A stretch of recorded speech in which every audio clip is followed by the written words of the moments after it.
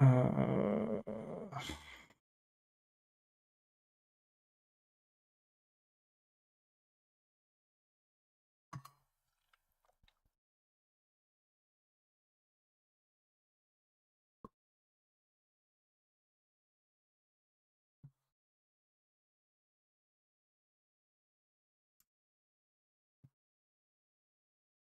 change to feature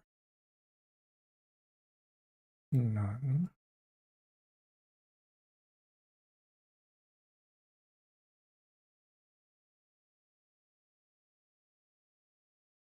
Okay.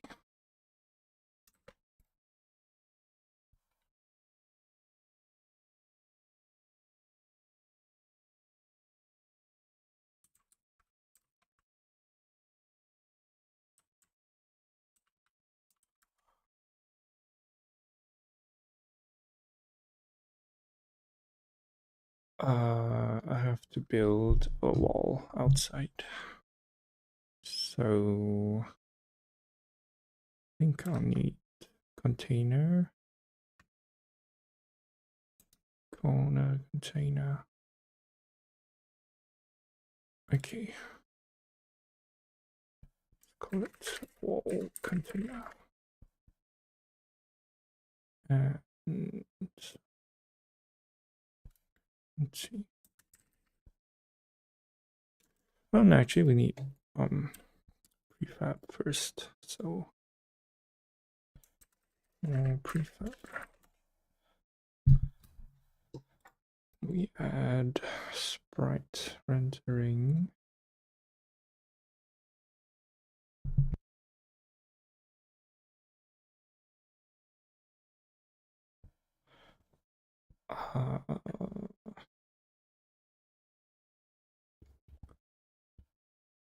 It looks so little.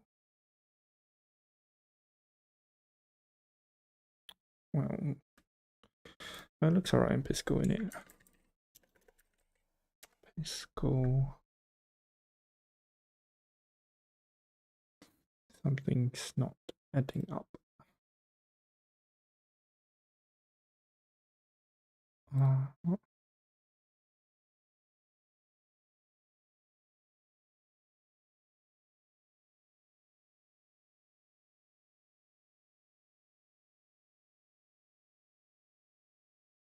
It should be fine. Just double check a bit.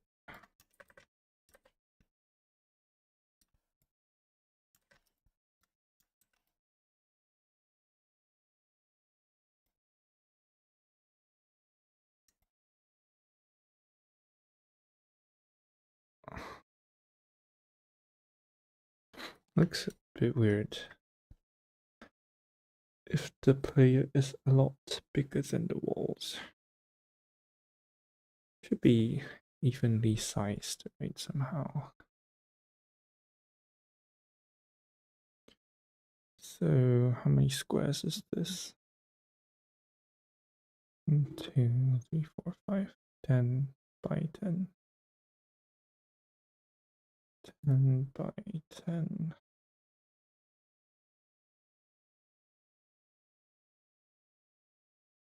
Did I put 16? Okay.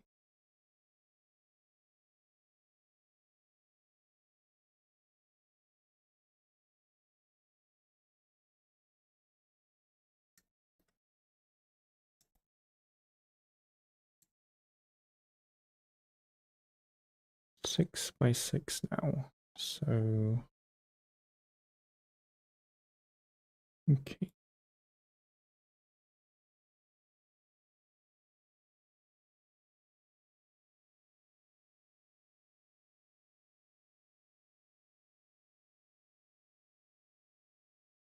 Eight, 9.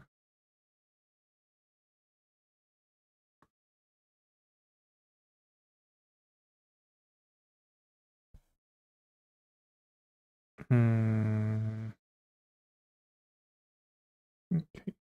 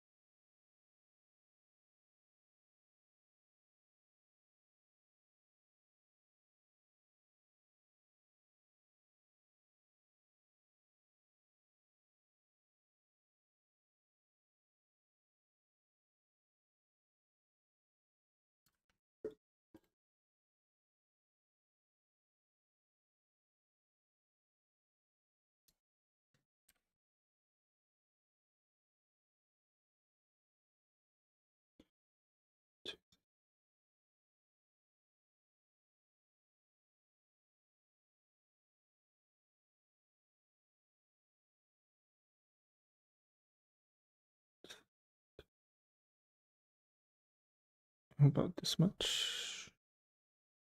So 1, 2, 3, 4, 5, 6, 7, 8, 9, 10, 11, 12. 1, 2, 3, 4, 5.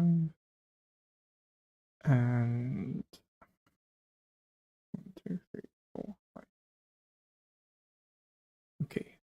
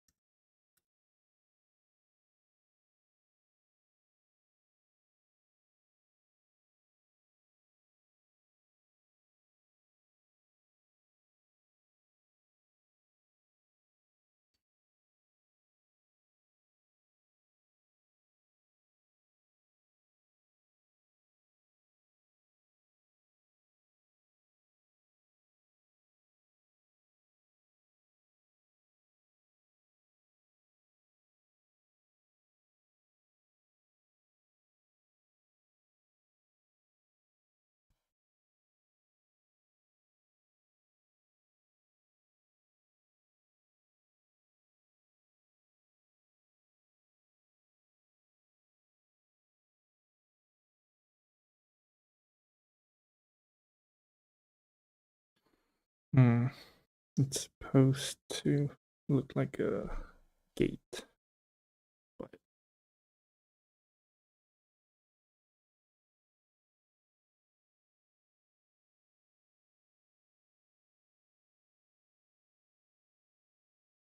uh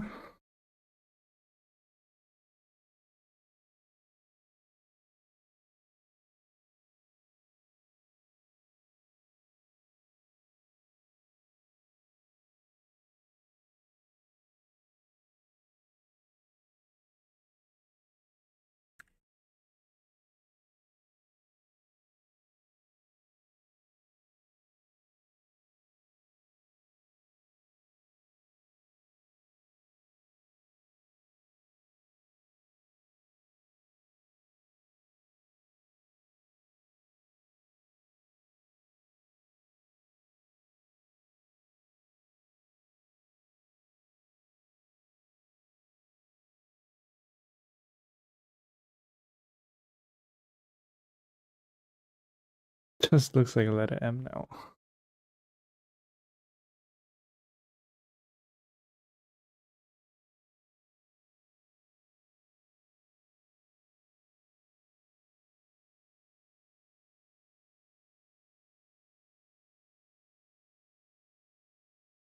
Ah, whatever, should be fine. Can always change it later. Okay, it's troublesome, but what?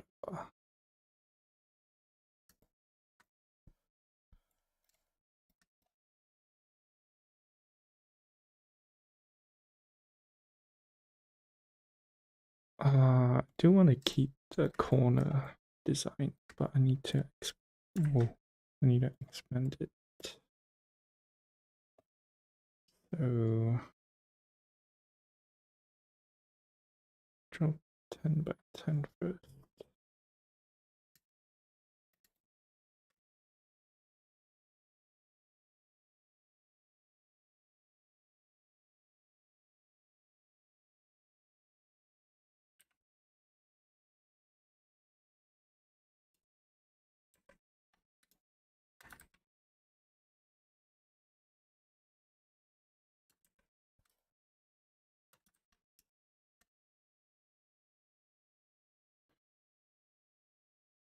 Okay. Um. Let's see.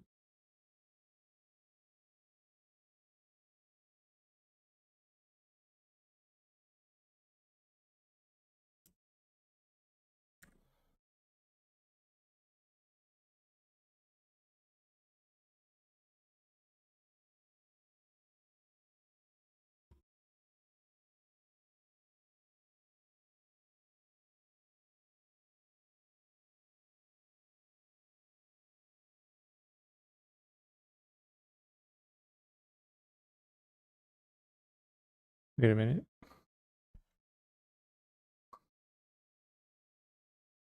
Uh.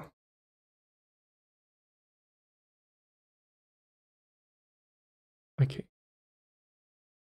Like this, and get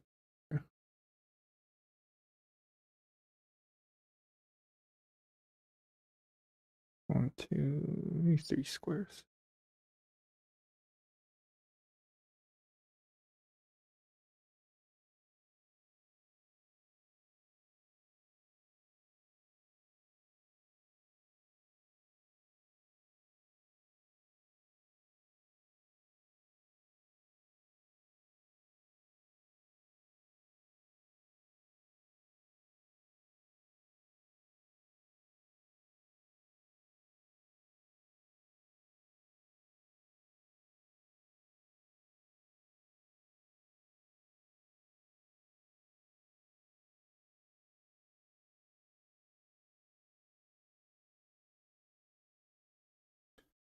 Something like that. Looks a little bit off though.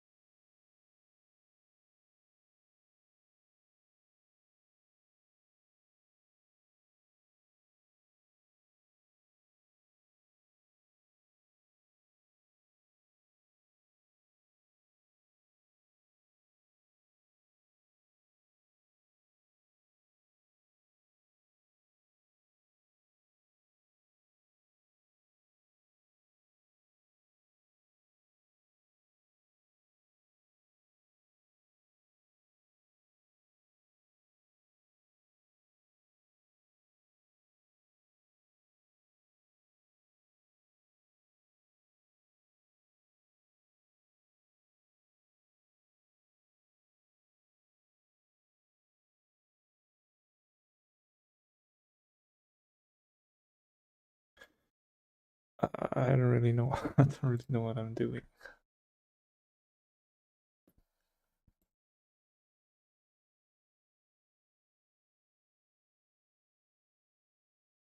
Okay, if it's zoomed out, I can't see shit anyway. So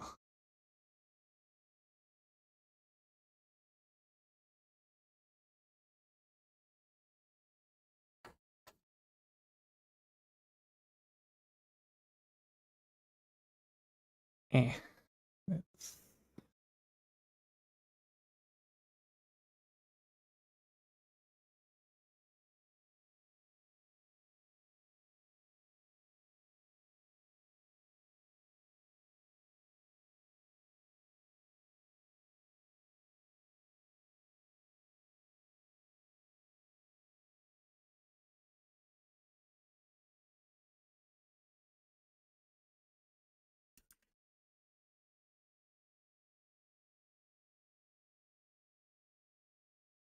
I have to turn my head.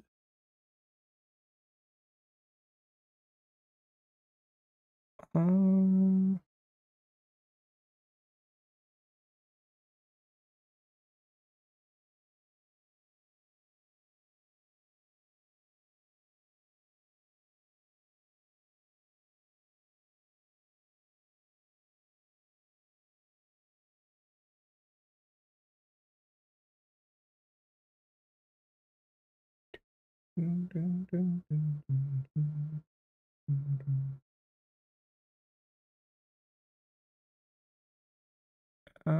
Should be closer to what I was trying to do.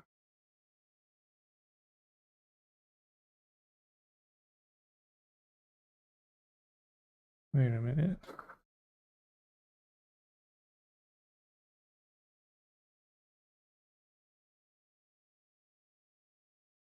Hmm.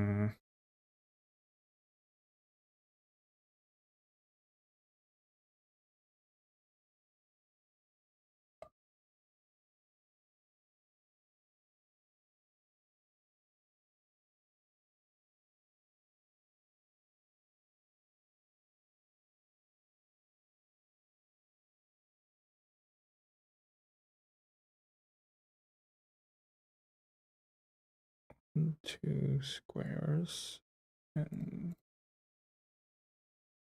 something like that.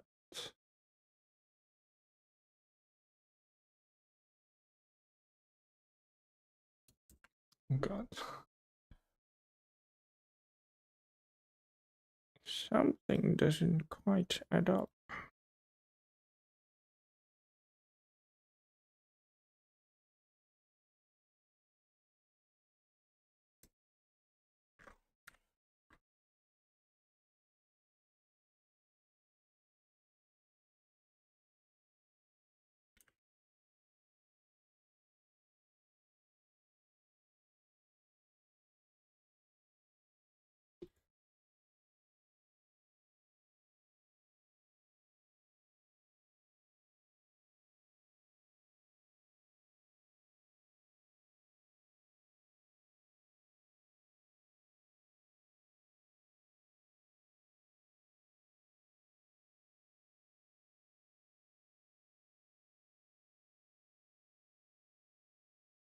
Oh, okay.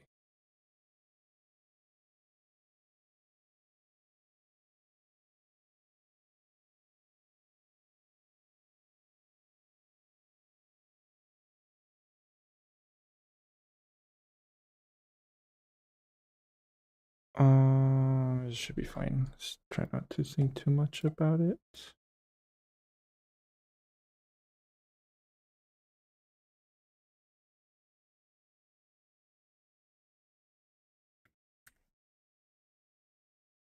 Okay, these are the walls.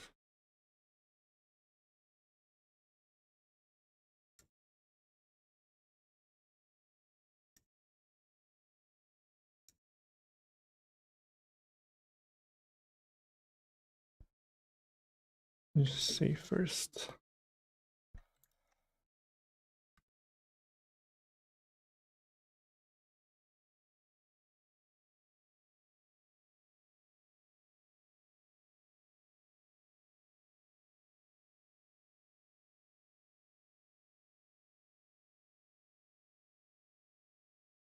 Mm.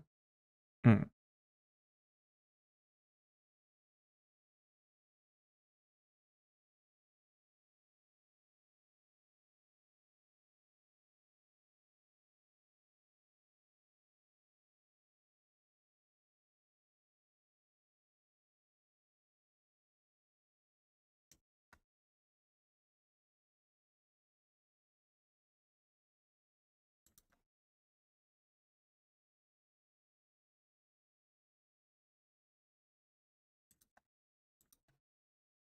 Okay, now we need to export. Okay, well, this is literally just 10 by 10 wall. So just link this, paste it here, move it up.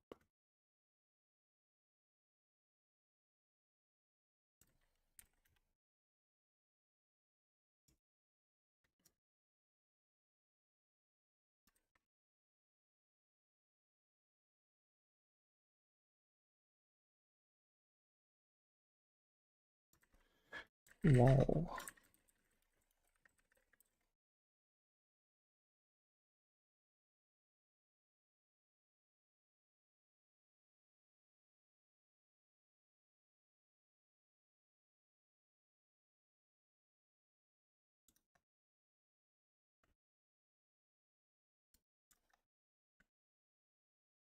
Okay.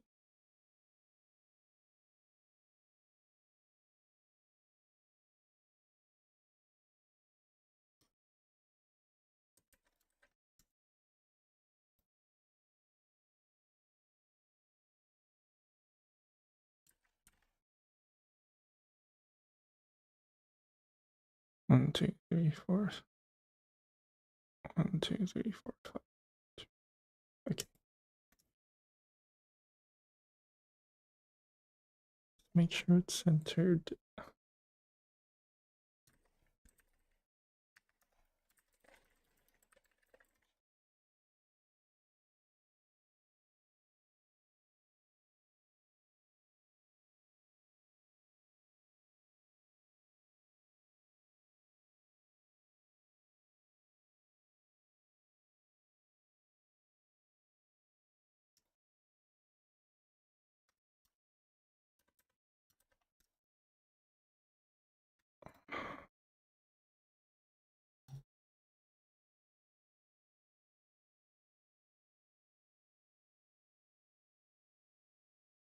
What's next to that?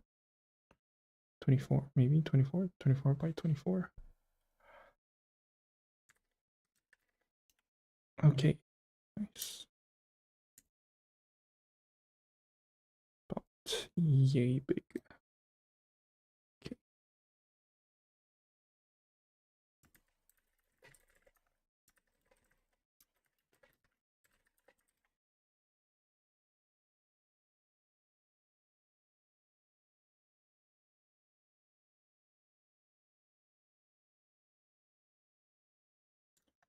And back to Unity. Go.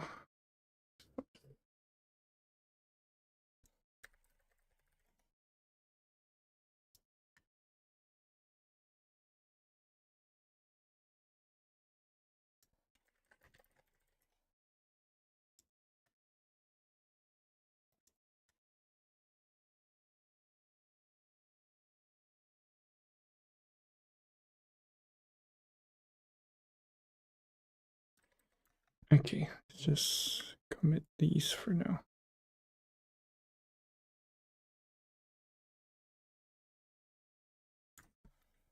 Okay. Now we'll prefabricate. So, um,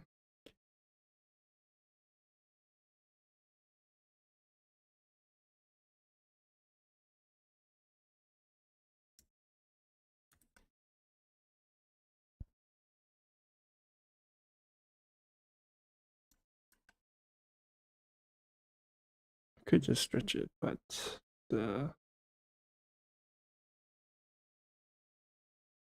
offset gets stretched too.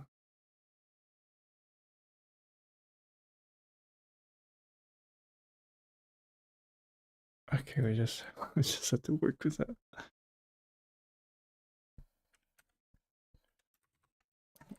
Horizontal.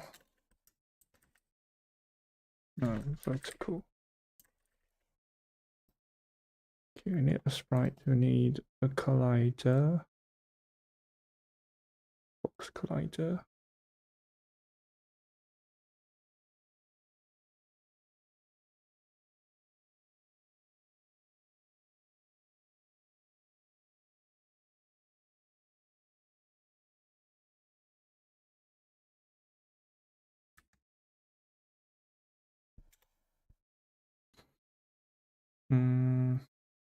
Okay, I'll do the sizes later.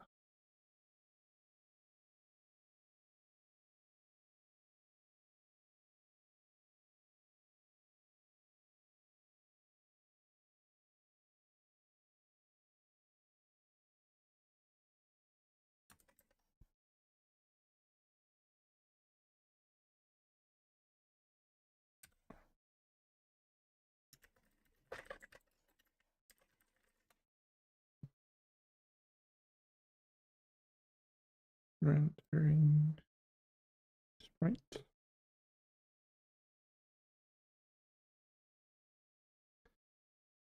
Wait a minute. I need a different variation too.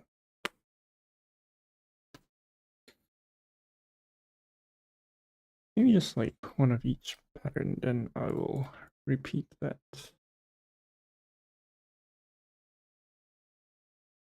Yeah, okay, let's redo this.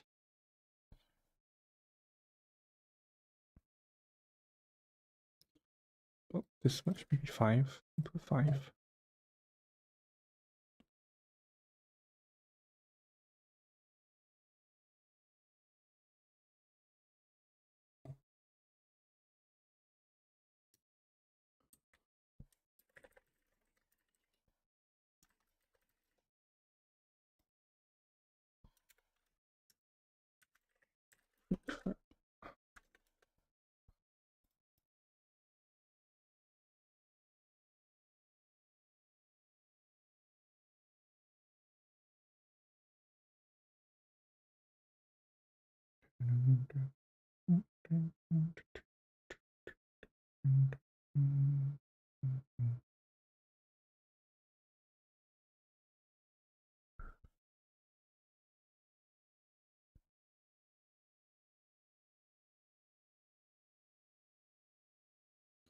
And 0.1.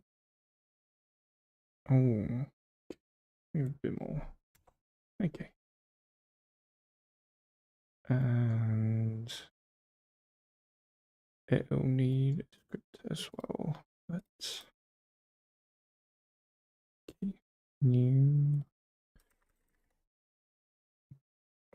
to rendering sprite and collider.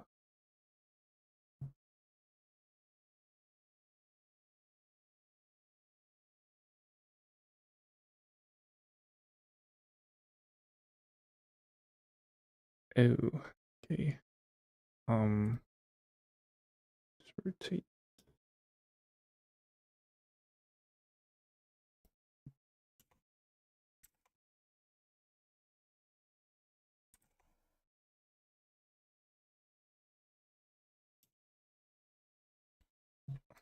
That's not it.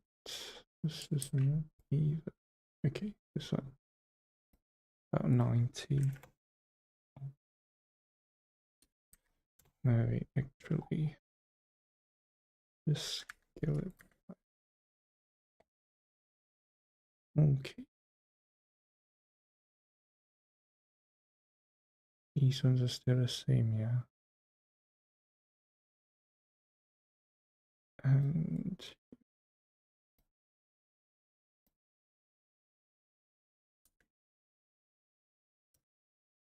oh god.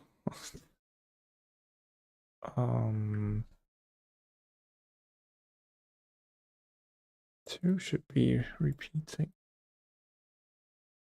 Crap.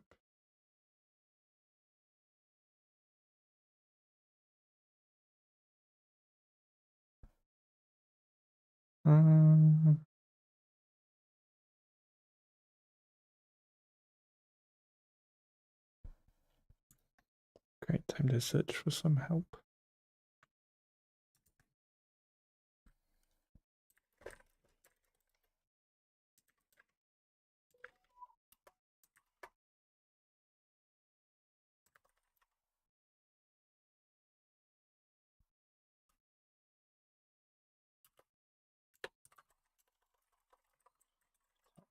A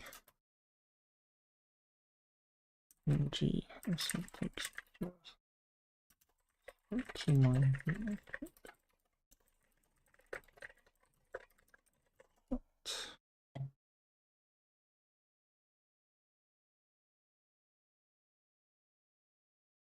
okay, so adjust settings, use the material property settings. Locate your PNG file, change the texture type in the inspector. Set the texture type to default instead of sprite. Where is that? Default. Okay. And in the texture rep mode in the inspector, yada yada yada, change clamp to repeat, click apply. Here, repeat. Apply. Where's it gone?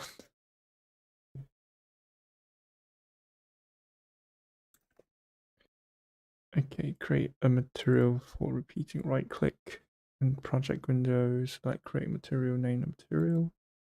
Assign this texture to the material, drag your texture. Geospot albedo. adjust the tiling. Okay, so create material project window.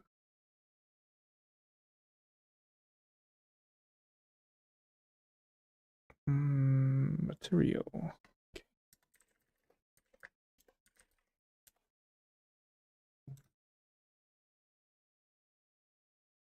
Drag your texture from the project window into the materials video slot. Okay.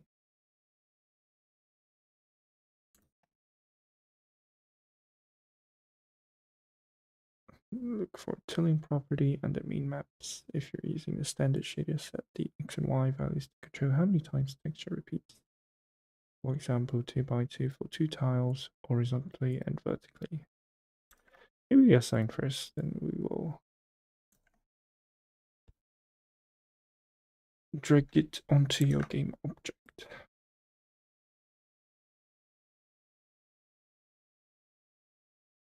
Okay.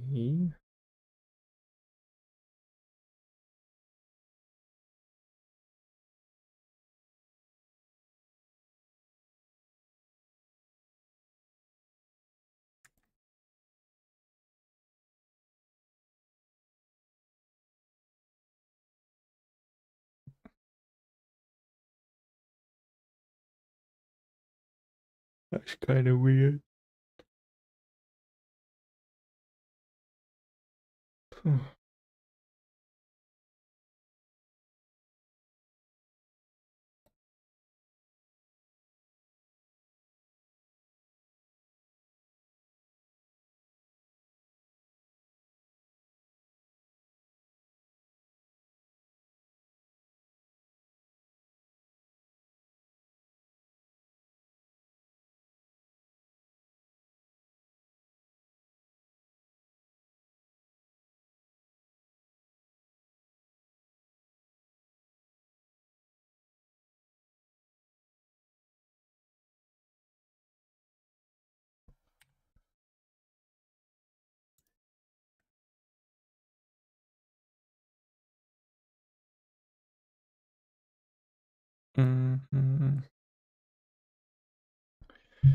Okay, it's not appearing.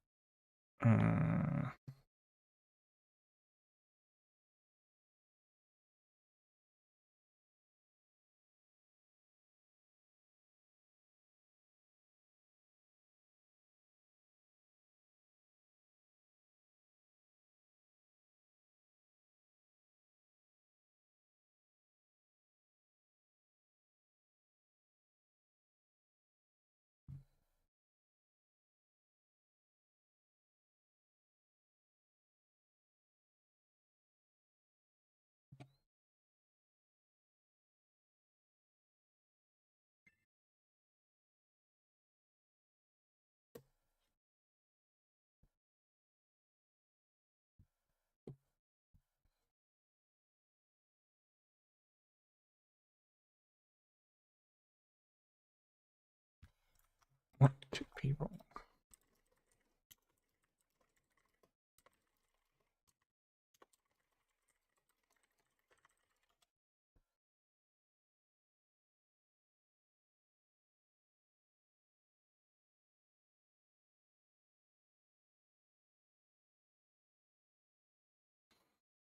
Texture type is in default. So the sprite video is default in it. The material has the texture. Assign material correctly. If you're using a sprite renderer, switch to a mesh renderer by replacing the object with a chord or plane.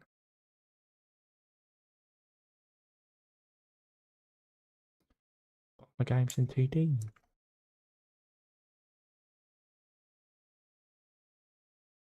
Hmm.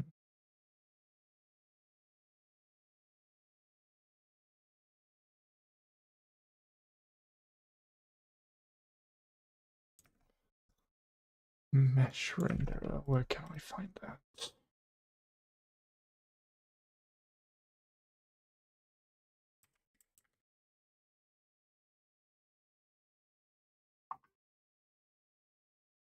So remove that. Add match. Click and drag.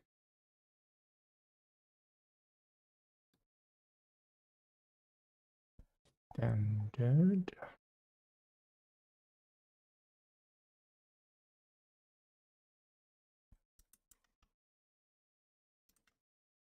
I still don't see it.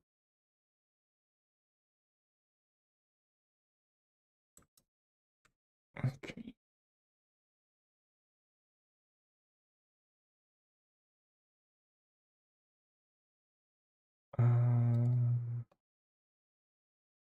Mesh render material section.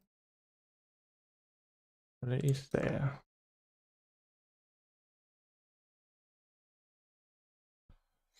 The material shader supports textures. Select the material in the project window. Material, check on the shader drop down inspector for this use unlit texture or standard shader. Shader drop down.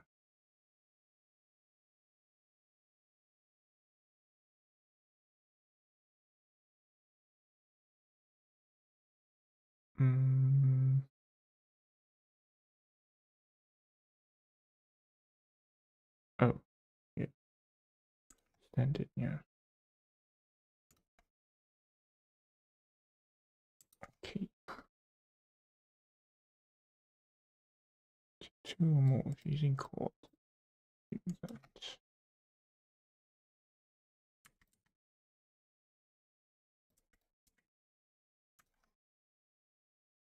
Camera settings.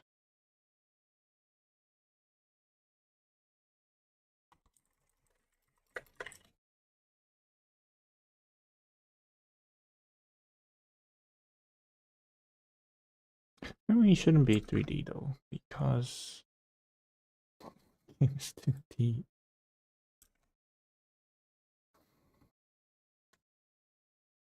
Okay. So into the spatial texture and the expected change. Texture type. Right.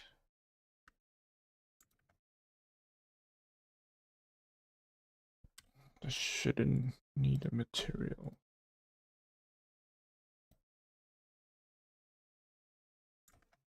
Okay.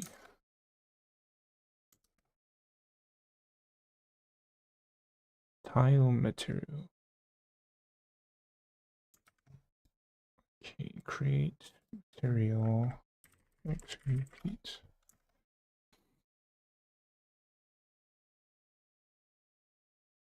In the inspector, change the shader to unlit texture. Assign your texture to the material's main texture slot.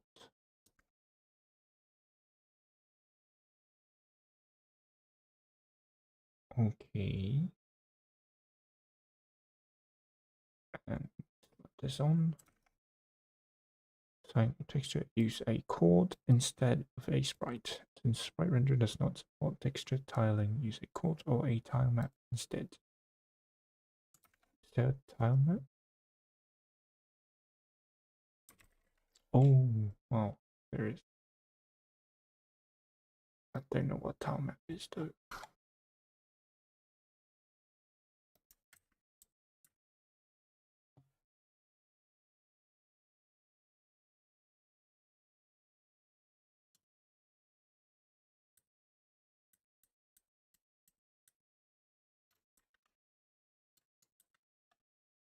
Wait, where has all the grids gone? Oh, okay. Why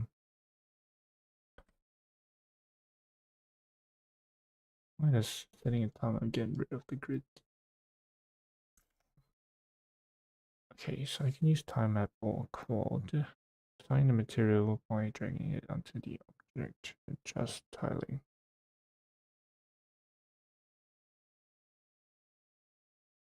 Can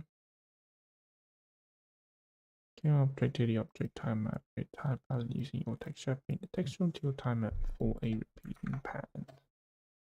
Can I just do that?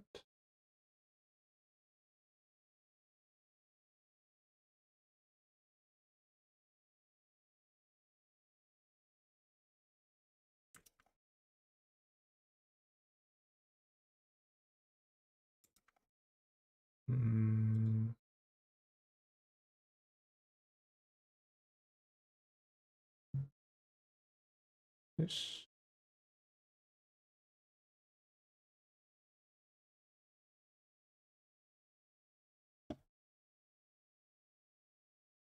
might have to watch a video.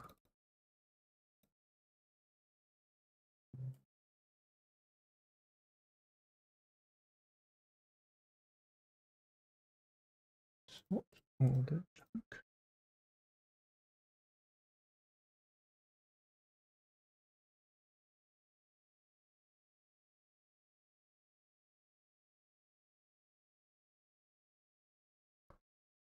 Okay, yeah, I don't know how to I don't know how to do this.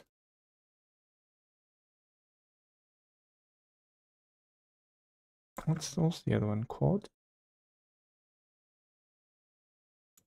Let's try quad.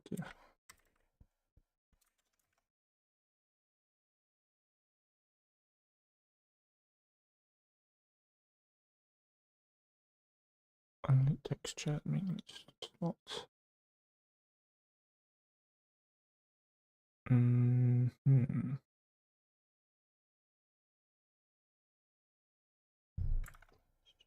Components 3D object.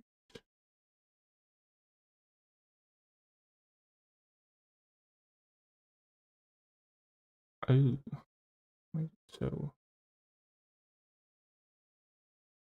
okay. Assigned interior to code by dragging it.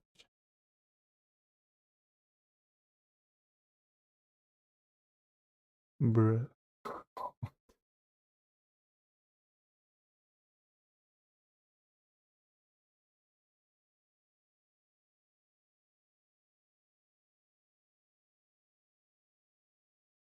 Yeah, okay. I have no idea.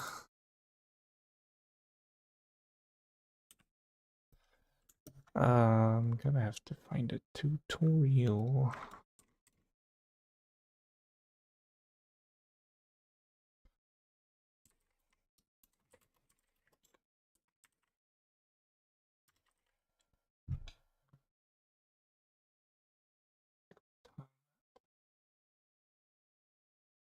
I just need to.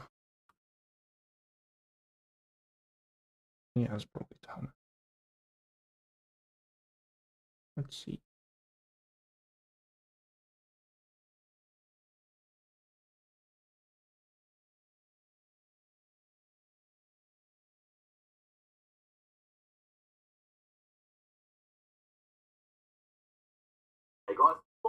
Okay. Did I show this?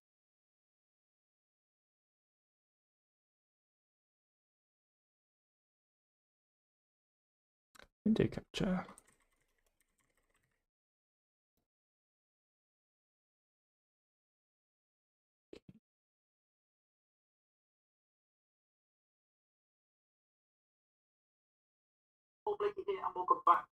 Okay, sound's going into my mic instead. The desktop, some settings, audio, video.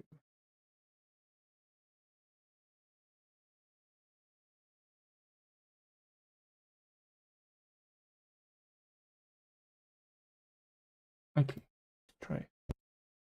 To another tutorial. Today I'm going to be showing you how we can create a simple tile map and paint dynamic tiles that will big video change as we. I get this tab right here. This is right click in our hierarchy, go to 2D object, tile map, and then rectangular. Now if I go to my scene view,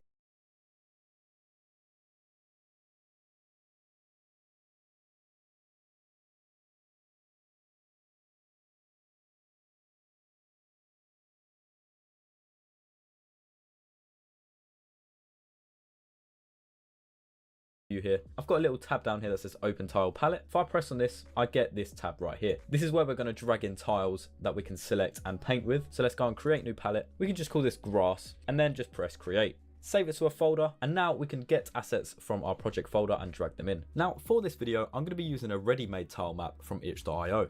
But if you want to make your own, a good software to do this is Aseprite. It's pretty cheap and you can make pixel art very efficiently with it. Now this is a much more basic tile map than what I'll be using for this video, but this is a tile map I made for a project last year.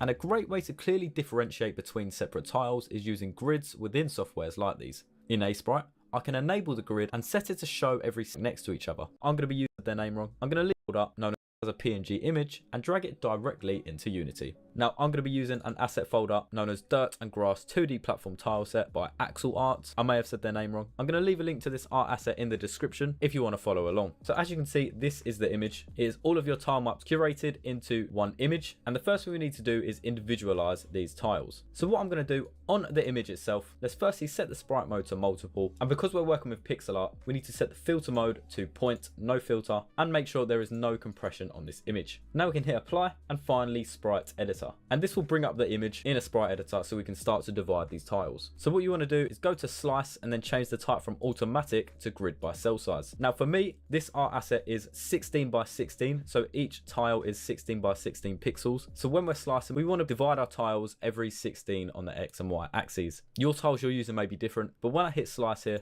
you can see we get these little grids here, which do make it very easy to visualize. So that is a big help. So from there, I can hit apply and close this in our window.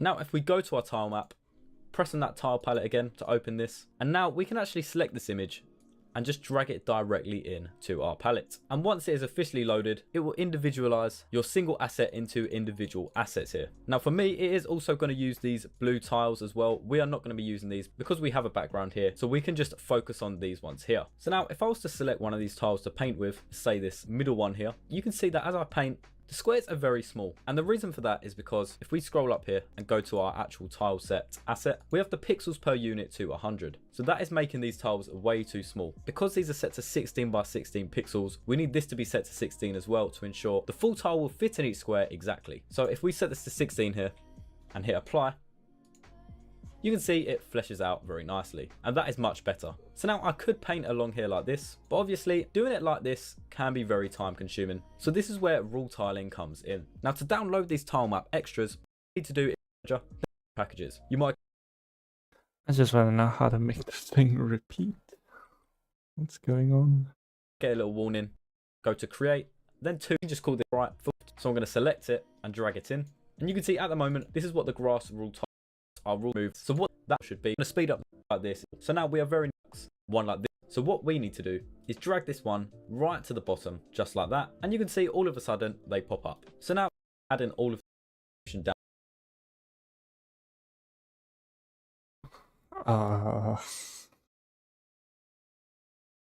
Creating tile. In this video, I grabbed this tile map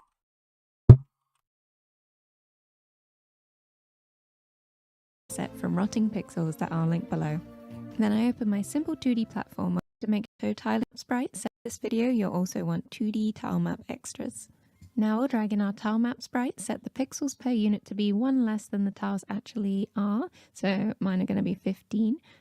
Set the filter mode to be point no filter and compression to none, and back up to sprite mode, set this to multiple.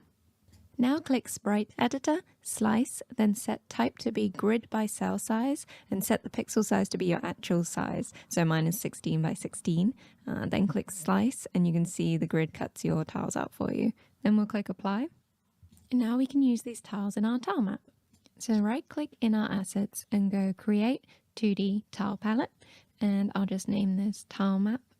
Now we're going to need a new window to put our tile map in. So go to window, 2D tile palette, and I'll drag this in with our inspector. Now we'll drag our sprites into our tile map, which is open in our tile palette. I'm just going to create a new folder called tiles to put all these tiles in. And now, if we open up our tiles, we can see they're all inside there. Next, we're going to add a grid to be able to paint these tiles onto. So go to 2D object, then tile map, and then rectangular. I'll name this ground. And I'll delete this ugly white platform, very boring. Now if you select a sprite and draw on your scene, you can paint with your tile map. Now this isn't as fun as it automatically drawing for us. You see I have to select each tile here and make a platform that lines up. Ooh, boring. So I can show you how to do auto tiling. For auto tiling, remember we need this 2D tile map extras installed so that we can get this rule tile.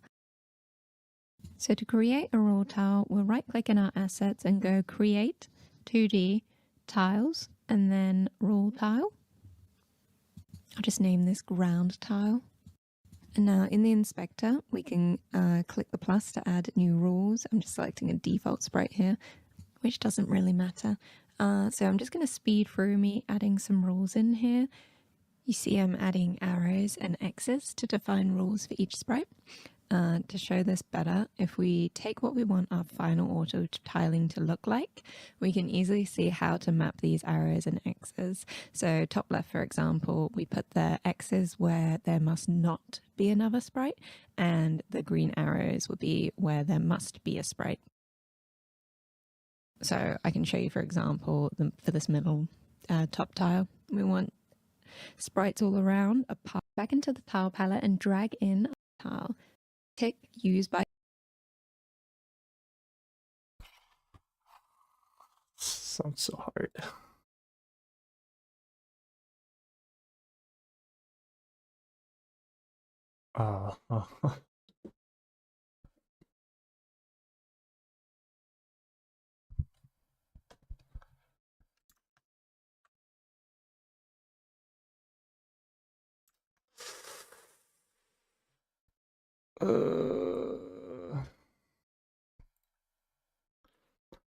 Maybe I'll leave that for next time.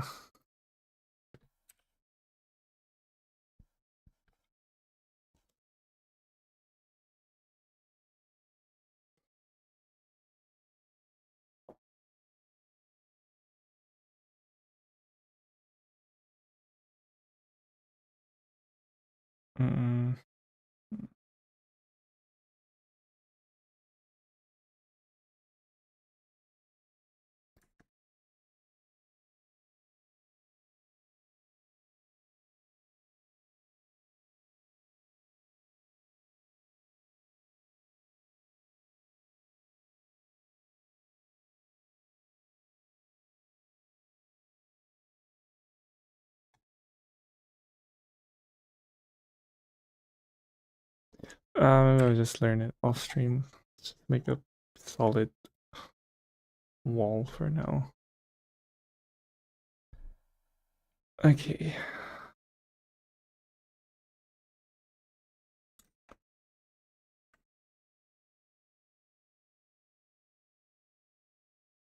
What are we doing again?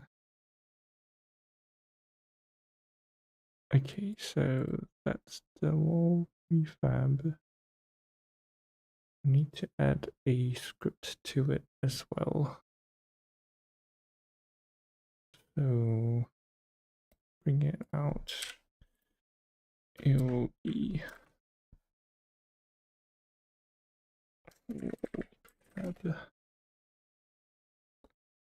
go to prefabs, bring this in. We don't need this. Make a corner or corner prefab.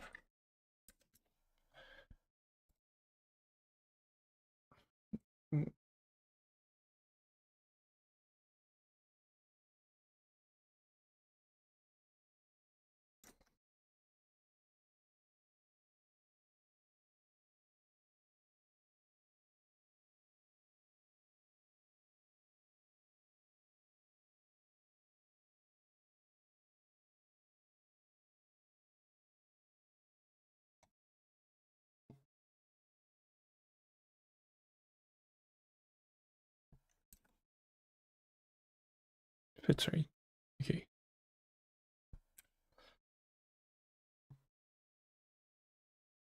And collider. I'm gonna need to double up for this one. Or no, actually, this would just be like visuals, and the collider would be with the wall, so we'll overlap it. Okay. Let's do this here, get rid of this.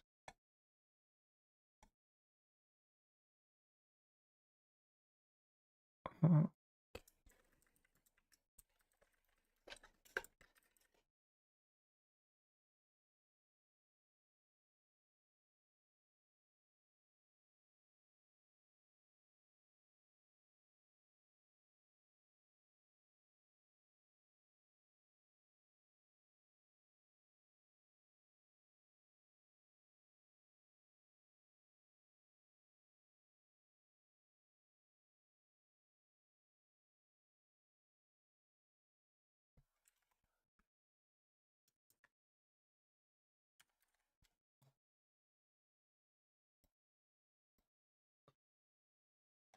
how far should it actually be though?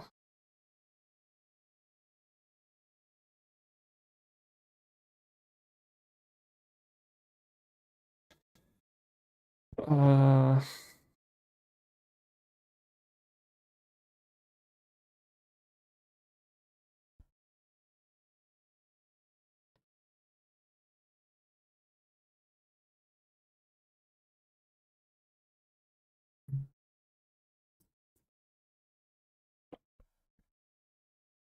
man, what am I doing?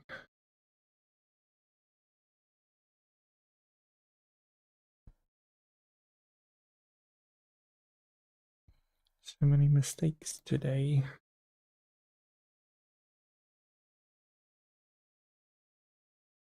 Okay, never mind. Restart.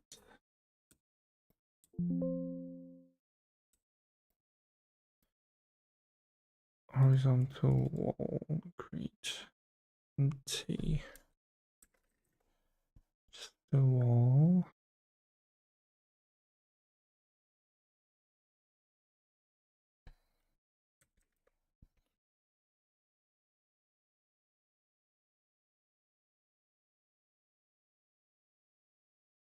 And collider. Collider.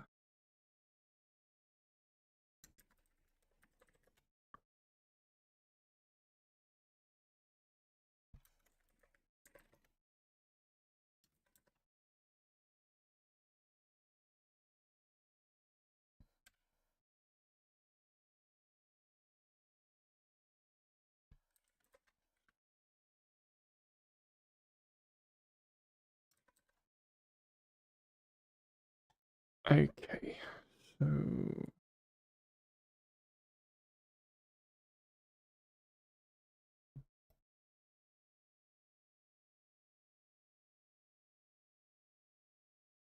should be about that big, right? Just round it off to 50. Should be 0. What? They're not 0.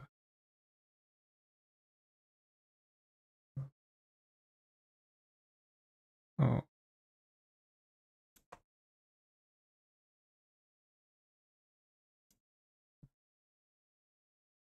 Okay.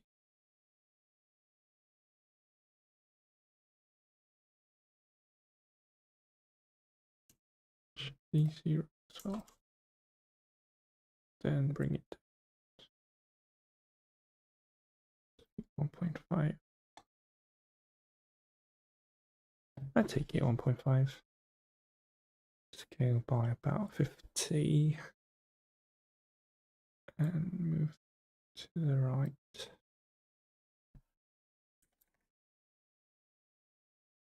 See about how much. And you go to the left.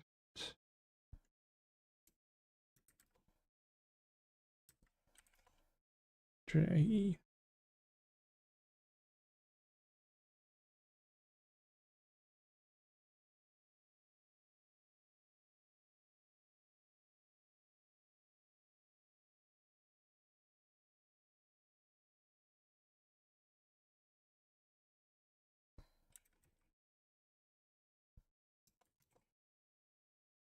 Okay, there we go.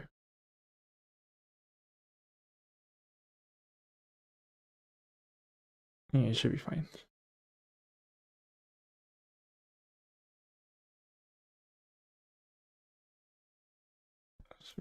Zero, 5 and negative 0.6. Okay.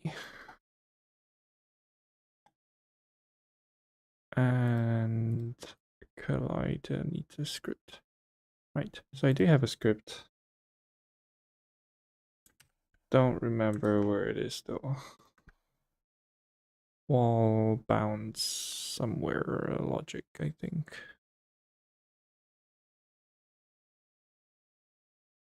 Here, I think. No, these are for scenes. Player bounds. Yeah, should be this. So, need a new one. Scripts. Environment scripts. In wall script.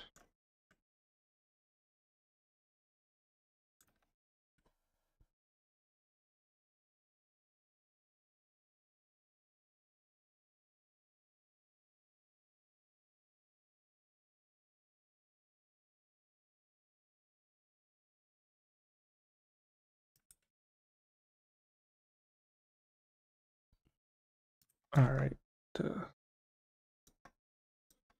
GitHub create horizontal wall set.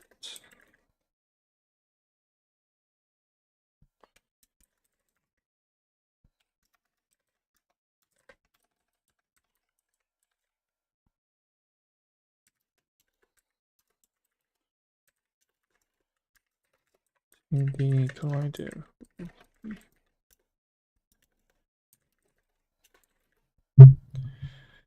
will only be on the and not the corner walls. The corner wall overlap just for visuals. But, oh wait, then in that case I'll need to squeeze it in a little by exactly yay much. So I make another one of these, but scale it back down and move it all the way to the right.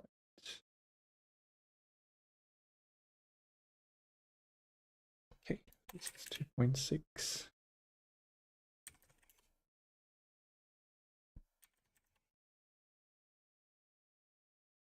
And okay, move these here.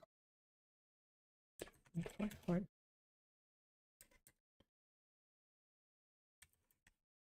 2 point, I don't know, 5.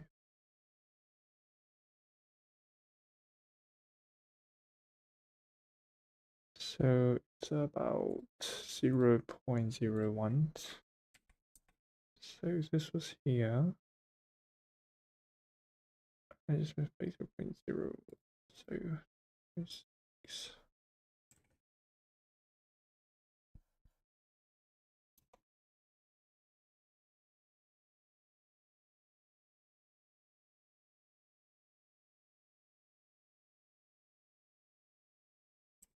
Okay, yeah, that much. 0.01, 0.1. And up a little.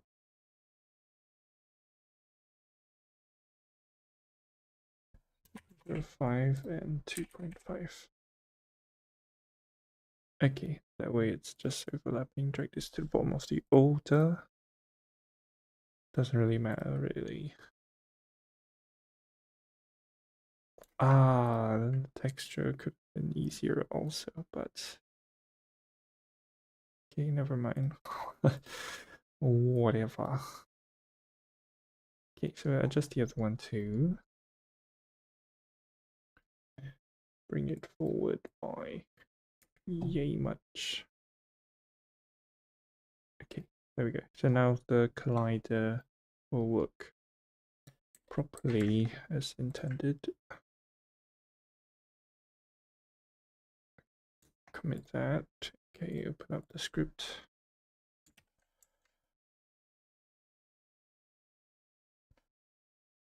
Yeah.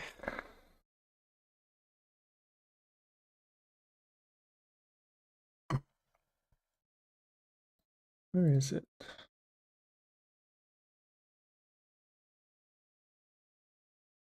Okay, here we are.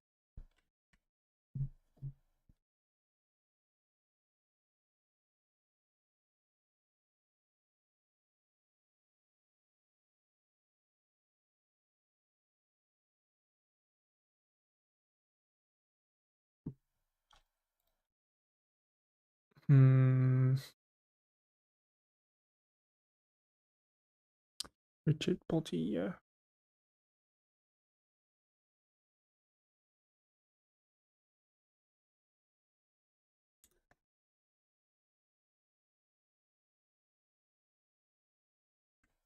Rigid body to the on the player. Yeah, so when it hits the wall, it will need to bounce back. Bounce the player back. So we need to take in the player's rigid body to D. And for the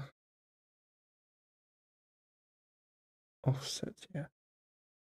So instead of using like direct dimensions, now I can just use collider.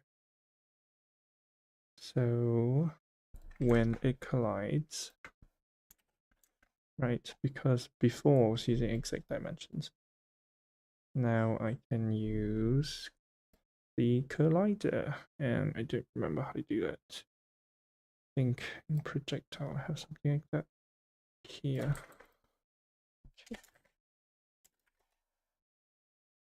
And okay, so if collide bounce player back.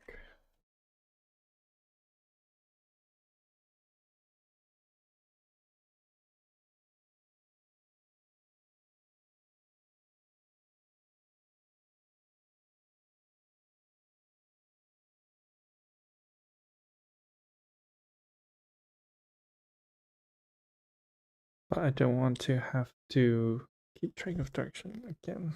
So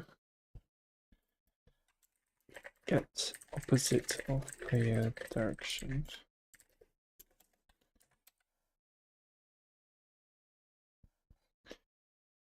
Okay, and then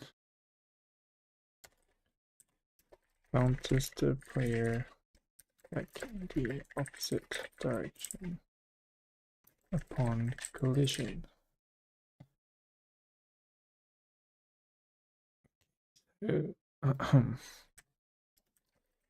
Public rigid body to DRB. Private bounce strength.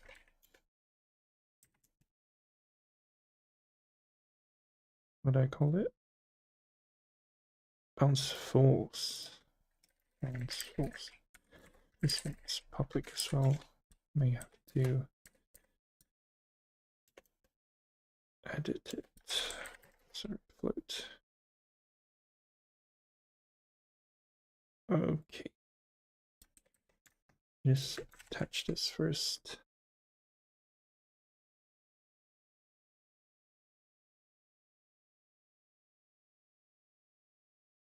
So lock this, go to player.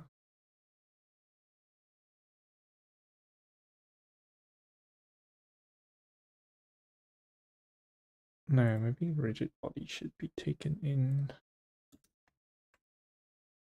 privately.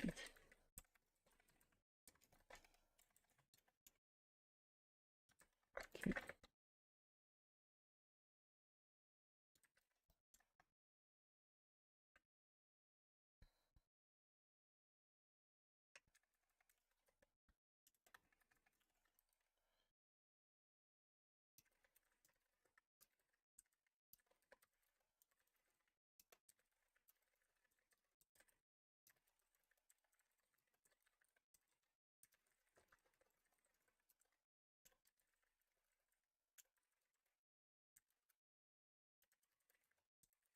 Shit. Body.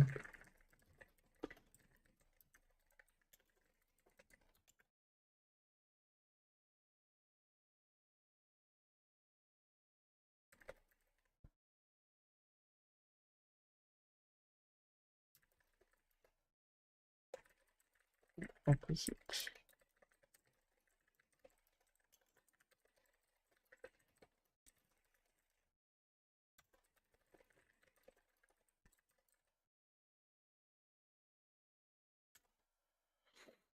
Okay.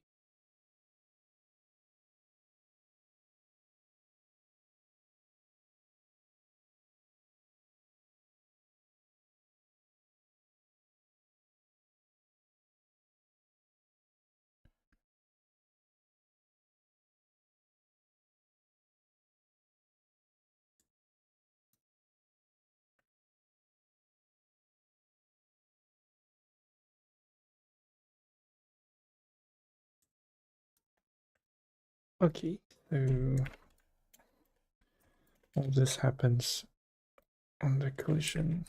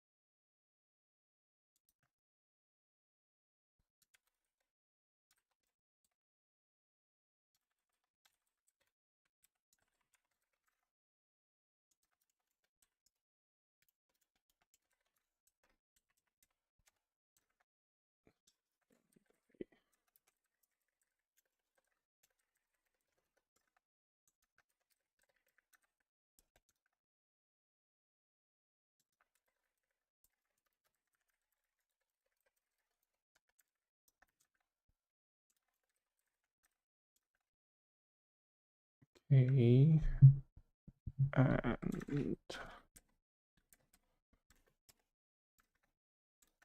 set it to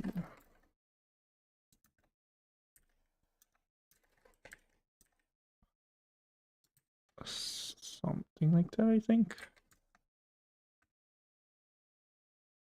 Okay.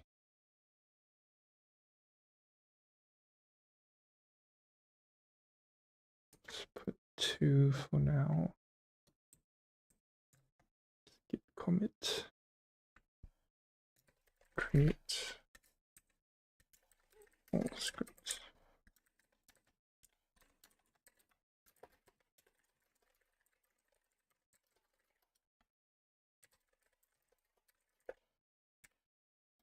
Okay, I just realized my camera needs to follow the player.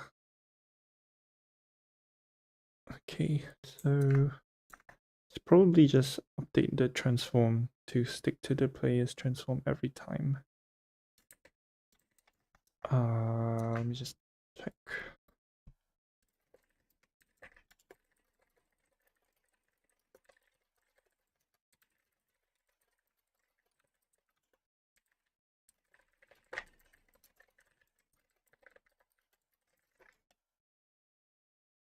Probably a new script for the camera.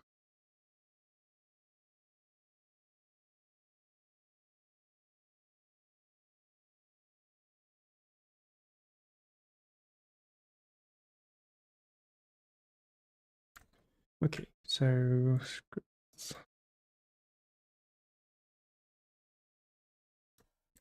Camera.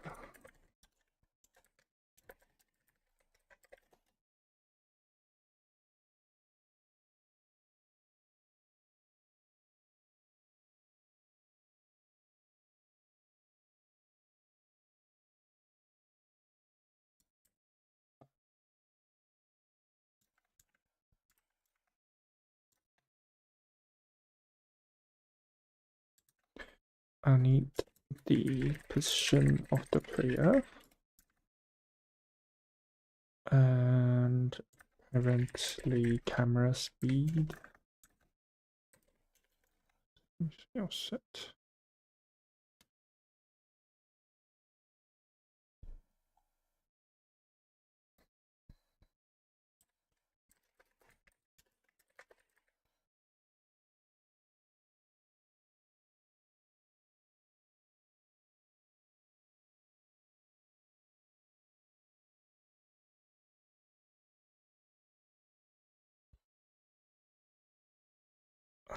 Set determines the distance between the camera and plate.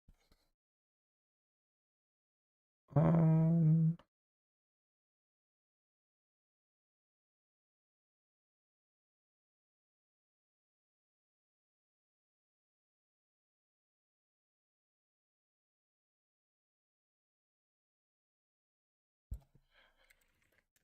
19, offset.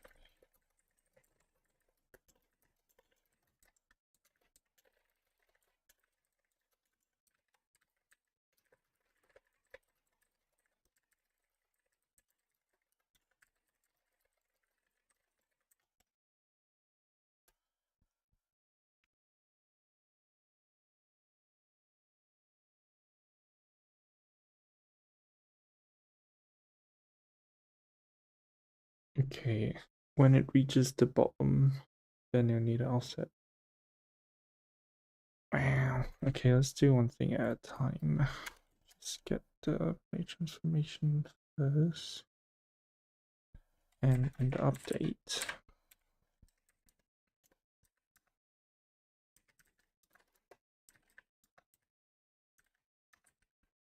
Something like that. Okay.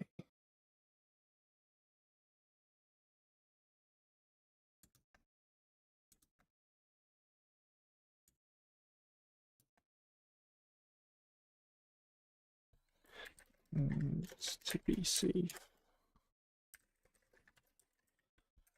I don't know, it might be like game over and I delete the player object. So we just put that there. Now save it. We have to put the object in here. Save it, test it.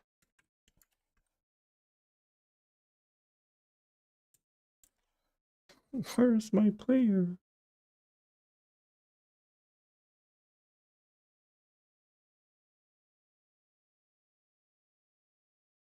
Maybe it's on like the same plane or something.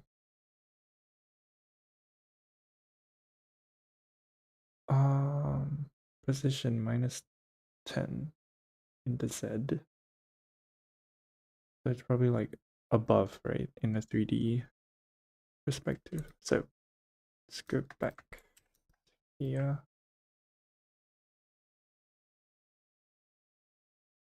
Okay. Whoops.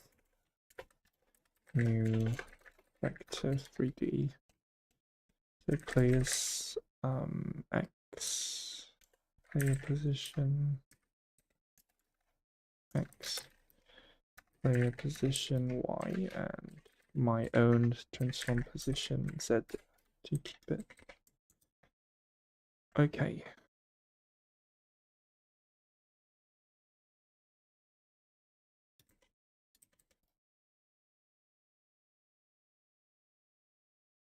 Oh. Okay. Right. I haven't updated the spawn points and the wall, so I'm just bouncing with the wrong place for now. But the camera is following, which is good. Okay, so after this would be update the bounce positions and the spawn positions, and then the camera to stop moving once it reaches the outside wall. Okay, at least that's working.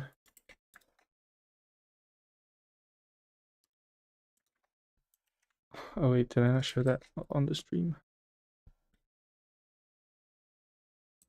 Okay, one more time. Got the walls here. Yeah, it's just bouncing at the wrong places. Okay, so now we can do the collider bit, which is here. And we don't actually need this player bouncing anymore, so okay, but make it commit. Create camera follow script.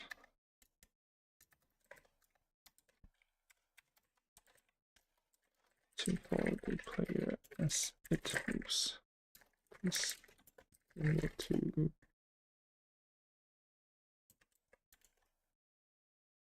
travel outside the initial space and see the aerials. Commit that.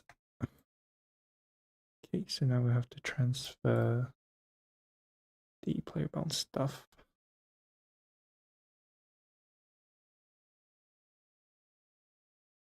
Actually, wait, it's in already, so I can just delete player bound. Just back in here, player scripts, player bound, get rid of this.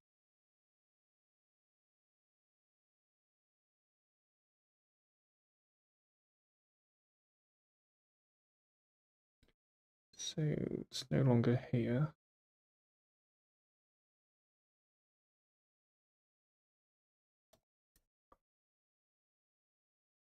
Double check if there's any.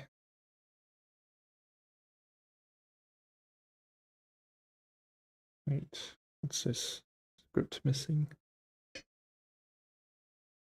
Hold on a minute.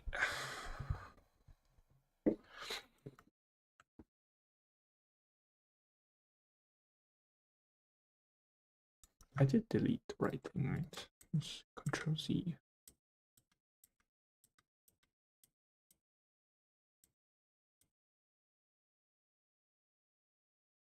Undo history.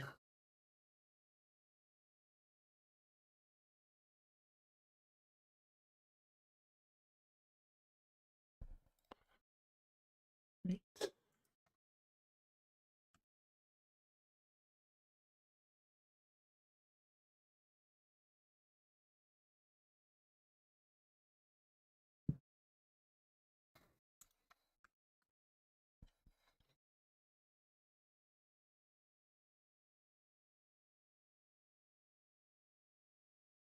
Okay, so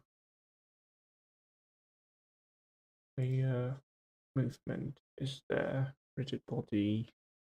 Player bounce is the one I want to get rid of, right? So play bounce. This block is player bounce. Right click, delete.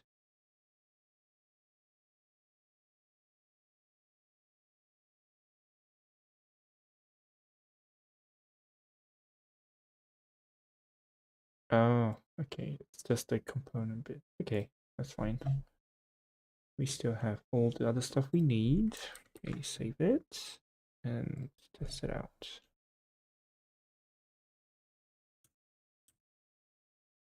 Oh. Ugh.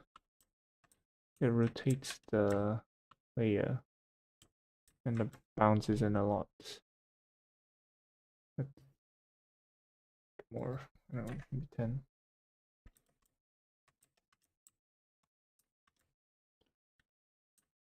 It's not even bouncing. Huh. Okay, that's really weird.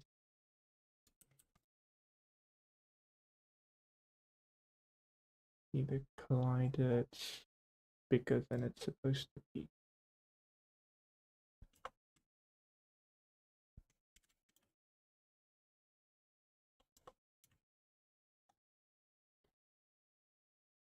Okay.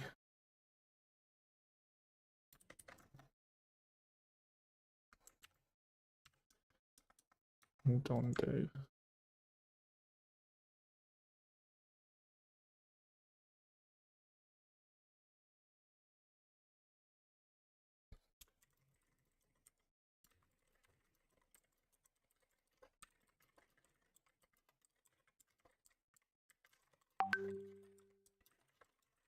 Oops. Oops. Forgot to disable the desktop audio. Okay.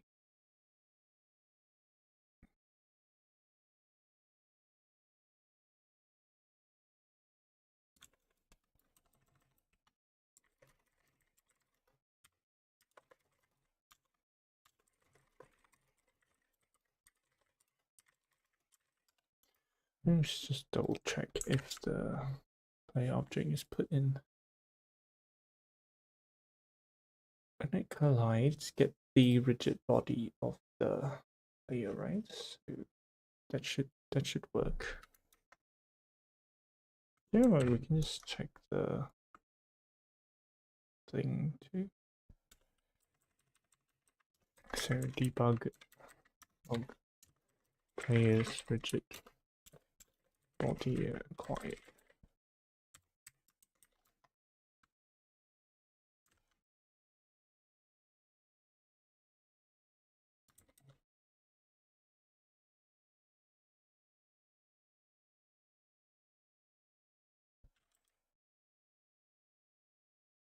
Oh, it's not getting the rigid body. And that's why it's not bouncing. Why? Why is that? Okay.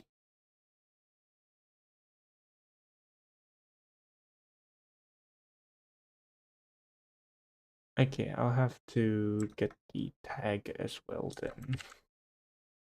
So player has to play a tag.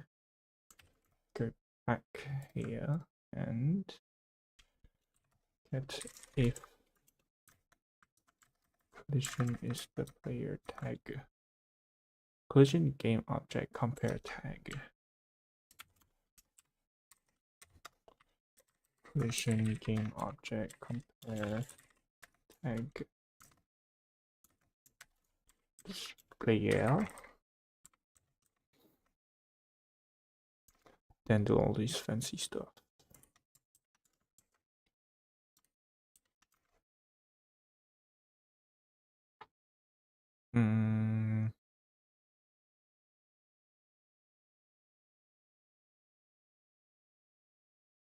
Okay, calculate the bounce collision normal.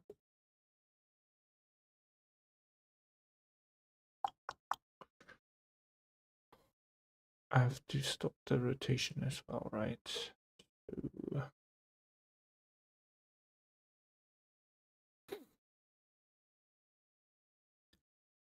okay, so in the inspector, rigid body constraints tick freeze rotation.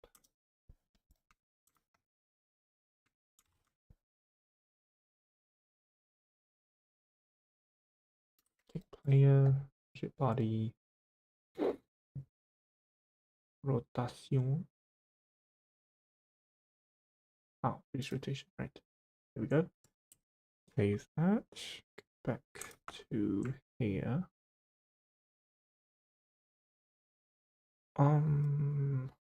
Okay. Use collision context normal to determine the direction perpendicular to the collision surface. Ooh, okay. Apply an impulse force in the opposite direction to simulate the bounce. Stop current velocity before bouncing. Okay, we can give it a try.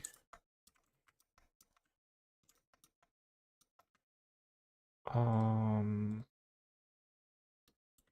let's just test this out first.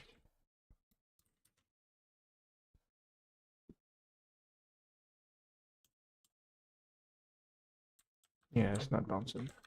At least rotation stopped. Hmm.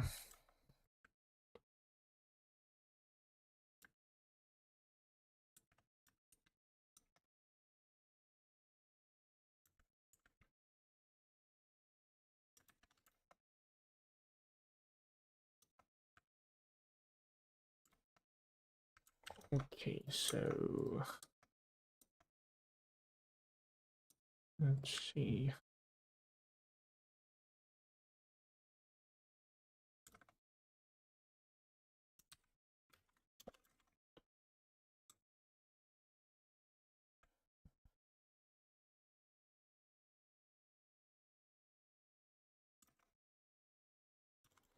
get direction perpendicular to collision surface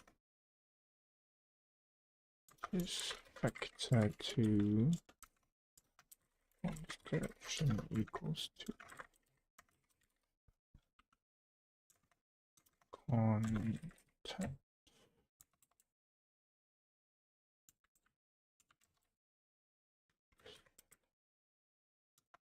No contact. Hold on.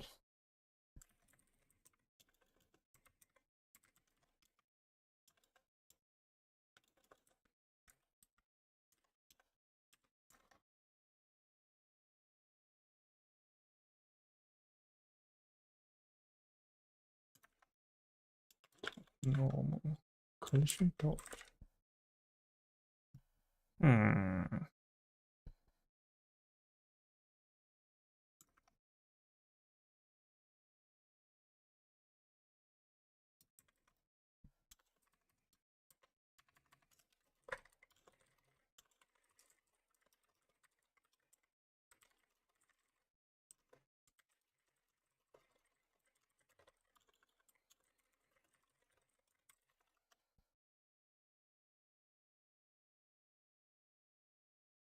It's weird.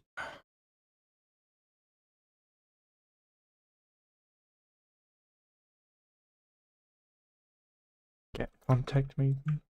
Contact. Get contacts.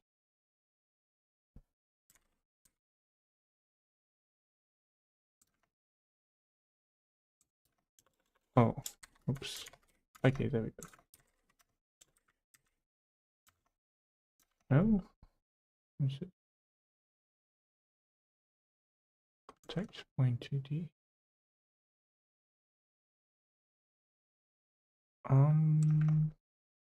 Contact. It is collider 2. Collision 2D. Oh. Wait, how did that happen? Collider collision.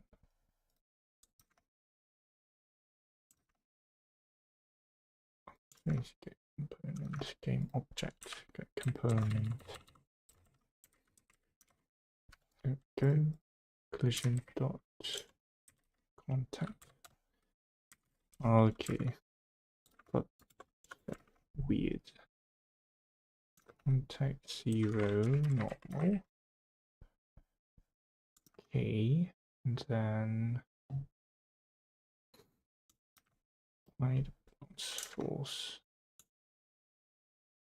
RB. Oh, RB is added.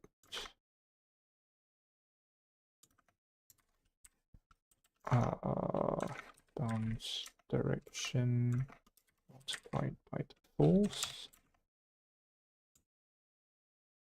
The force mode 2D. Please apply specified force. Okay.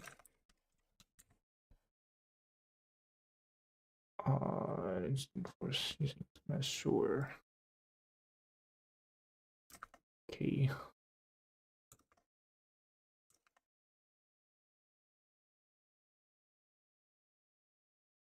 Wait, hold on. Okay, sorry, I did the wrong one. Private void on collision. Enter 2D. Okay.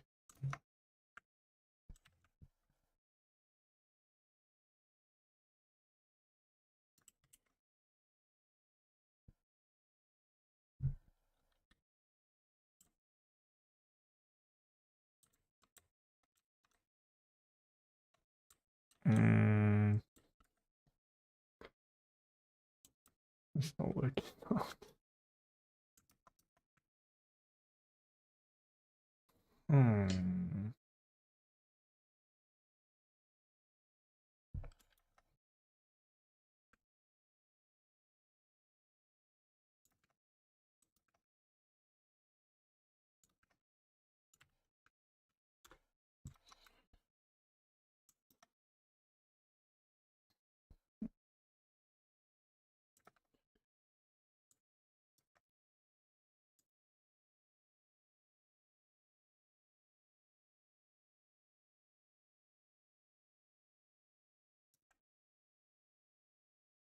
text. Well, I did rotate my thing, so maybe it's different.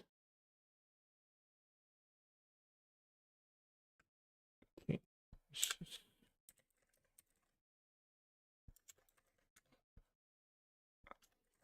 Different.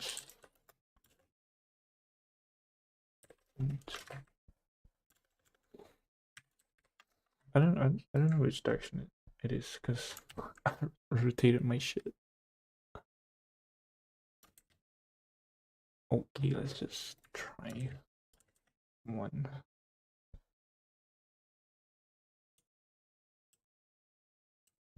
Nope, not one.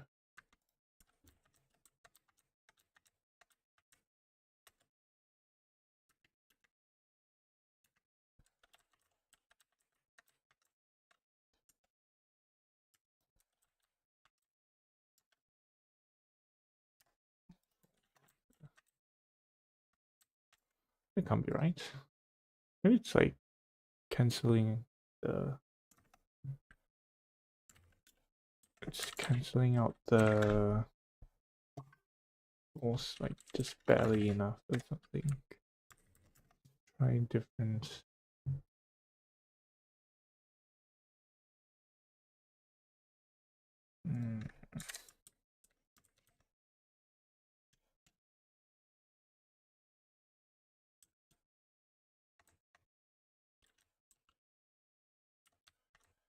No, it's not working.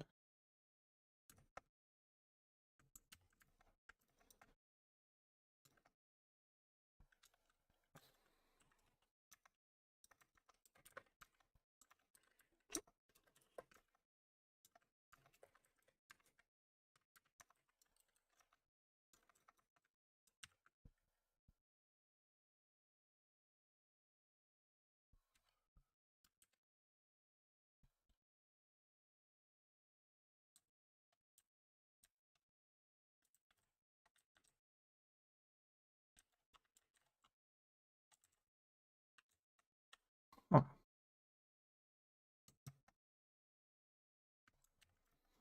I don't know what's wrong.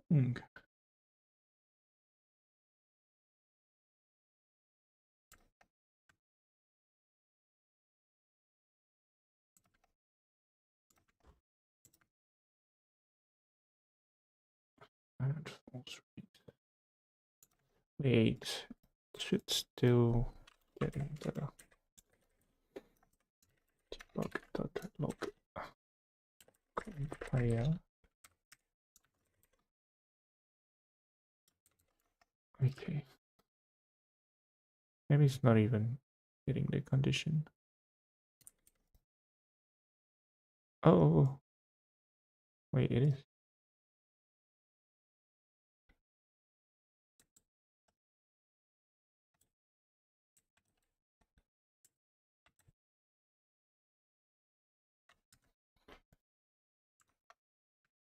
Okay.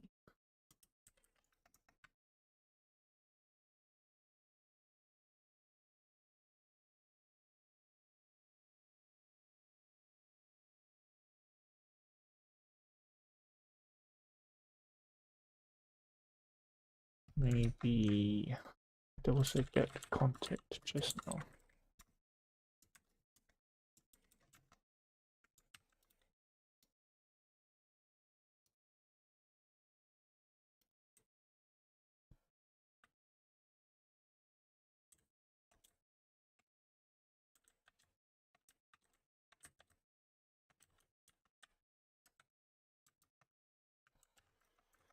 Nope. Okay.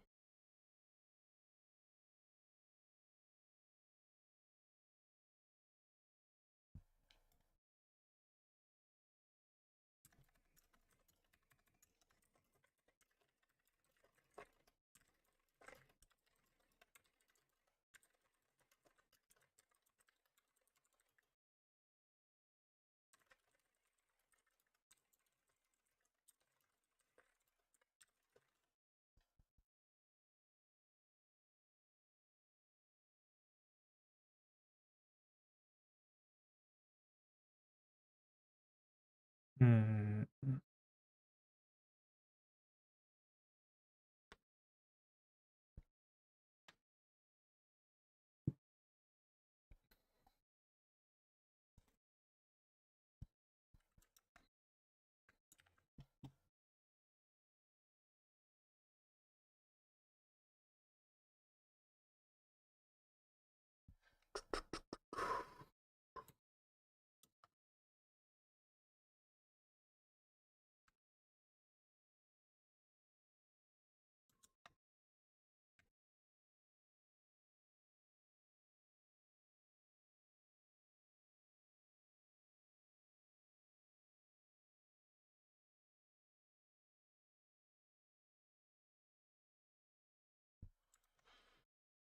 Um,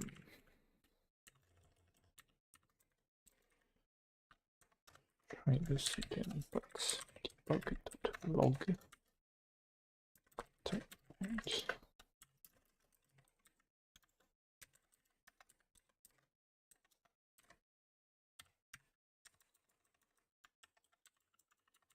But also exit to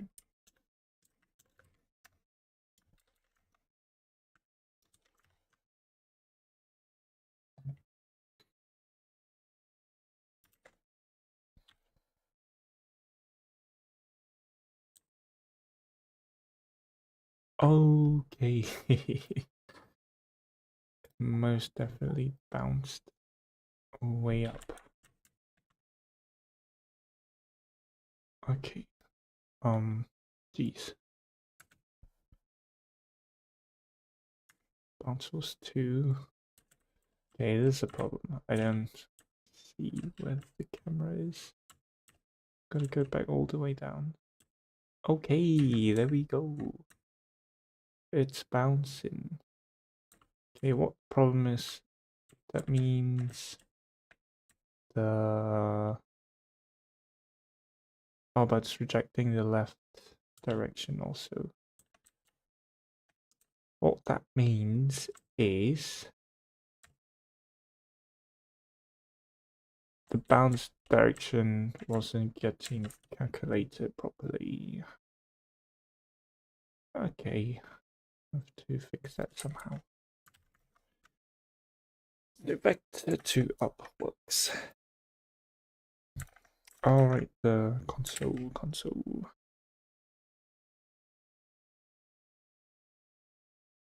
Huh. Okay, that doesn't seem right.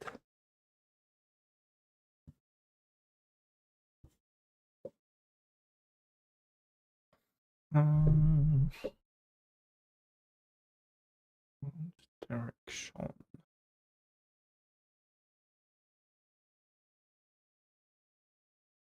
Okay.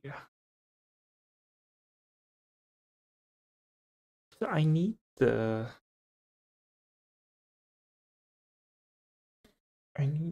bounce to be added and not rejected. So like if it's going left, the momentum should not be stopped. But it was. Or it is getting stopped. And the direction. Hopefully if I fix the direction, then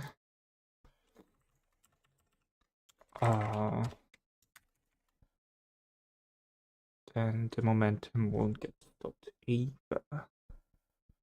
Specify index, right? So let's get that, place it here, call this bounce direction.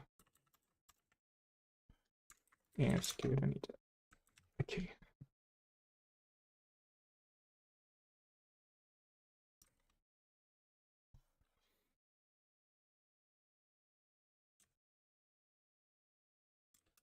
Oh my, it did not reset it.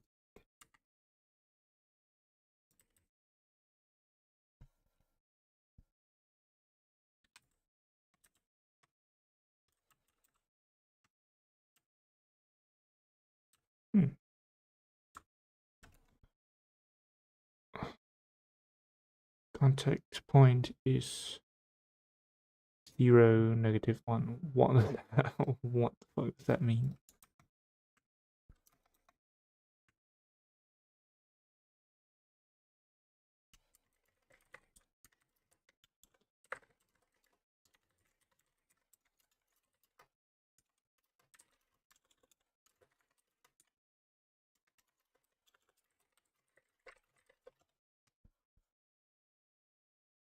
Huh. 0 -1 means it's pointing downward. Oh shit. I want it to go up.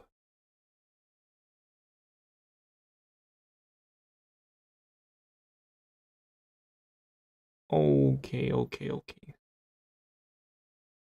That's why I was getting sucked down. Okay. What could be wrong? Incorrect setup of colliders. Wall colliders is inverted or oddly positioned. The collision normal might not represent the expected direction. Ensure the wall is always correctly orientated. Oh, fuck me. Mine's not. I is colliding with the top of the wall. Normal. This makes sense. But yada yada yada. Okay. So I could invert the thing, but it doesn't sound right. So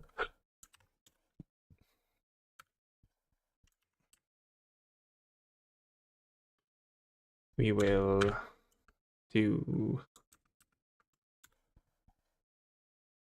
Oh, wait, I'm not on. Okay, that's it.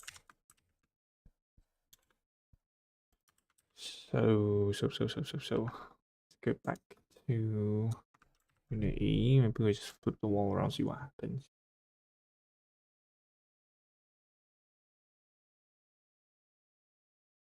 So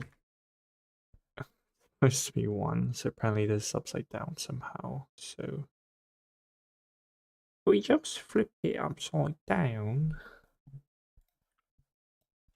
Put it back to 50, flip it. Not scale, sorry, 90 and 180. Flip it upside down. What have we got?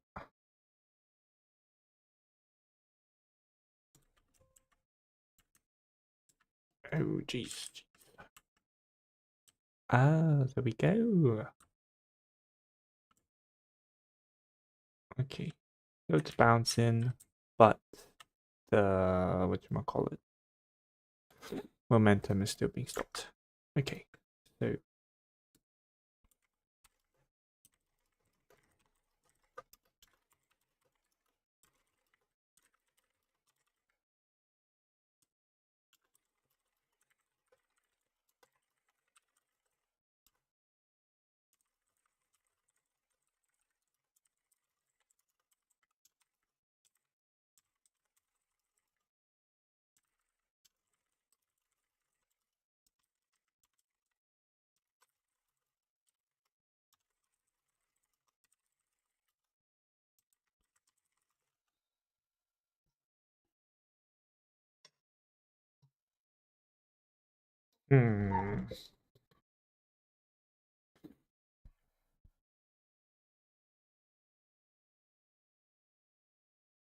okay.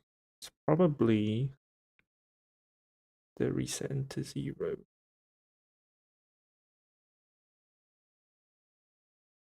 So instead, okay. Go back here.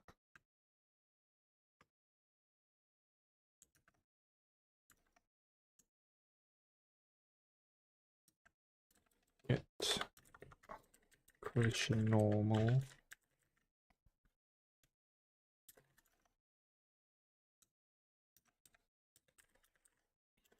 Direction perpendicular to wall surface. Get rid of that. Call this collision normal. don't need this anymore. Then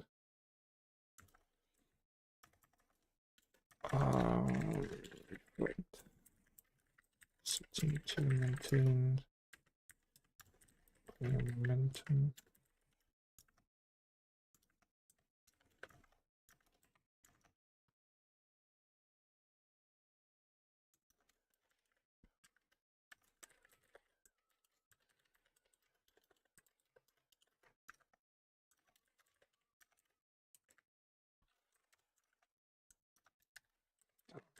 Velocity and collision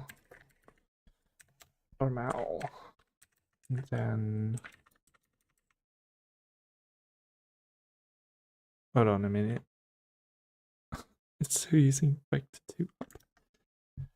Wait, that means the contact point is still wrong. Oh, how can I? Maybe I do have to just invert it, even though I've rotated the thing.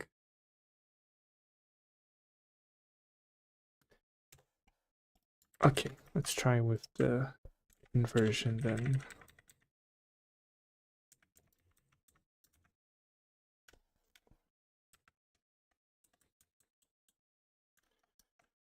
And then v dot velocity times bounce force.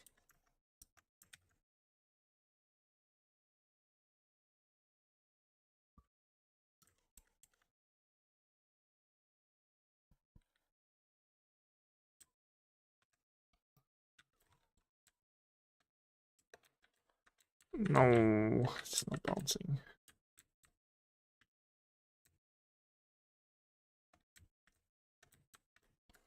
Okay, we'll have to fix the bounce first then. This is not fun.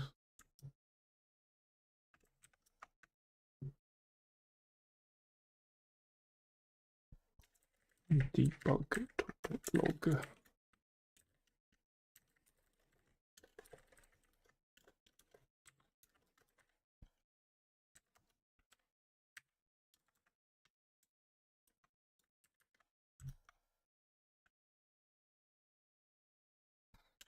Get it without first.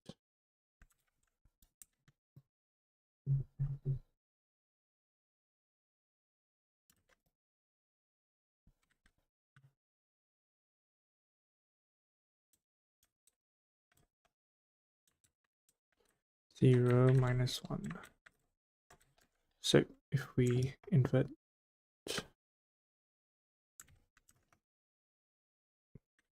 that here,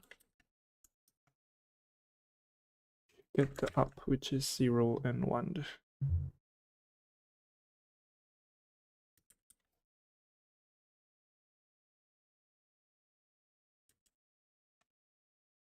Right, getting the right direction, but for some reason, no bouncing.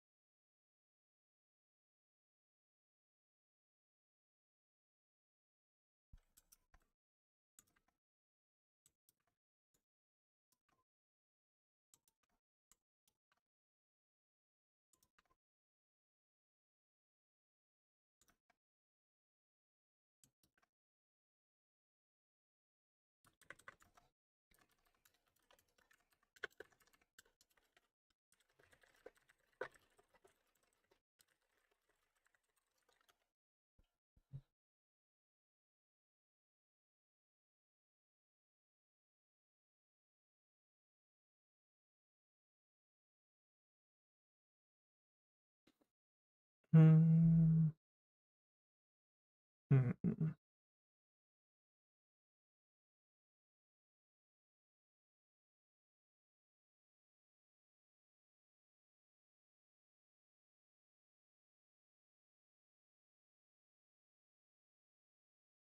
Wait, okay, apparently I'm not supposed to invert it. So when it reflects, it should get the right value.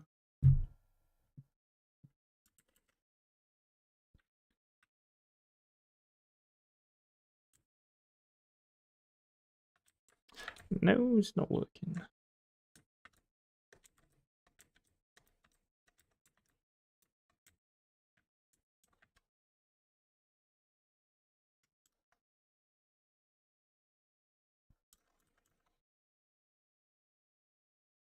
Hmm.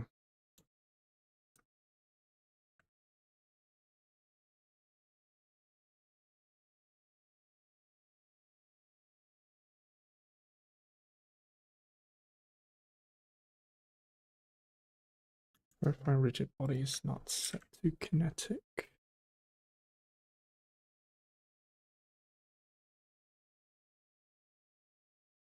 Yeah, it is dynamic.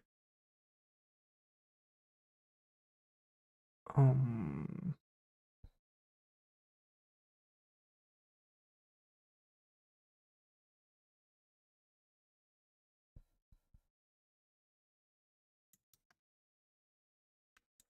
what am I doing wrong?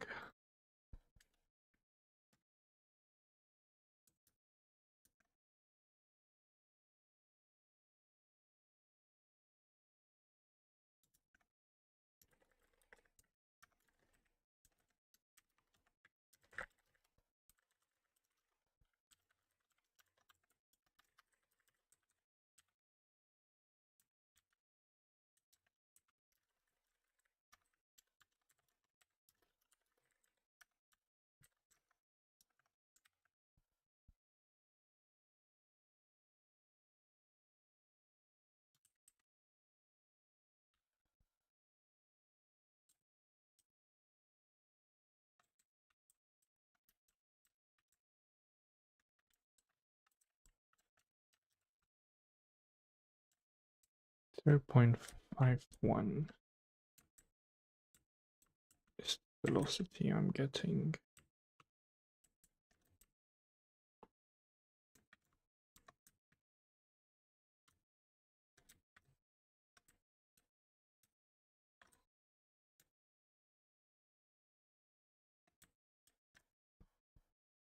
Zero, zero. That's not good.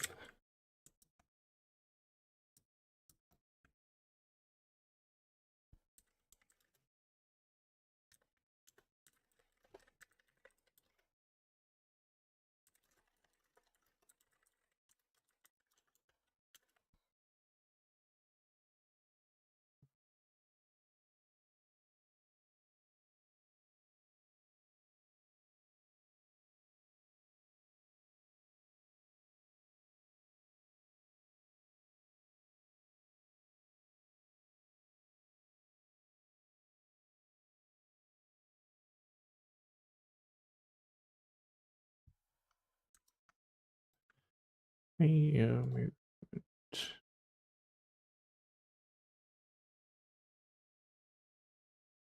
Yeah, it shouldn't be that.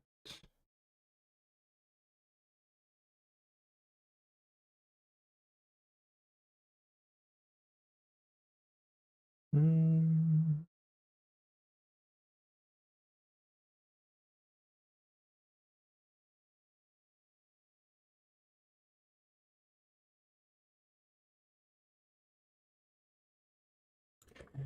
I don't know. Something's going wrong. And I don't know what it is.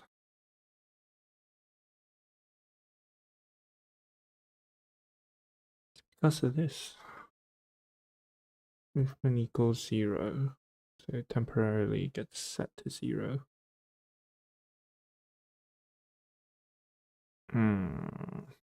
That's not good.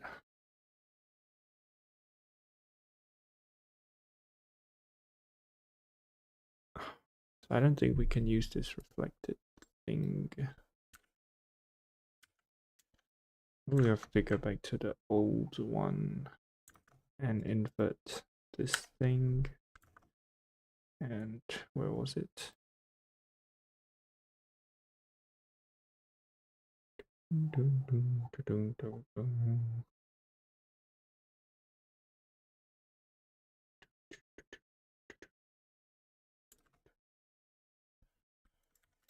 So, rigid body, add force.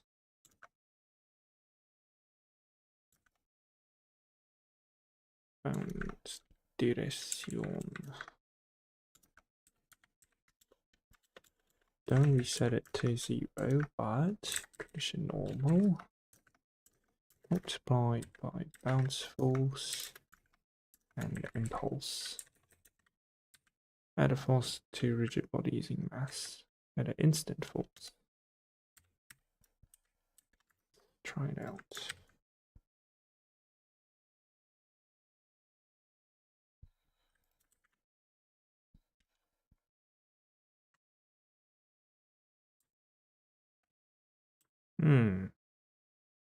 Why didn't I just do this from the start? Fantastic, it's working. Yippee! Let's change it back to bounce direction.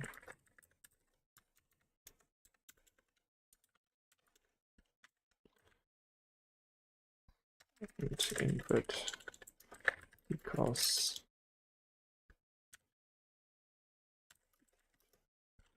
whoa, what's that?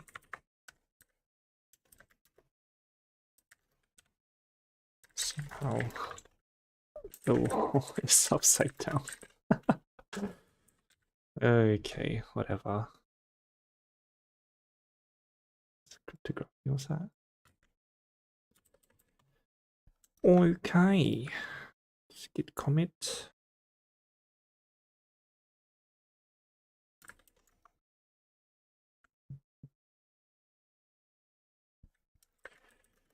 Add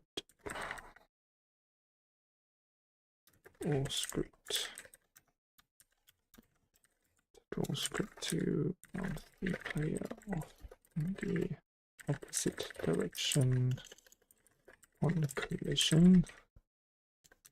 Remove the player bound script originally. It is within static fixed constraint coordinates. Okay, so that's the prefab. Now we store that as a prefab over here. Get rid of that, put it back in. And I want one more. Can I rename this?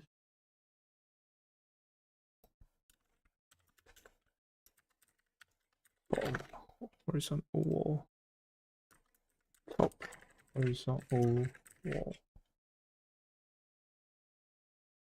So get rid of this and flip it. Let's just test if the bounce is working. Yeah, okay, fantastic. Negation is working. One bad thing is like I need to have more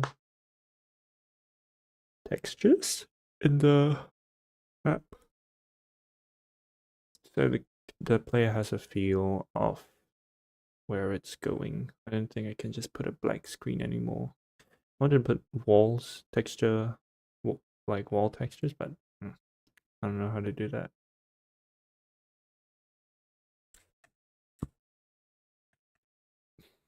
Does the corner of the wall look weird? I don't know. Yeah, I definitely need to add some background, like a map texture, but I fucking know how to do that.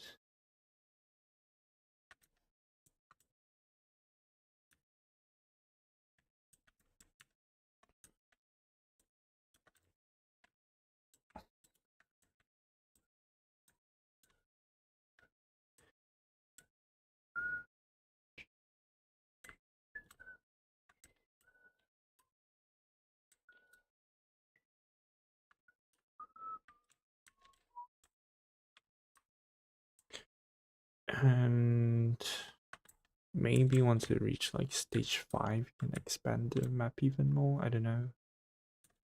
Have like AoE healing grounds or something.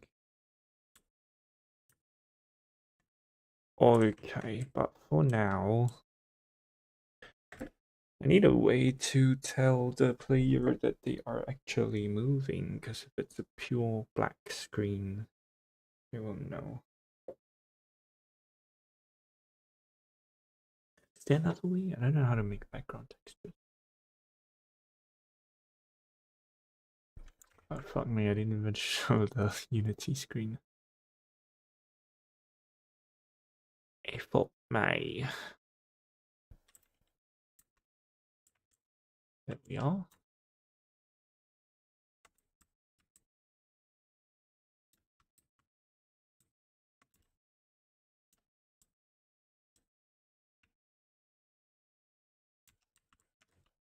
Oh, the collider works that way too.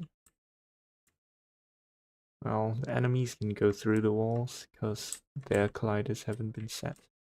But if the player is constrained within, they won't be able to get out anyway. Is the wall too thick? I don't think so, right?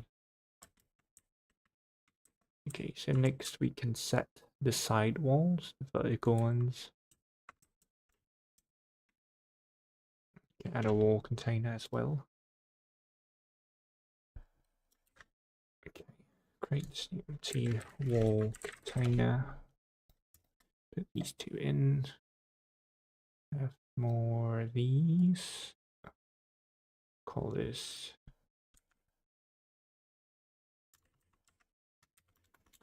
left vertical wall.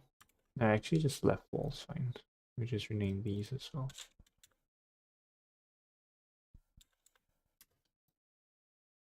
Okay, and you'll be right.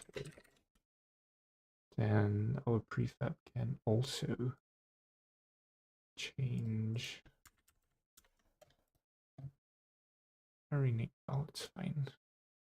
Go back to the theme. Left wall. Position. The rotation 90.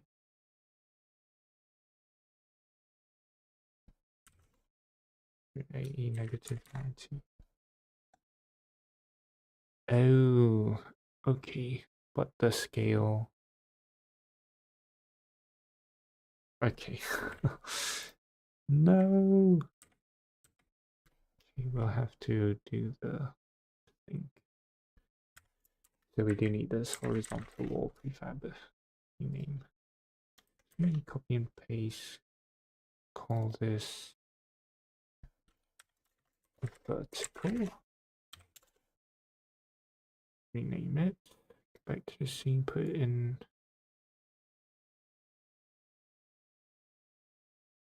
Oh, but I do need to edit it from here. Well, maybe you can just. Yeah, okay, hopefully this works. Cool. 0. Get if 9e. Changes by about 25, I think. The whole container moves. Yay, big negative 2.5. Negative 2.55. Here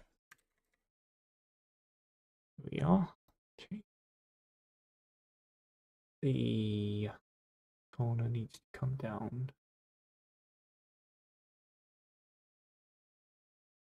Oops. Why is the X that way? Moving the X moves the Y. Man.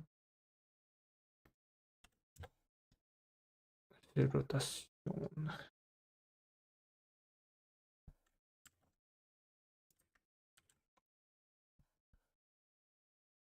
Oh, that's so weird. Anyways, for visuals only. Wait, actually, I don't have to put the corners because I already have those. Just put the warp then, make my life easier. 13, no, 30 doesn't work. 28.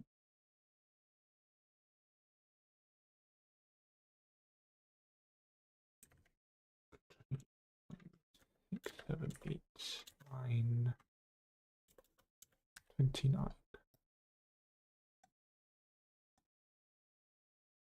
And it has the script, right? All script.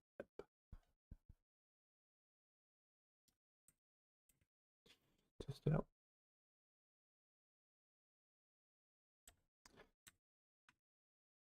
Okay, this works too. Fantastic. I mean, should I put the corners? Because if I expand the map,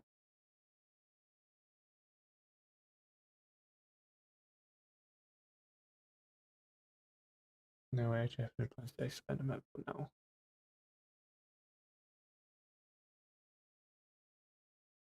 Huh.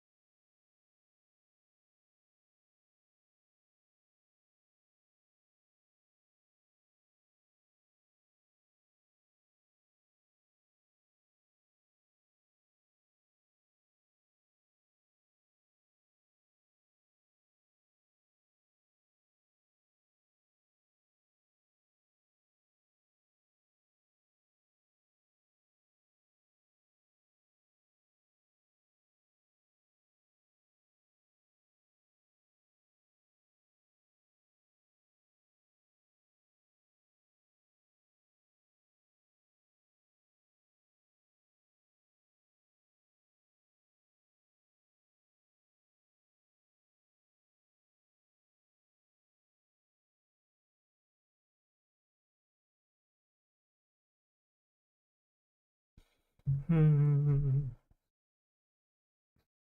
think I should not be lazy and try to put it in.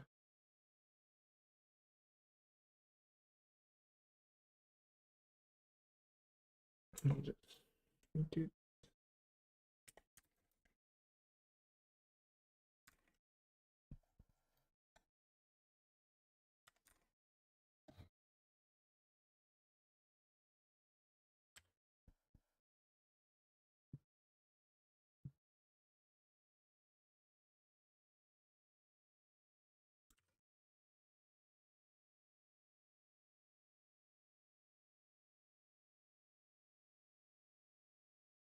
Oh, because of the rotation of the container, that's why. So, container should have no rotation. The wall should have one. Corner.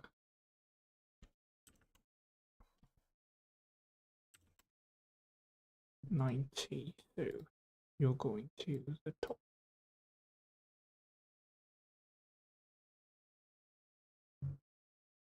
.05 point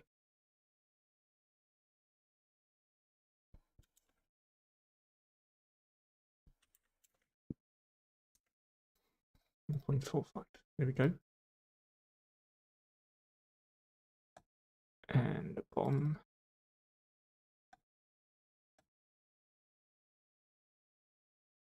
Here. Oh, 90, 180. Boom.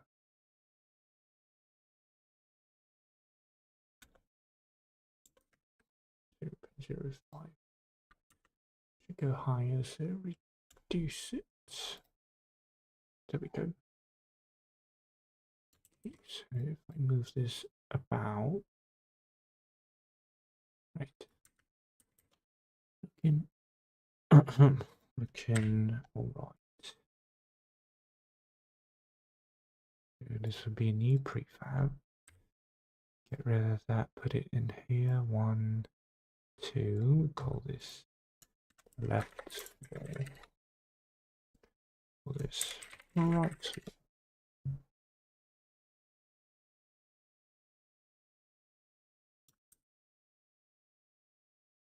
Wait a minute.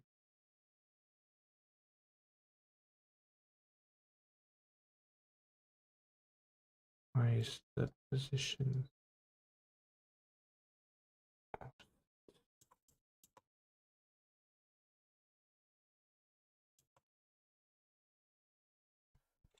Minus 5.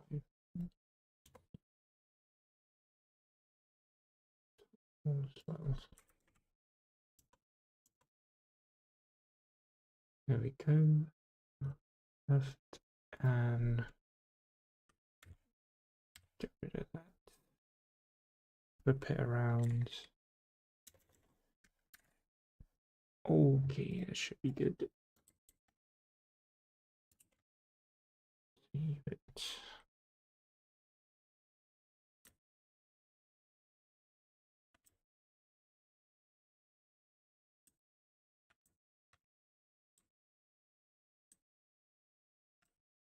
Should I actually expand like after 5 stages? Doesn't really make it harder, does it?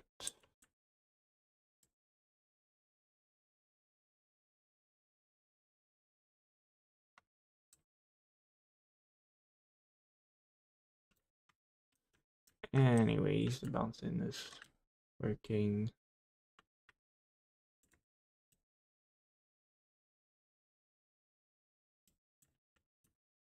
Pretty happy with it. What are we gonna do next though? What are we going to do next?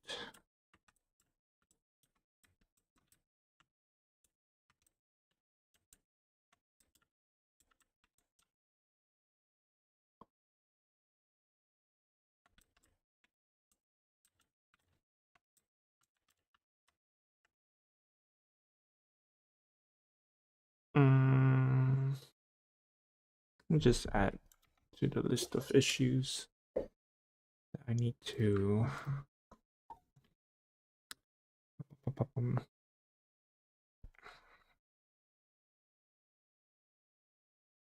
new issue, add background tile, question mark.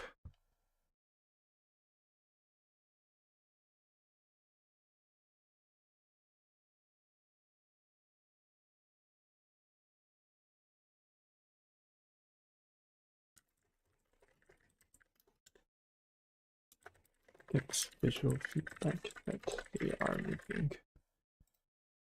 New issue. Okay, maybe that's it for the expanding play area. Next will be updating the spawn points to be randomly within the new play area. Okay, so let me just save this. Go GitHub. Add.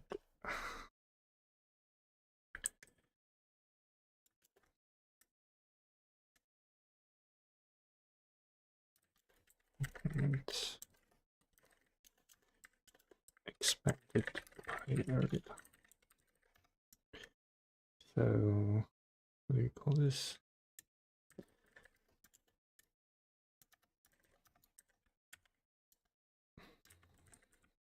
My constraining player then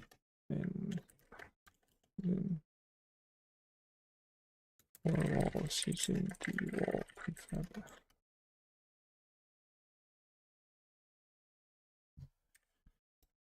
Okay, publish branch. Make a PR, compare and pull. So what did I do? Created wall asset, wall and wall corner assets. Expanded play area. Closes the issue.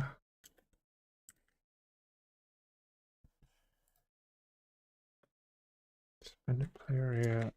Updated. Removed. Player bound script. Bounce mechanic.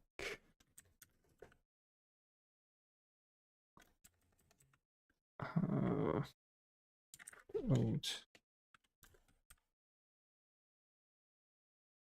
That was based on hard-coded coordinates. Added wall script.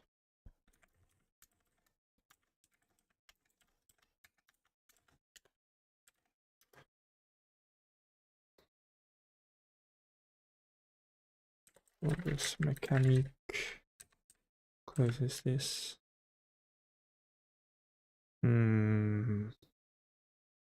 That's about it, right? Expands play area. Keys. Assign myself. Milestone labels. 20 labels for PRs, I didn't write. And I need it. Okay. Create PR into main branch.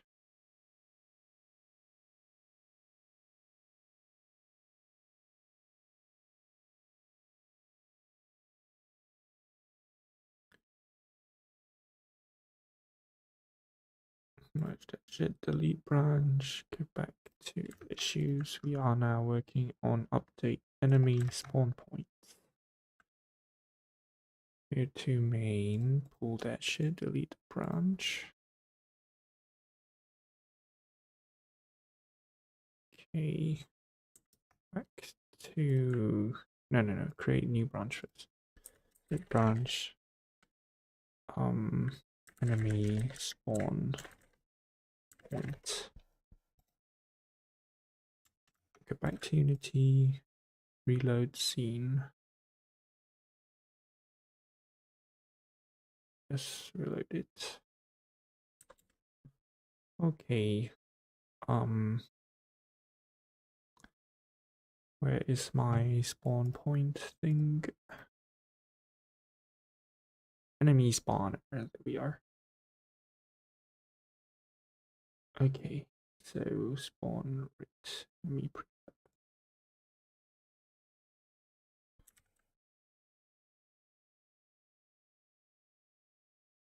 This is the one. So we are now going to just change the OBS text. Update enemy spawn point.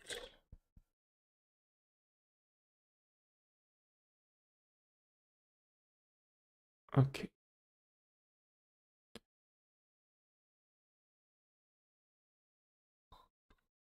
Get random spawn point.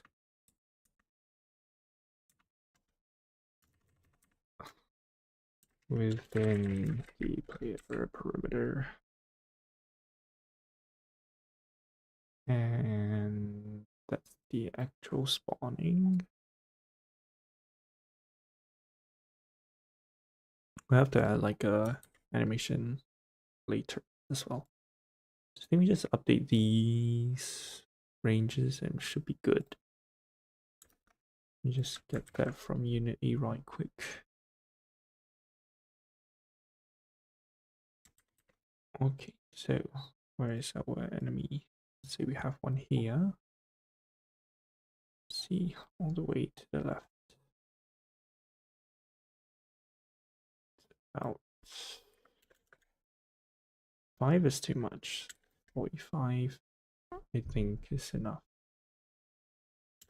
So we get rid of that. Zoom back in. So that would be the left side. 45.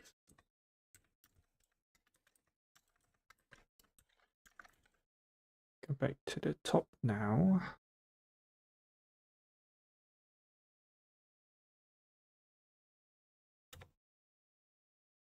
Not yay big.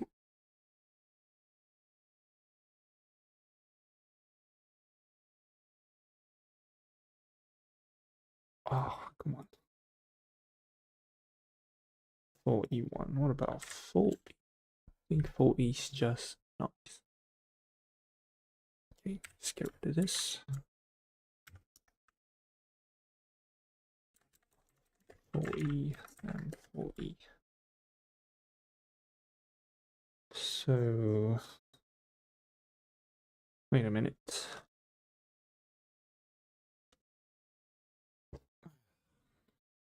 Very to the right, top down.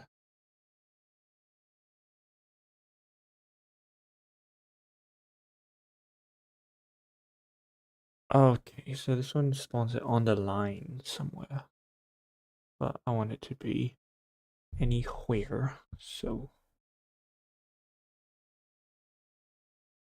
there's the X, Y, and the Z. So it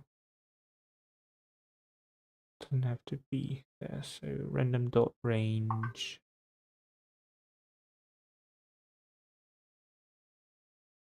Yeah, we don't need this random anymore. So we just should literally just be left limit, right limit, top limit, bottom, and then we just use one for all cases. Okay.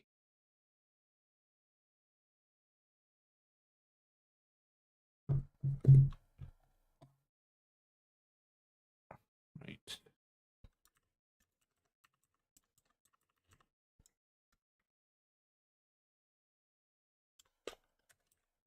We don't need these to call it that. Don't need a spawn area either. Spawn point. That's the initialization. We just literally need to vector free spawn point equals new vector free set would be 0, sorry, yeah, z, and then random dot range for the axis is left and right, and random dot range would be top and bottom, or bottom then top, because ascending order. Let me just return this. Turn spawn point, yeah. So we don't need these, but let me just keep it to test in case anything happens.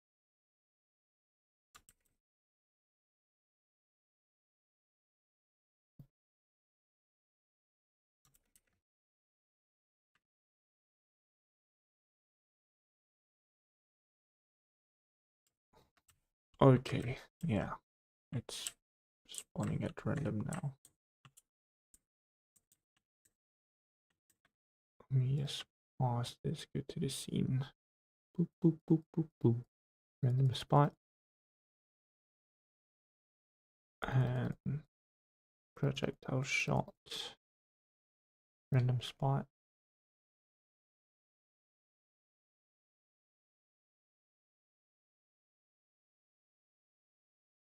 Yeah, looks like it's working. Okay, so go back here, get rid of all of this.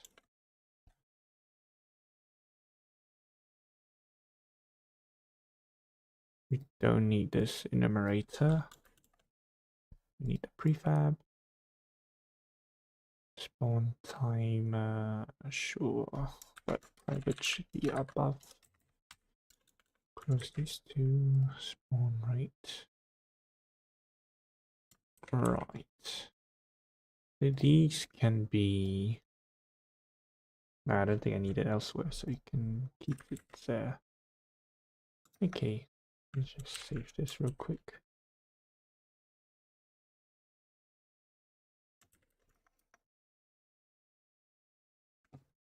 Let's call this update enemy spawn. Good.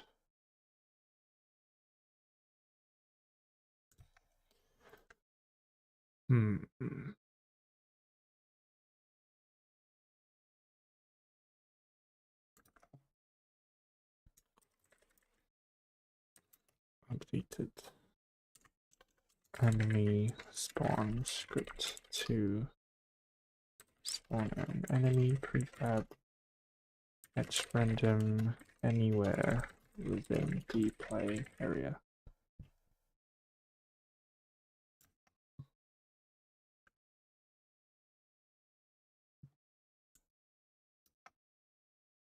Okay, next up will be the animation, but no idea how to do that.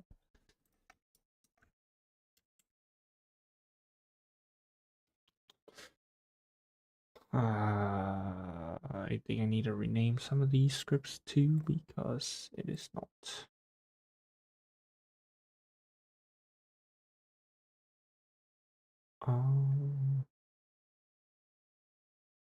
Not following like a convention.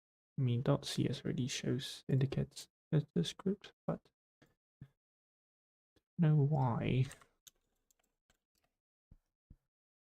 I had to write.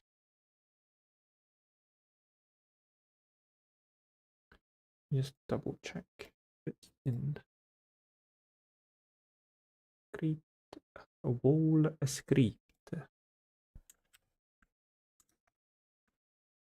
Need to change this as well. Just wall. Save it, go back, double check.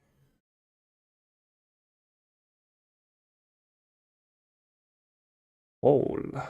Fantastic.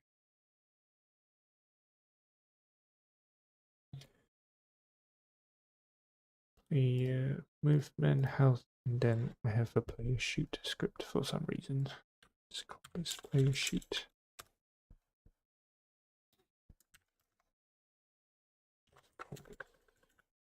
Player shoot. Go back.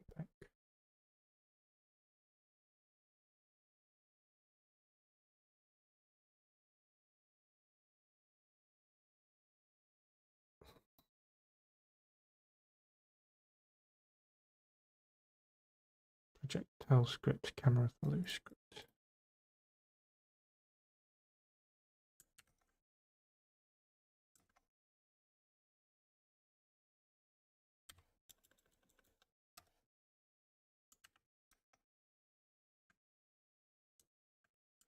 Oh, wait a minute. Okay, Unity.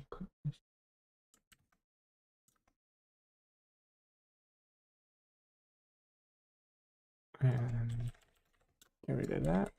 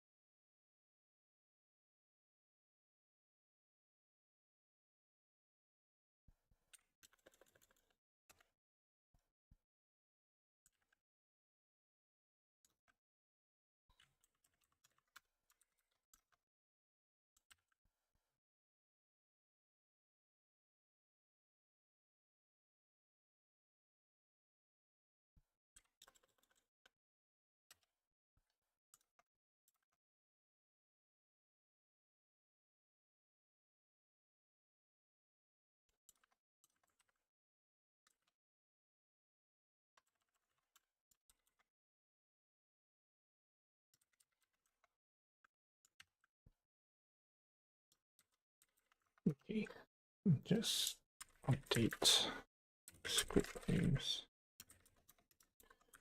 Need the script names to follow convention.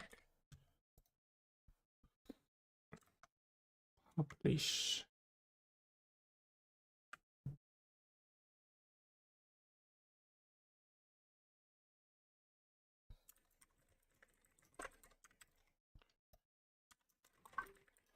Complete enemies 1.2 spawn randomly within the play area. Places 18.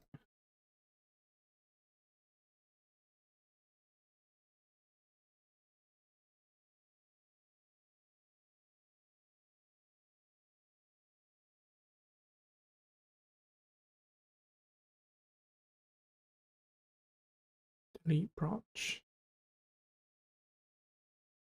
Okay. Go main, fetch origin, delete branch. Pull. Then new branch. Branch. Enemy spawn animation. Okay. Yeah. So we need a spawning and a dying, I guess. We'll separate these. I'll create a new issue for that. New issue. Enemy death animation. Assign myself labels. New feature. Or was it a purple one? Feature change. Milestone.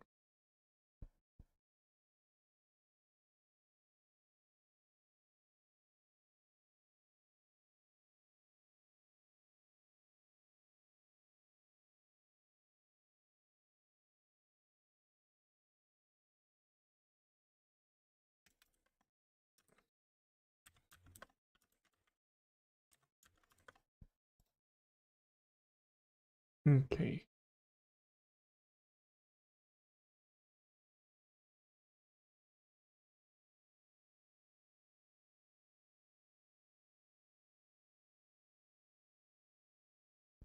Right. I have no idea how to do animations.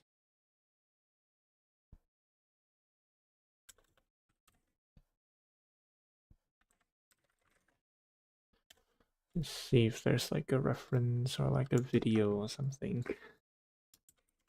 Oh God. 2D sprite animation.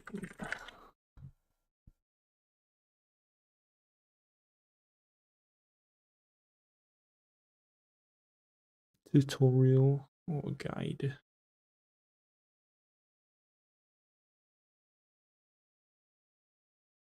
Oh my God, look at that.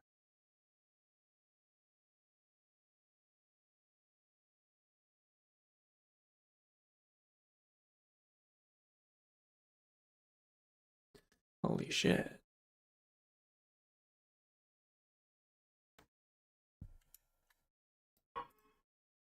You want to learn?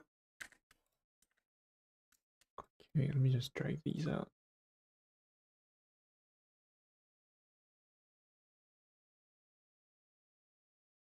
Here's my desktop audio. Okay, here.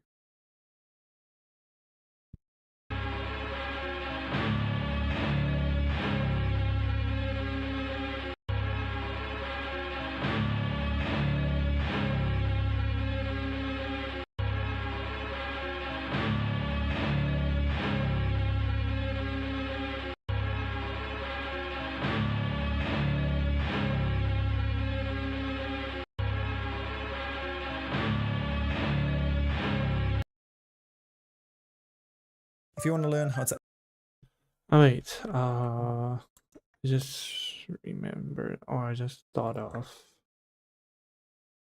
setting, like when you get hit by enemies, you can have temporary immunity. Player temporary immunity upon player receives temporary immunity status when hit by enemy for 1 second. Okay, it's a new feature.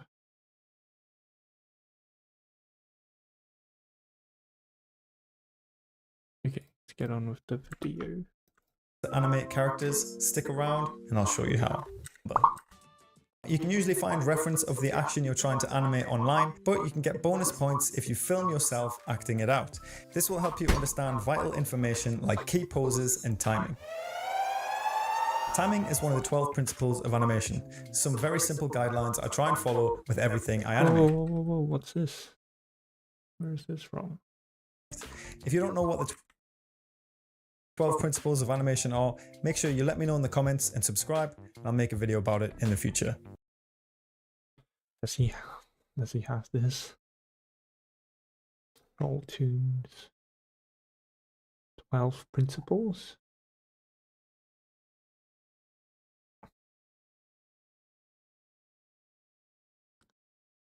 Principles. Got here, today colors, day 4 months. This one, here we go. Do you want to learn how? Okay. Step 2, break down the character into parts. Yes, tear the character limb from limb. Oh, made me feel sick, that actually. Separating the character into parts can help you focus on one thing at a time and get more accurate animation. Step 3, the key poses. I learned from taking a reference video that the key poses are in the anticipation and follow through. So I'm gonna draw the dwarf.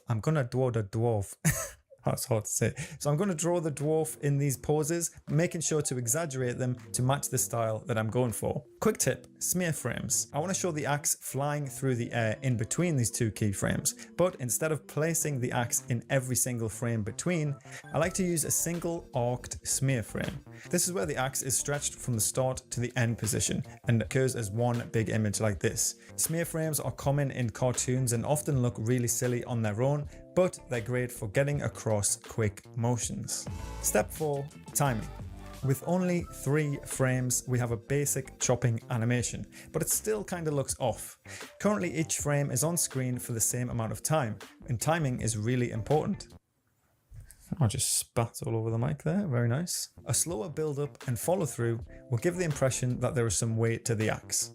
Simply changing the duration of each frame can help us make more believable motion.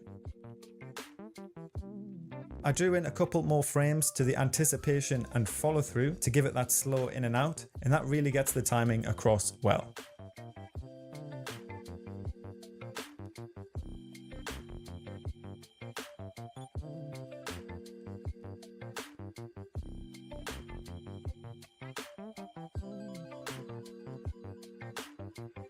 Remember that timing also depends on the character. A large, strong character might not have a problem picking up an axe, but swinging it through the air might be a bit slower and sluggish. Thinking about the context of your animation will help make it more believable. Step 5, overlap or secondary animation. I've already done a little bit of this. If you look at the animation, we can see the hair and the beard moving somewhat independently from the rest of the body. But I like the idea that the dwarf's facial features will squash and stretch as he's flying about chopping the axe. Adding that in, we now have a dynamic chopping animation. To recap this process, we filmed some reference for our action, acting it out to make sure we understood the key parts. We broke down the character into parts for easier animation. We drew the character into the key poses, exaggerating with a squash and stretch and using a smear frame for our quick chopping motion like a robot. But he can't walk, so he's never going to be able to slow in and out. Finally, we added some wood back to his village. 5,000. I'm talking about, then go and check out that video designing the character. So I thought it would be nice now to take you through the process of animating the character, since this is an animation video. So we're doing it live, kind of. It's edited. It's going to be edited by me. Now, step one, I did say was the reference, but that I know what I want him to do, and it's mega. Breakdown just assumes that's the reference, and I'm not breaking it down into body parts because he's so simple. So what I'm doing here when I'm trying to put him in this anticipation phrase is I'm going to squash him out and then mirror it. I'm just going to, let's keep going. So that's a nice start for the anticipation frame. That's just one frame. Could probably be improved, but we'll just keep going. Okay, I'll use that for the anticipation frame. The next frame that I need to do is needs to be in the air. So let's add a new frame. I'm going to take the basic frog again, because he's not going to be squashed while he's in the air. And let's just move him there. Let's say there. That's a basic hopping animation, which I want to, obviously, if he's... What I notice here immediately when I'm looking at this, it doesn't have a peak of the jump. So you'd imagine when he reaches the peak of the jump that he'd actually slow down as well. So he'd probably squash up again to normal size, and then he'd come back down, and then a little bit of a follow through. So let's keep working. Let's try just adding another frame here. Copy the basic proportion of the frog, but move him up. So you see how it goes down, as if there's some downwards motion in there. This is pretty easy. I can just move him up, move him down, spread him out. When you're doing a smear frame, I sort of imagine like spreading jam on bread or something. A lot of animation. This guy.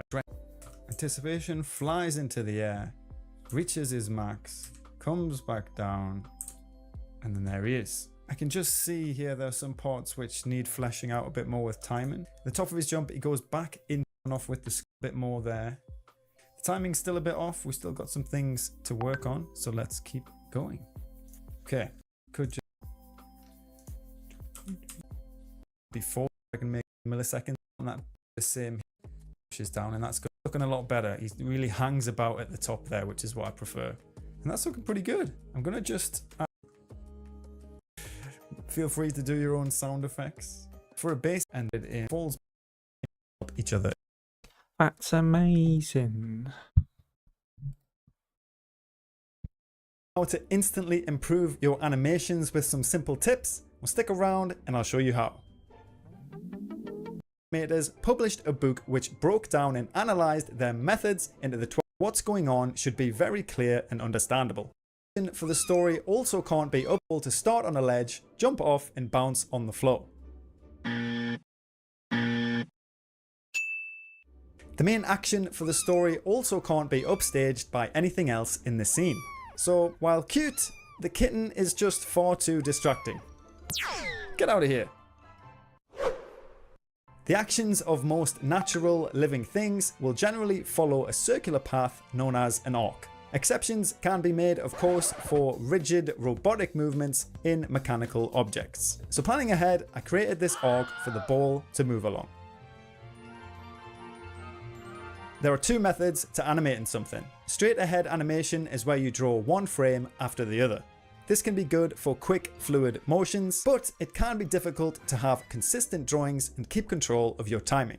I prefer the pose-to-pose animation method, where you draw each keyframe and then fill in the poses in between. This planning gives you a lot more control with your actions and timing. So I'll be using this for the main ball jump, but both methods have their uses, which you'll see later on. The key poses are the ones that must be shown. They're the parts which are the most important to get your idea or story across. So for this animation, the key poses are going to be the grounded idle, the peak of the jump, the impact with the floor, peak of the bounce, and then the resting position. That's all I need to get the idea across, but obviously it doesn't look very good. So let's keep going.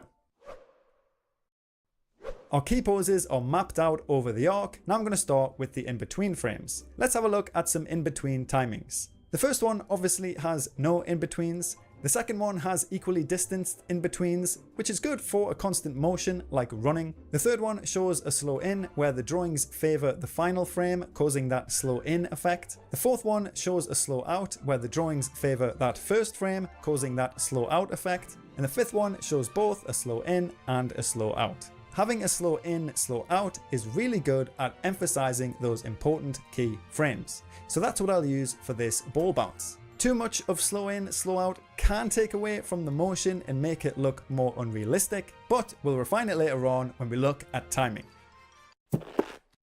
I want the ball to appear somewhat squidgy. So when it's falling through the air, I'll stretch it out to make it really feel like gravity is dragging it down. And likewise, when the ball hits the floor, I'll squash it down to really emphasize that impact. It really depends on the material you're trying to get across to your viewer in the context of your animation. But even for rigid materials, squash and stretch can help give your animation a little bit of character.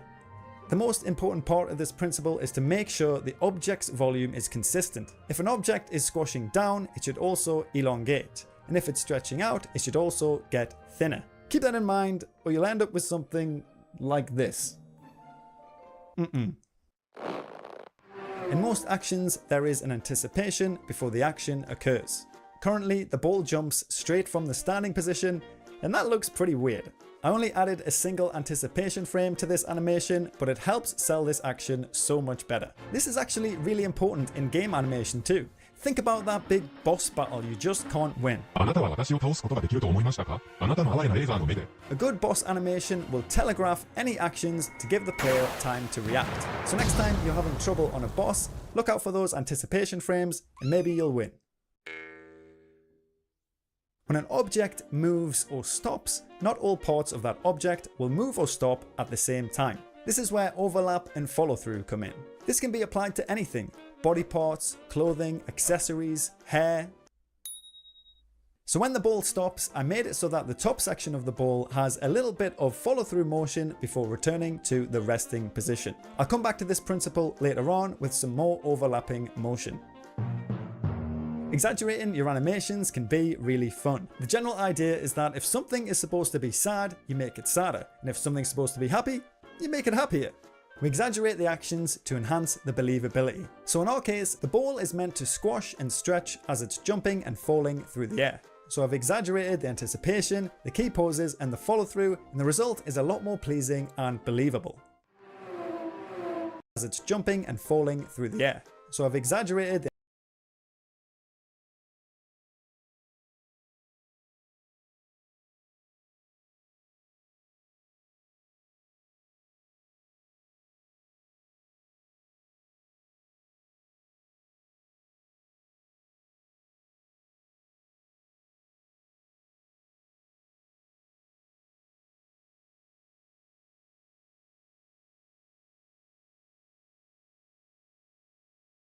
the key poses and the follow through, and the result is a lot more pleasing and believable.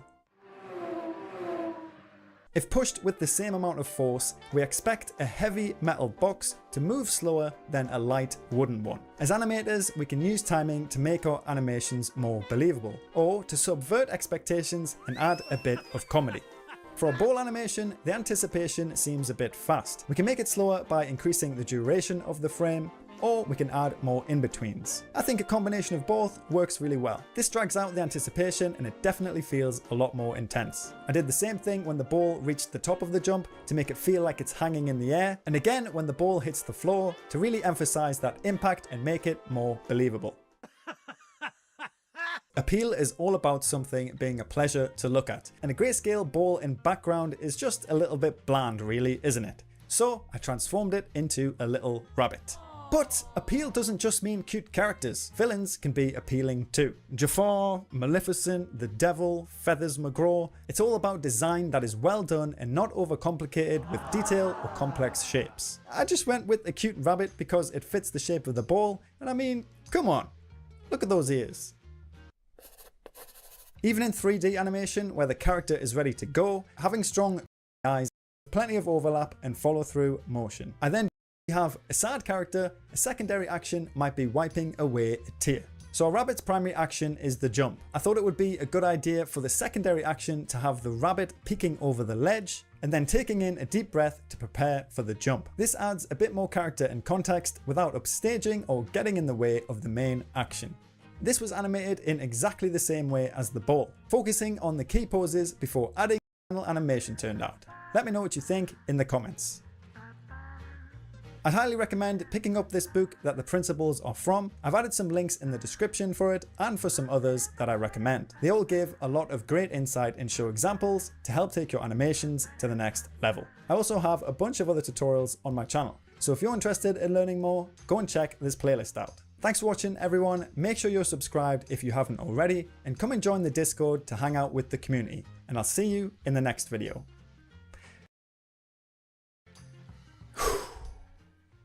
Right.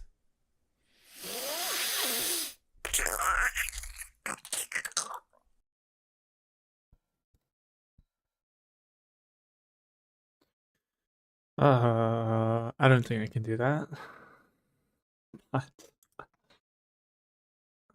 give it a go. Let's give it a go. Okay. Just change this enemy spawn animation.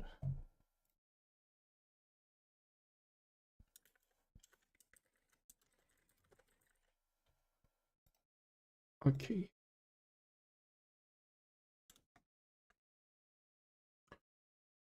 So go all again. Is this my? Oh wait, I have. Should have it. There we are. Okay, so what's the first step again? Staging.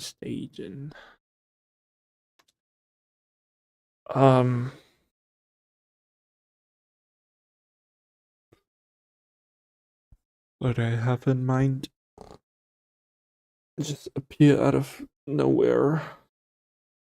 Slowly appears. Spin maybe? No.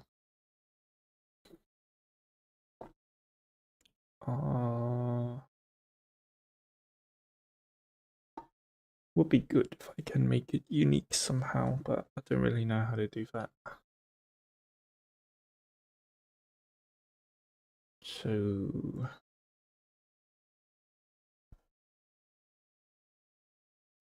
huh.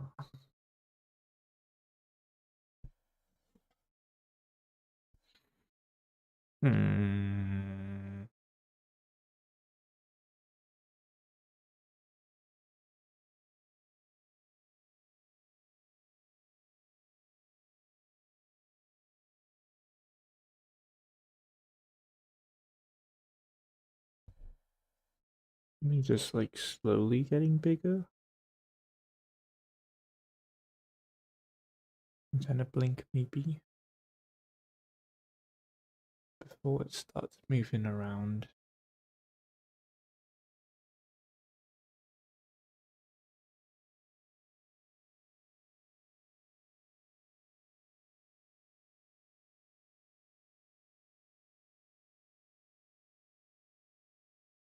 Hmm.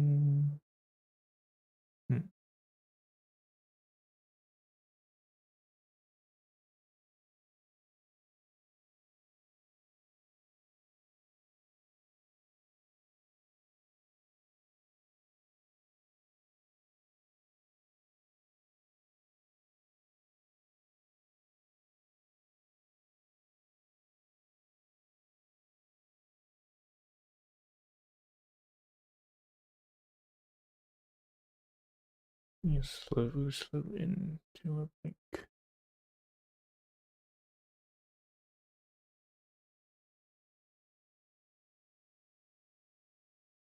Let's just keep it simple. So this would be the final. And then slow in, right? So we just to set squares. This is centering 1, 2, 3, 4, 5, 6, 7. 1, 2, 3, 4, 5, 6, 7. 8. 1, 2, 3, 4, 5, 6, 7. 1, 2, 3, 4, 5, 6. Okay. What was the steps? Staging. Pose to pose. Key poses. duplicate frame. 6 by 8. And it stretches, yeah. So give it a stretch maybe.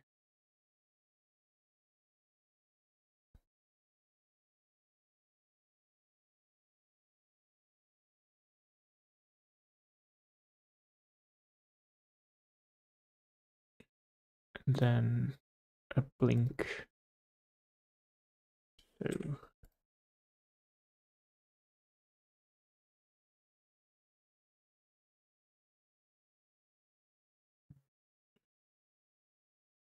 ooh, onion skin. That's cool. Yes. Just give it a little bit delay at the end before it starts up again.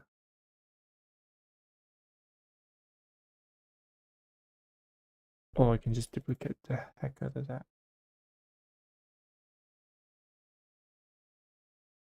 Need a couple more of these, blink, and then blink again. Couple more of those, like a lot more of those.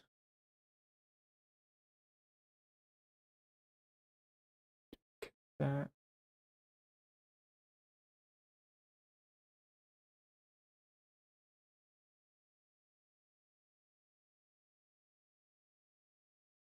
Duplicate a bit.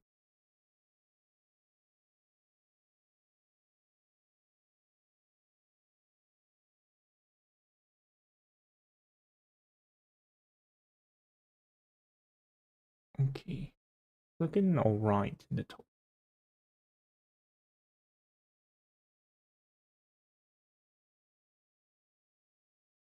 Pretty much it, isn't it? What's the next step? Slow and slow. We have that kind of.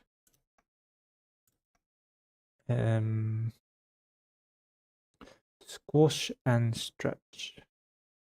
Well, it's in motion at collision, but we don't have that. Anticipation, not really. Follow through, overlap. Nah, we don't get. We ain't get none of those. Exaggeration, maybe exaggeration. What's after that? Timing. Kind of have that. Appeal. Fuck that. Solid drawing. Secondary action. Have none of those. So, maybe just the exaggeration and a bit more timing touch up should be fine. Okay, slow in, slow out. Double the frames of that. Maybe get one of these ones.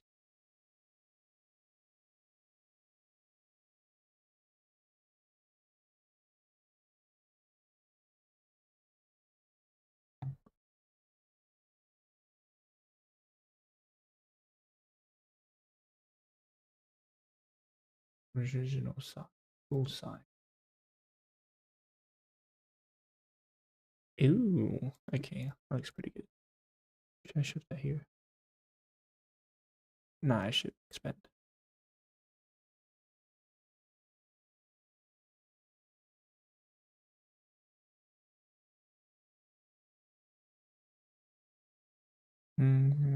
Get rid of this.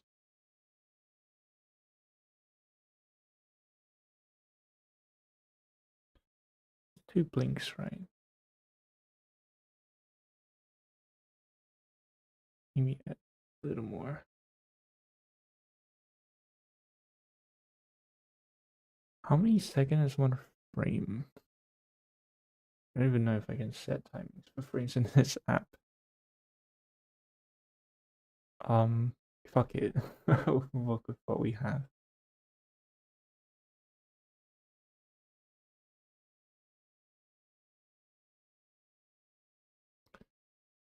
I have one before it's fully expanded. This one, right?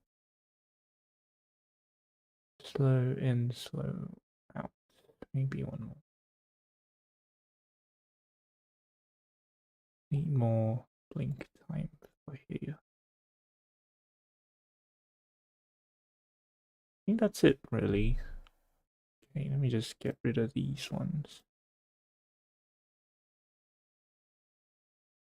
We need that. Save it.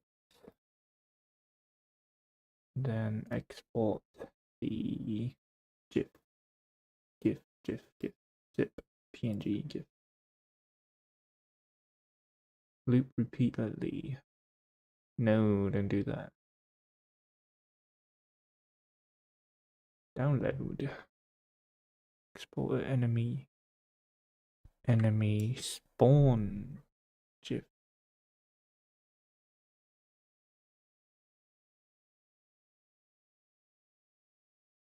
Okay, wait. Save as enemy spawn.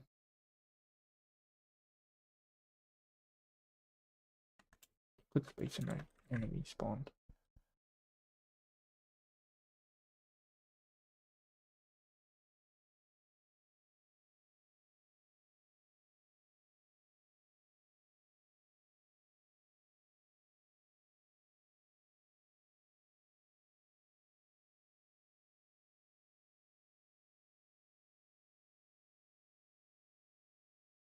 Save as enemy spawn. Then export it. Do not repeatedly. GIF there. Okay, so I accidentally overwrite my original files. I'm gonna bring that back. Just save enemy, save as Piscal. Overwrite it. Okay, so we're gonna bring this into Unity now. Let's create new folders. Just clean it up a bit. Okay, so animations. Put the enemy spawn in. Have a new enemy animation, put here. We call it animation without the S. Same for the source. Create filter animation. Enemy spawn goes in here. New folder. Enemy. Okay, so how do I do this in Unity?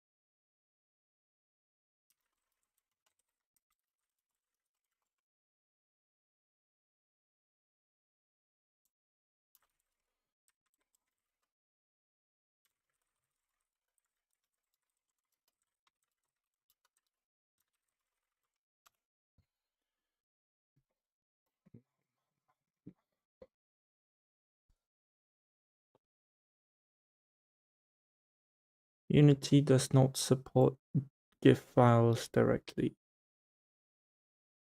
but you can convert frames into a sprite sheet or individual images. You can use this.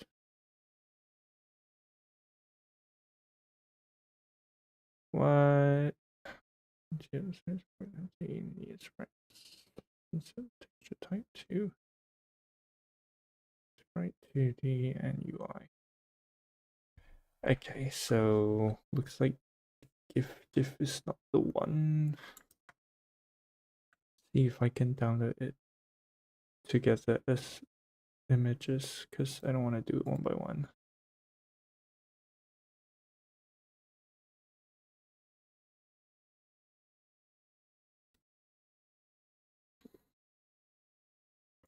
import PNG. Columns, rows. 4 columns, 4 rows. Okay.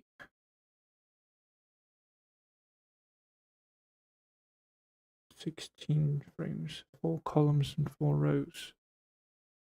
What's if the columns and rows?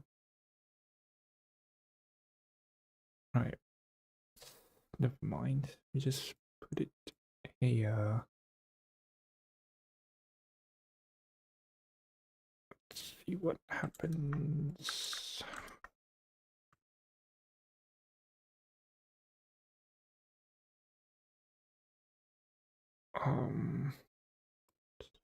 It's capital.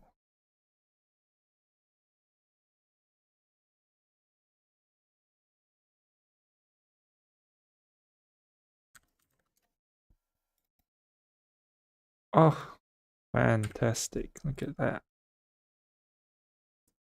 Texture 2D import.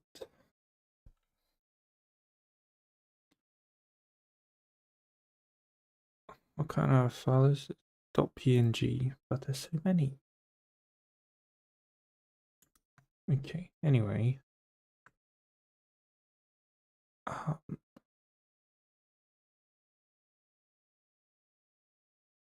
Create an animator controller. Right click in the assets window, go to create animator controller and name it animator controller. Open the animator window and drag the sprites or animation clips into an animation. Add transitions between the idle state on the enemies moving. Yeah, I remember a little bit of that.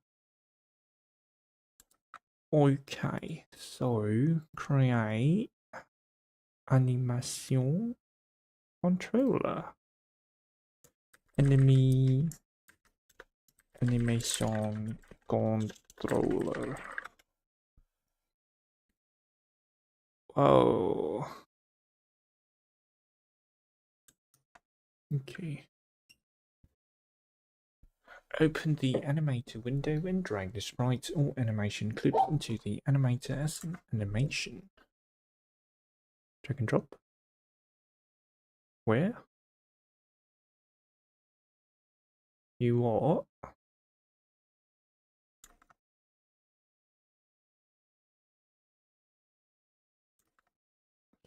Is the animator window not enter? Okay.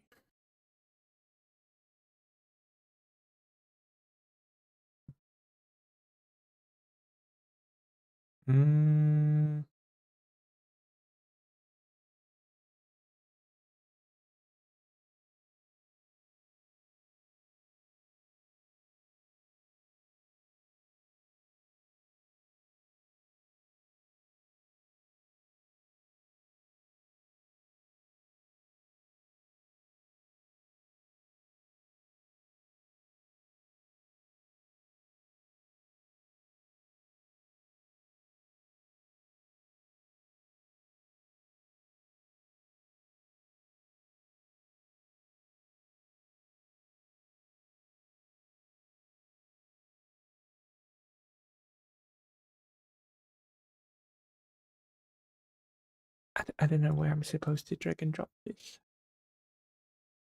Why don't I see it?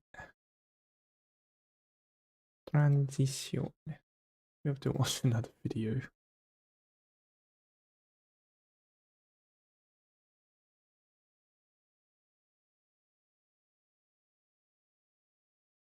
Fuck it, let's watch another video. Unity 2D spawn animation.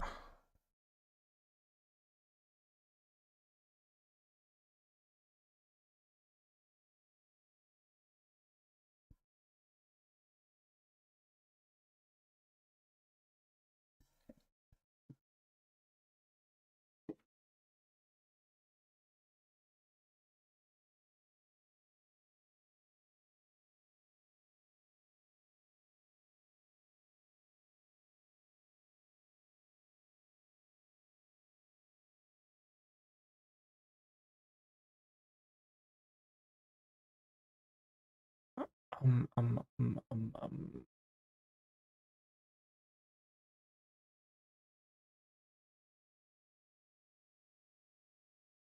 Fuck it. Let's watch brackets. So when it comes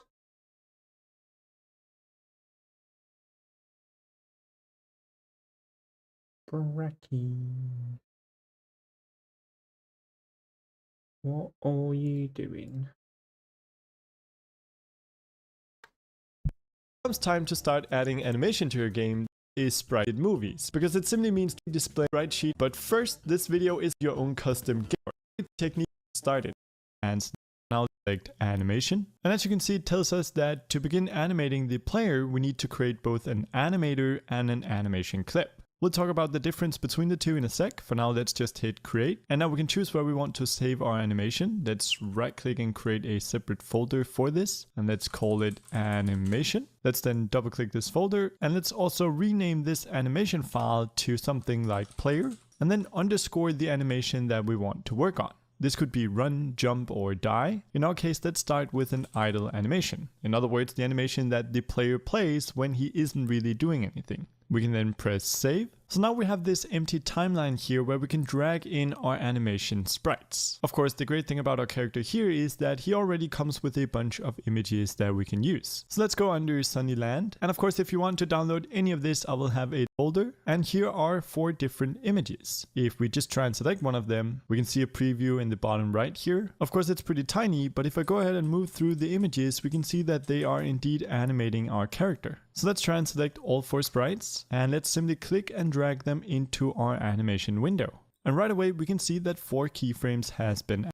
Currently our samples are That would mean I need to split up the PNG, but how can I do that?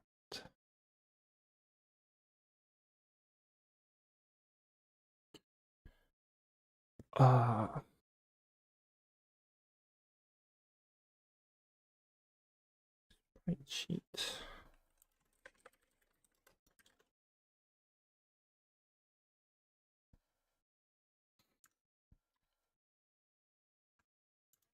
God damn it, hey school.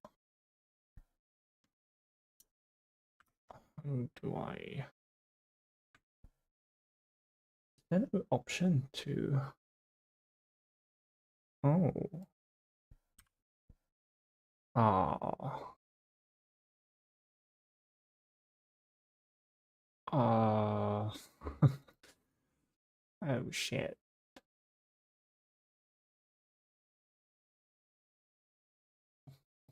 No option.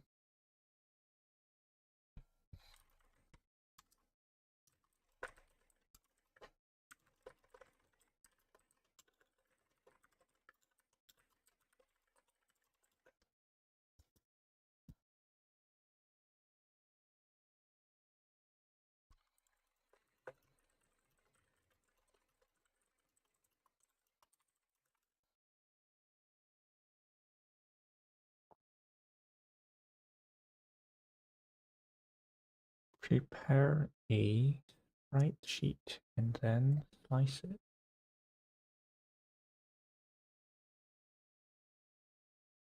Okay. Inspector window, select the sprite sheet and ensure the texture type is set to sprite 2D and UI. Slice it. Find the sprite mode field and set it to multiple. Okay. Multiple. Click on the sprite editor button that appears in the inspector window. This will open the sprite editor window. Slice the sprite sheet in the sprite editor. Click the slice button in the top left corner. You can choose the slicing method depending on your sprite sheet's layout. Grid by cell size or grid by cell count. Sheet has a fixed number of frames, blah, blah, blah. No, using cell size. For slicing the sprite sheet, the frames will appear as individual sprites in the sprite editor. fantastic. Let's give it a go. Okay, so open this bad boy up and sprite editor, apply. There we are. Where are the other options? Grid by cell size 16 by 16, right? Looks like it. And center, please slice it. Okay, and was it apply, right? Oh, there we go. Oh my god. Fantastic. Wait, I should have some that are like just blank, but I don't see it.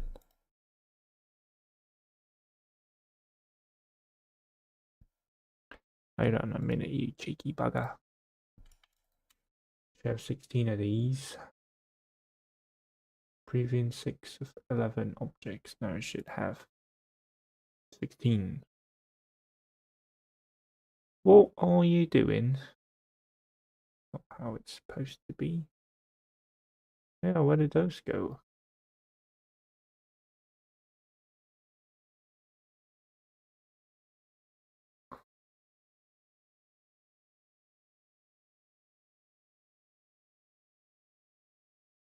Keep empty, yeah, that's the one. Nice, hit apply. There we go. Keep empty. Yes, sir. There we go. Okay, what's next?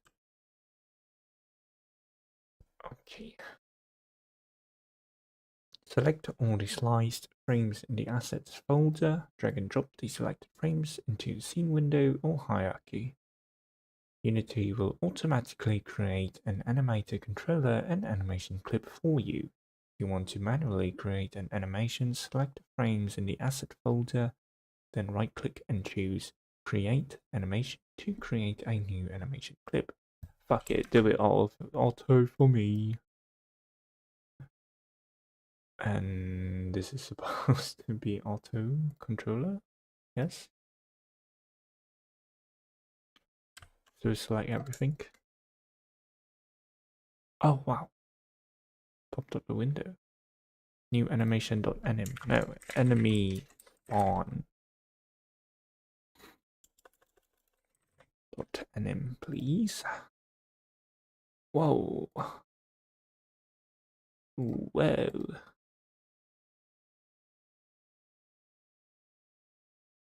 My god. Okay. Oh. Please fix errors. What errors?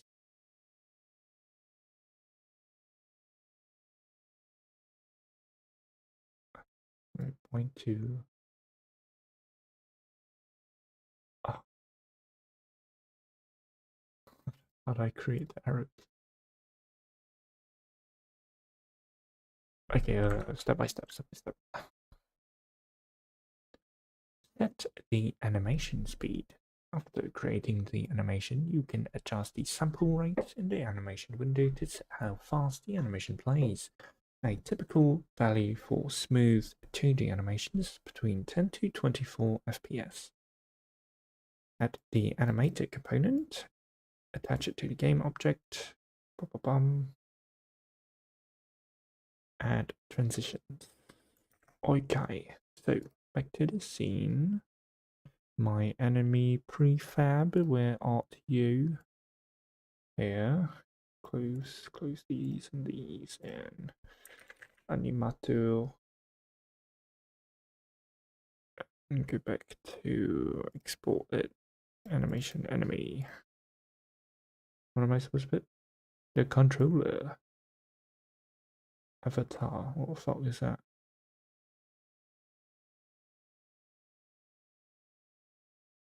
Okay, anyways.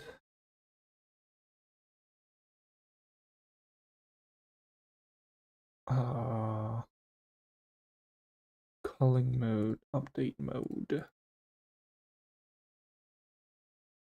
Okay, I don't see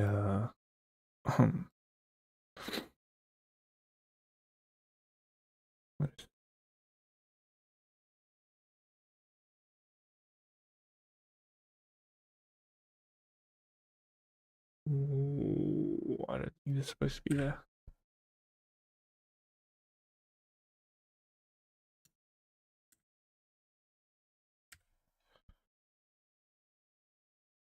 Okay.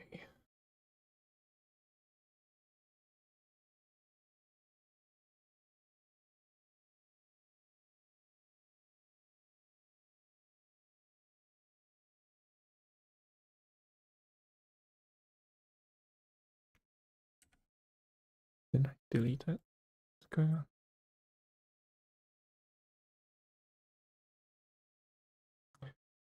Lock my enemy prefab. I have my animator, my animation. Okay. Where's the FPS? I don't see the FPS.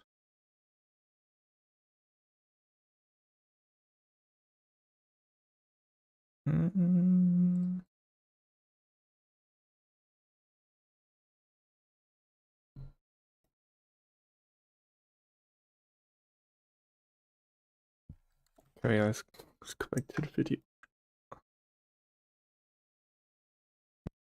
Are set to 60. A pretty standard value to use here is something like 12. We can see if we now play through, the animation looks much better. And we can even scrub through it using this timeline marker. And if we wanted to say move around a few images, we can of course do that by simply clicking and dragging, or just press delete in order to remove one. But I'm just gonna leave my animation as is. And let's go ahead and set up a few other ones while we're at it. So let's go to where it says player idle here, and let's hit create new clip. Again, we want to make sure we do this inside the animation folder. And this time, let's create one called player_run. Now let's go under our run folder. Let's select all of our sprites and drag them in. Again, we want to decrease our samples to 12. And if we now hit play, we can see our character is, again, with sprites. Called, if we double click this, it's going to open up in our, what we call the animator controller. The animator controller is called a controller because it controls what animations to play. If we double click this, it's going to open up in our animator window. So here we notice that one of our windows is called animation. This is where we create our actual animations. And another one is called the animator because this is where we choose what animations we want to play. And in here we can also see that it's already added our 4 animation clips. We can now drag these around and arrange them in any way that we would like. And if for some reason one of them isn't in here for you, you can always take an animation clip from the project and simply drag it in. And you can of course also select and remove them. You'll notice here that currently the player idle is marked as orange, and it's connected with this arrow going from the green entry state. The reason for this is that the idle animation is currently our default animation. In other words, it's what will begin playing right when we start our game. So if we were to now hit play, we can see indeed our player starts playing the idle animation right away. And even though we move around and jump and try and crouch, it's just gonna keep playing idle. In fact, if we select our player and go under the animator, we can see the animation looping right here. So let's stop playing, and we can now start to create transitions from the idle animation to the other clips. By the way, if you want to set another animation as the default, we can always right click and hit set as layer default state. And that's simply going to change it. So whenever we start running, we of course want to change from the idle animation to our run animation. And we do this using what is called a transition. So if we take our player run here and just place it underneath our idle animation, we then right click on our idle and hit make transition. And we now get this arrow that we can drag out to the other animation clips. If we then click player run, we've created a transition from our idle to our run animation. And if we select this transition, we can change when and how we want it to occur.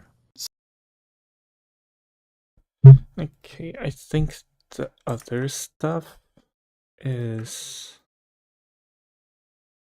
not applicable because he transitions from different states, but I only have like one state now, so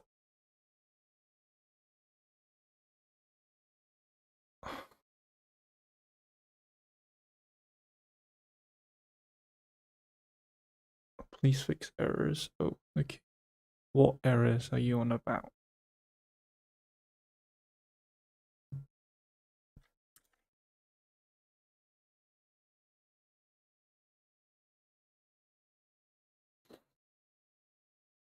Okay, so prefab, right? Maybe I need to drag my prefab into space first. Put it to the left a bit, take a look at it. Animation. No model is available for preview. I'm supposed to have a animation console view. Don't see it though. Window layout. Animation. There we go.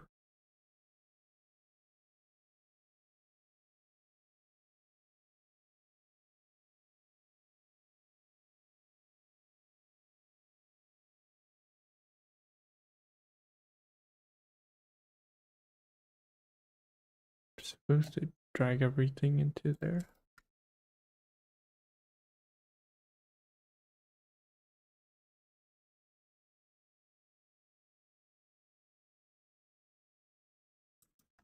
Wait a minute.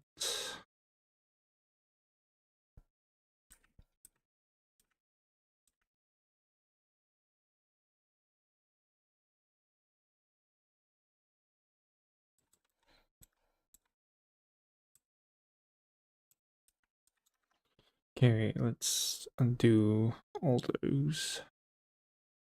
Get rid of this. Get rid of this.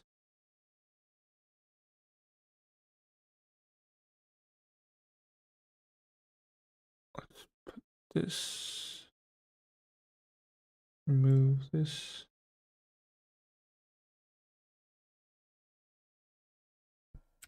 Okay, let's just save it first.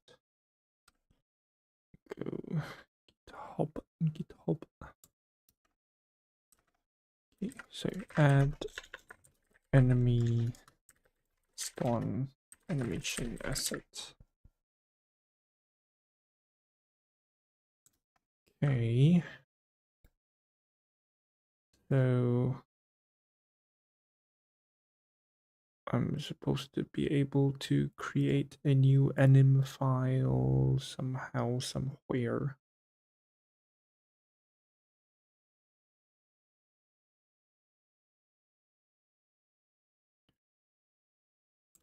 Okay.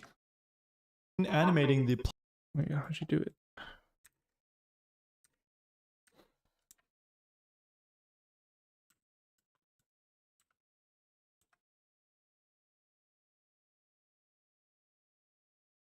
Window animations. Right, got that. He automatically has a create button. I don't, but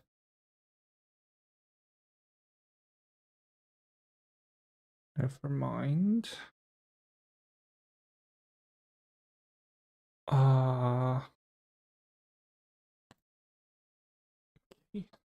Let's see, create anim.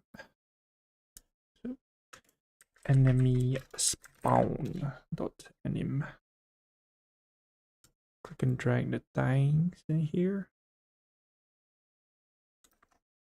How do you do it?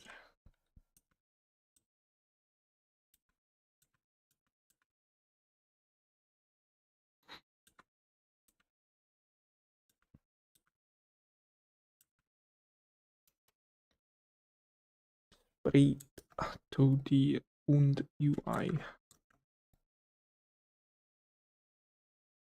Point. I feel no compression.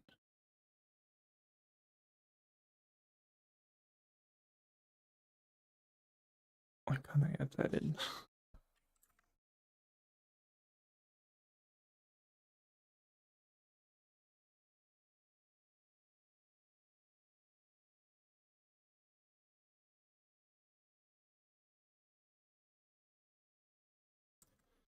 You can just add 2D objects, but I can't. Why is that?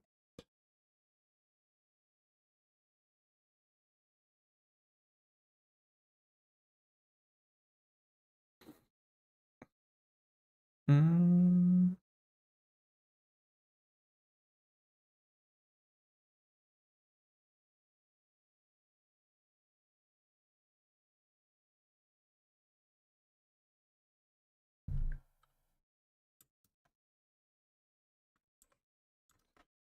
Google.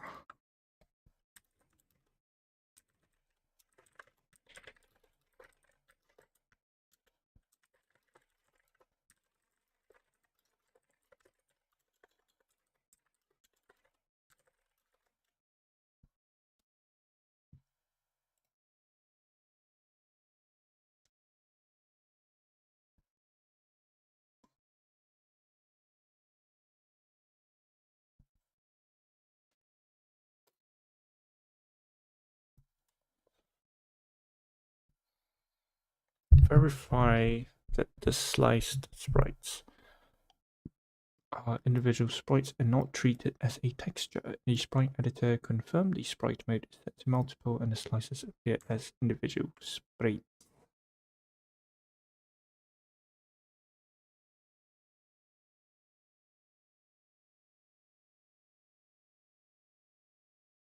Oh, I need to link it to a component. So this is where the prefabs come in.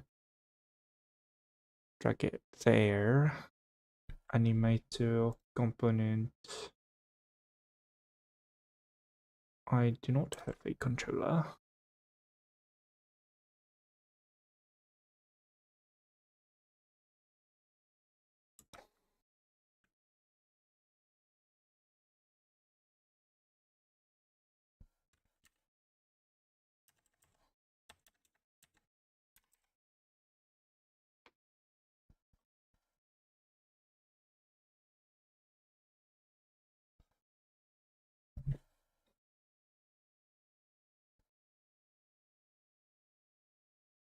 A animator. What am I using? Animator. Okay.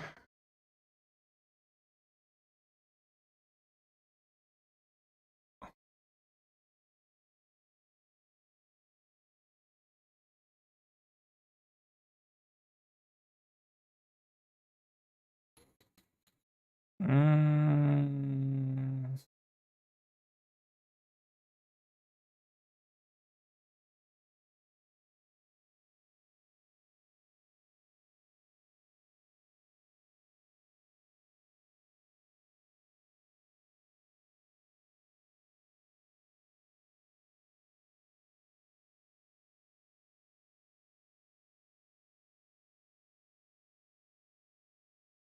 Oh, what is this button now? That wasn't here before.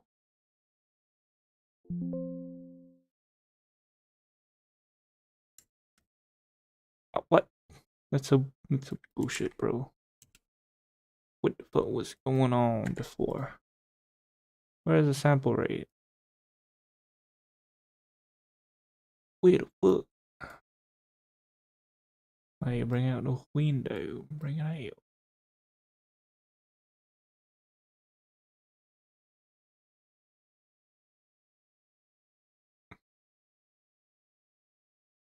Animation. Okay, so expanding it doesn't really help.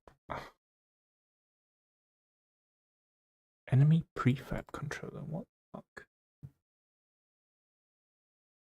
Sure. Let's just give it that name for now.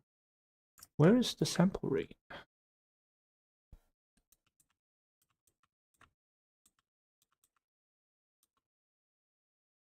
Samples. What?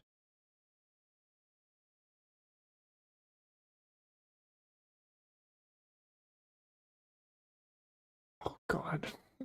So fucking ugly, bro.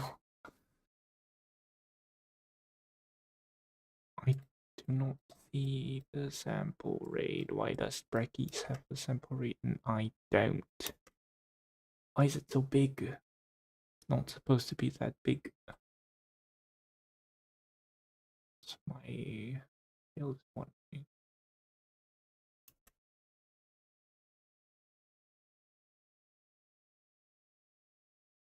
But something's not right.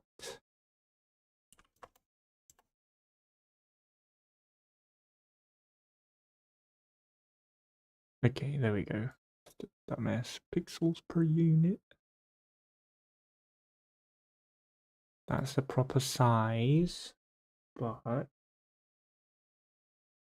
now I want to set the sample rate and I still don't see it. I don't know where it is.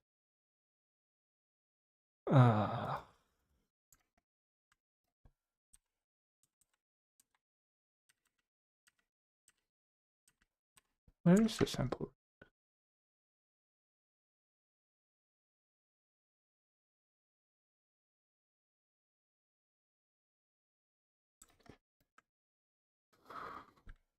Where is the sample rate? In the animation window.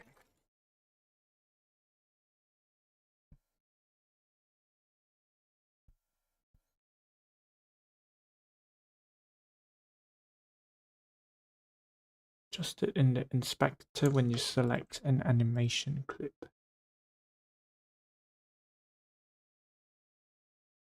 You what? I don't see it.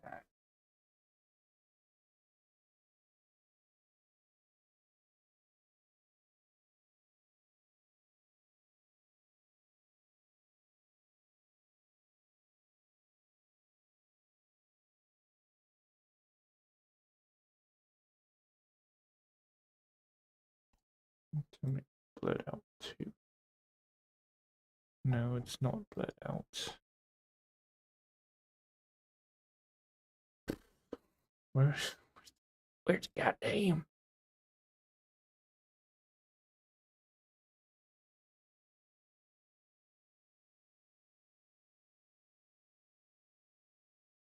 Where's the goddamn? Diggity damn. Water layer.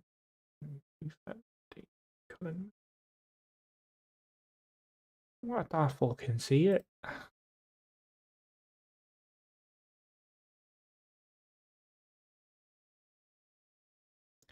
Select the animation clip in the project window in the inspector. You'll see a property called sample. I do not see any of that.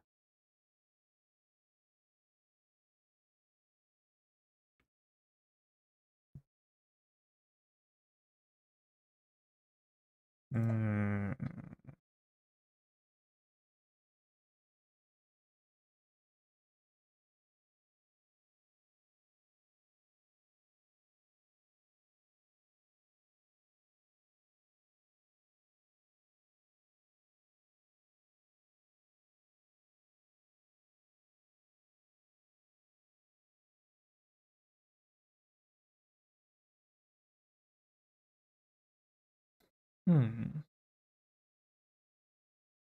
I missing something?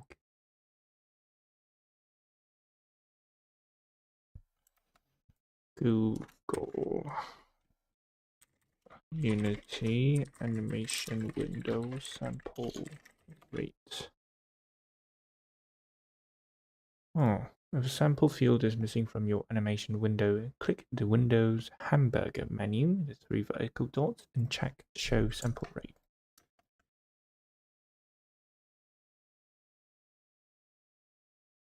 There's no goddamn Show Sample Rate, bro. What are you talking about? What are you talking about?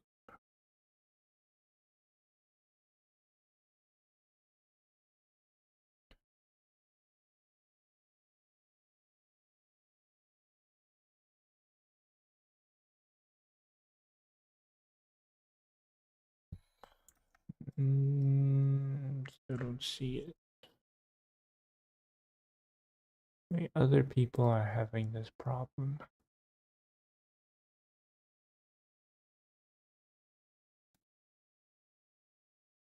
You can set it by selecting the animation asset. You can get sampling back by clicking on the gear on the top right show.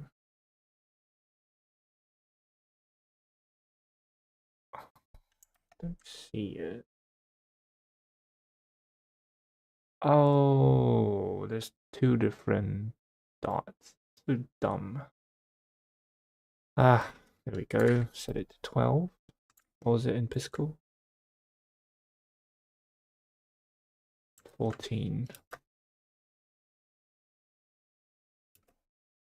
Let's see.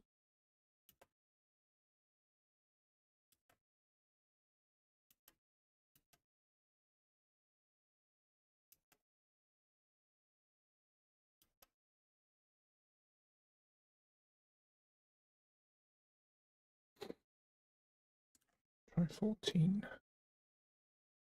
I think we stick to 14 as it was in Piscal. Okay, what's next? This one, right? Okay, apparently I'm having a bug. I have no idea why. An animator controller you have used is not valid. You what?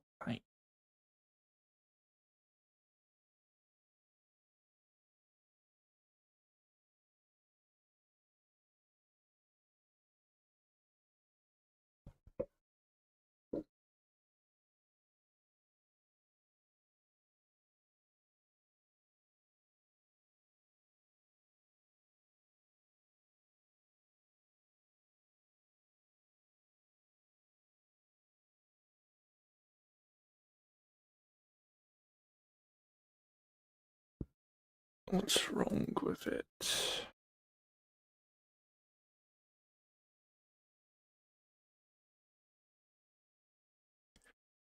Please fix compile error.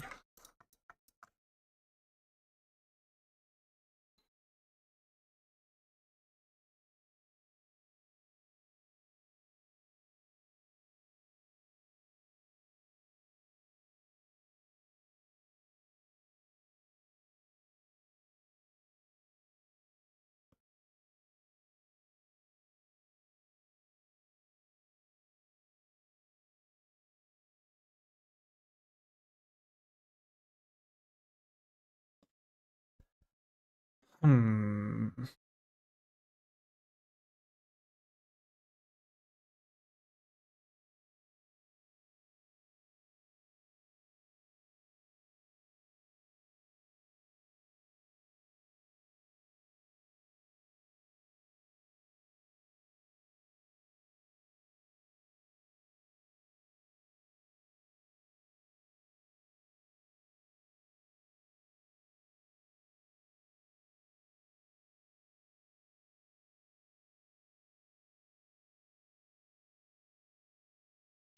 The animator component. Make sure the animator component is attached to the game object that will use the animation. If you do not have an animator component, set transitions. Use triggers or booleans to define when the animation should change based on conditions such as spawning or can attack. Yada yada yada. Okay. Wait, but what's the error though? Animated control is not valid.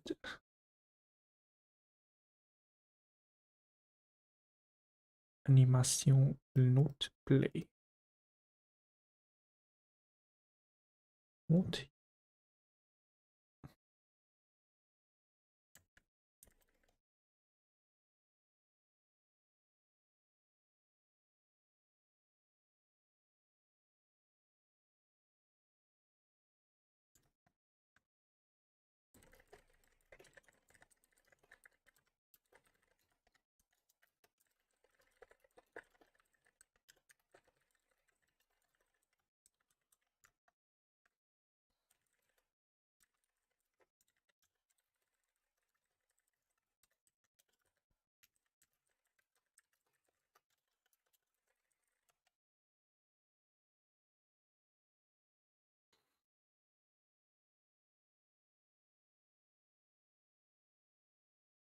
Hmm.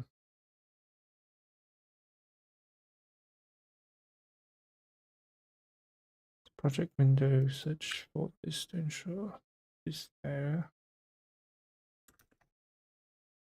Okay.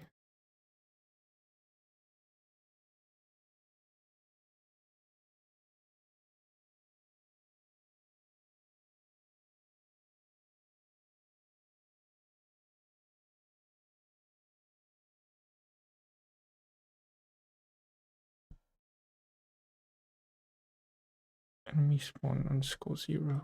I don't have that though. I got rid of it.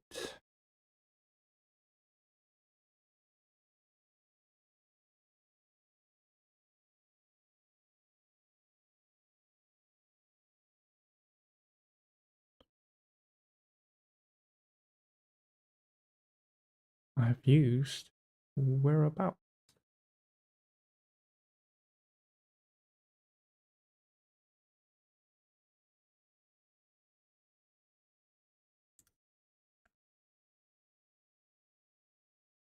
Reassign the animator controller. If the controller is missing or invalid, try reassigning it. Okay.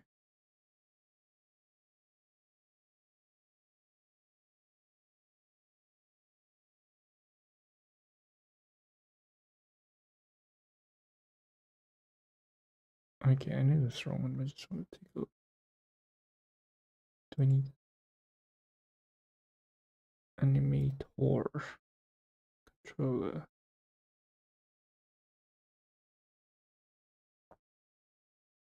Okay, what's it saying now? The animation clip enemy spawn used by the animation component enemy prefab must be marked as legacy. How am I supposed to do that?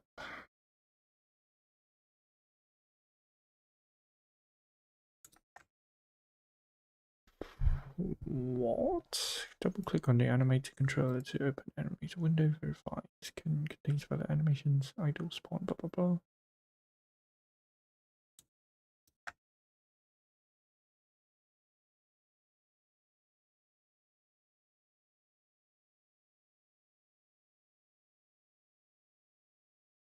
Oh, what's going on?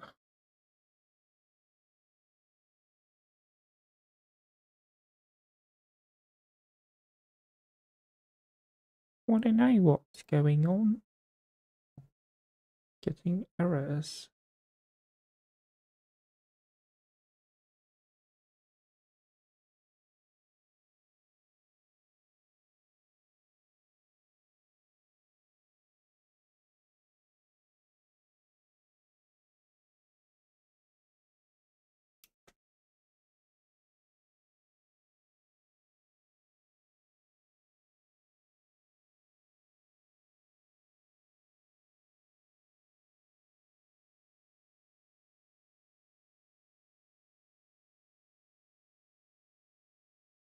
Okay, let me just delete it and bring it back.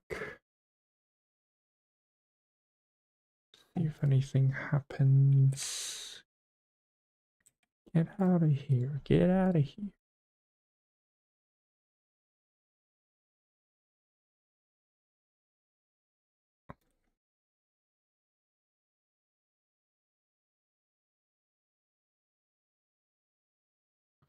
Is there a way to just reload the scene? I don't want to have to close this thing and open it again.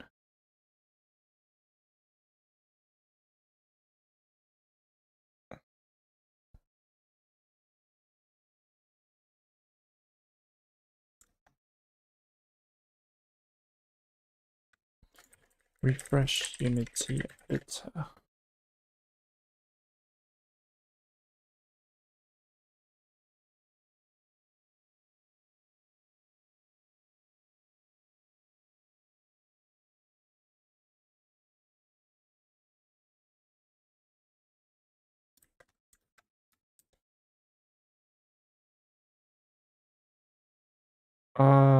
Let me just try closing it and opening it again, because I don't know why I'm getting this error, but the animator doesn't even exist.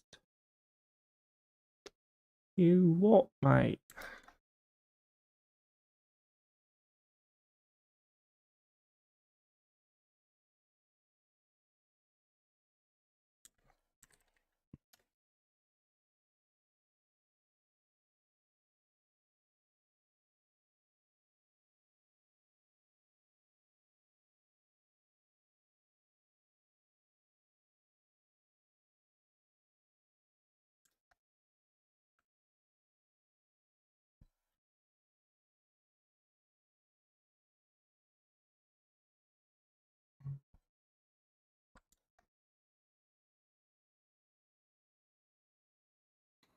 Hmm.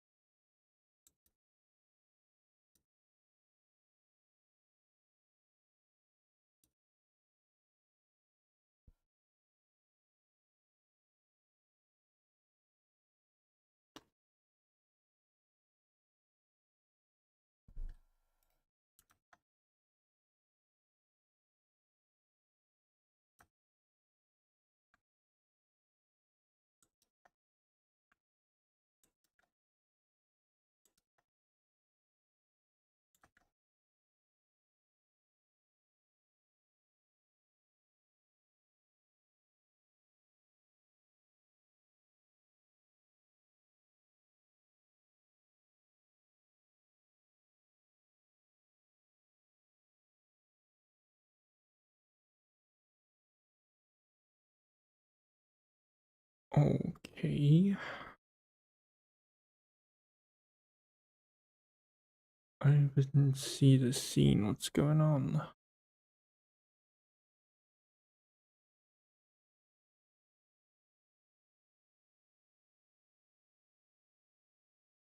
Okay. Anyways, there are no errors in the console, so I think it's safe to just, oh fuck me.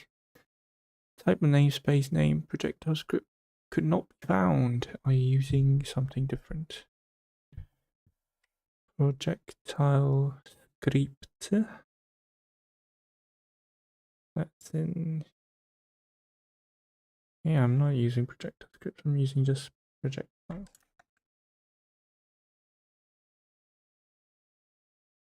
Player shoot. Where are you, player shoot?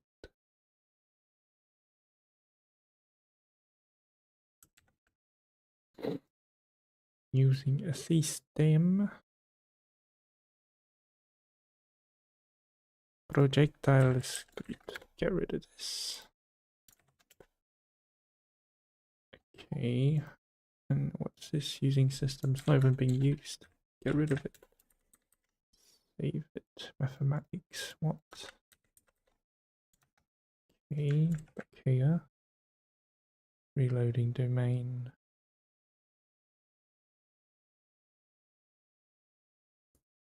Before I was saying animator. Okay, looks like script is fine now. Just save.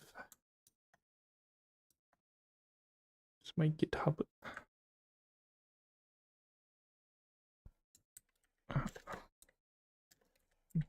Bug fix. Fixed. Script name bug in player shoot script. Okay, so now we redo the animation. So we bring out the window, put it in the here. Okay, there is no right click to create new thing, which is stupid.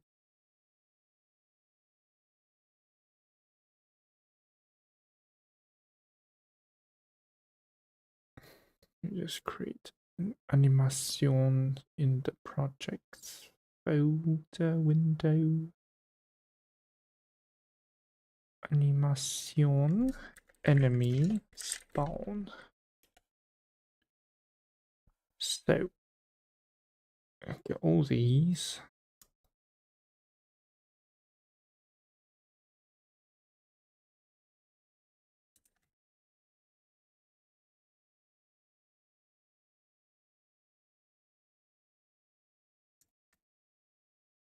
Why can't I get it in? This is stupid. Before I could. I don't actually understand what's the problem. Yo, man, what's going on?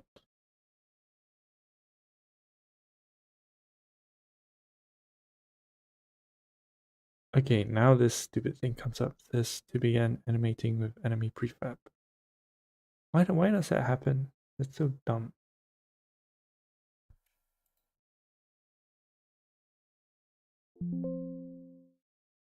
Okay, now we can add in the pitches, set sample rate, play it out. It's working. And close this, save it, have this, go to the animator tab. Doesn't show any error, put this here, reorganize a bit, right click, make transition. And I can make a transition to the thing, which is stupid. I'm clicking, left clicking, it's not working. Can do exit though. Okay. Anyways, back to brackies.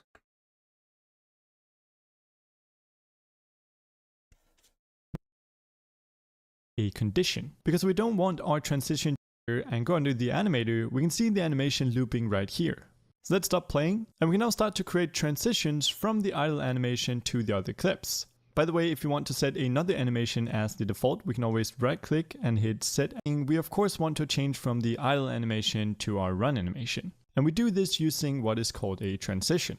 So if we take our player run here and just place a transition, player select this transition, we can change when and how we want it to occur. So the first thing that we need here is to add a condition, because we don't want our transition to just play right away. We only want it to play in the case that we're actually moving. But currently our animator has no idea whether our character is moving or not. To change this, we use something called a parameter. So if we go to the left here, we can see that we have two tabs, layers and parameters. We want to go under parameters and hit the plus sign, and here we can now create a new parameter. We're going to create a float, and this float is going to represent our player's speed. So we'll call it speed, and we'll just default it to 0. Then under our condition, we can now hit the plus sign to create a new condition on our transition. And you can say that we only want to transition to our run animation if our speed is greater than, and it will just input some small number like 0.01. In other words, if we start moving, well then we want to transition to a run animation. We also want to go in here and make sure that this transition is immediate. In other words, we don't want something called exit time, where we wait for the animation to stop playing before we start playing a new one. No, we simply want to transition as soon as we start moving. So I'm simply going to disable that. Let's also go under settings, and here we can choose the duration of our transition. This is not something that you often use when creating 2D games, but it's used all the time to blend between animations in 3D games. But for us, again, we want this to be completely immediate, so we'll go in and set the transition duration to 0. Of course, we also want to be able to transition back from our run animation. Currently, we will only be able to go from our idle to run, and then even though we stop moving, it will still play our run animation. So we'll go in here and right click and make a new transition. This one is going to go to idle. Let's select our transition and add a new condition. This time we only want to transition if the speed is less than, and then we'll again add a tiny number here, so 0.01. Again, we don't want any exit time, and under settings we'll set the transition duration to 0. And now our animator should actually work with these two animations. In fact, if we take our animator and dog it to the right here, and then try to hit play, we can see that by default it plays the idle animation, but if I then go and change the speed, say set it to 1, our character starts running, and as soon as I set it back to 0, he goes right back to idling. So now all we need to do is change this speed parameter through our script, and that is actually fairly easy. So if we now select our player, and if you haven't watched the video where we set up player movement, we're basically using two scripts. One is the character controller that takes care of all the physics that go into making our character move. And the second one is a much simpler player movement script where we simply tell the player when to move and at what speed. So let's go ahead and open up this player movement script.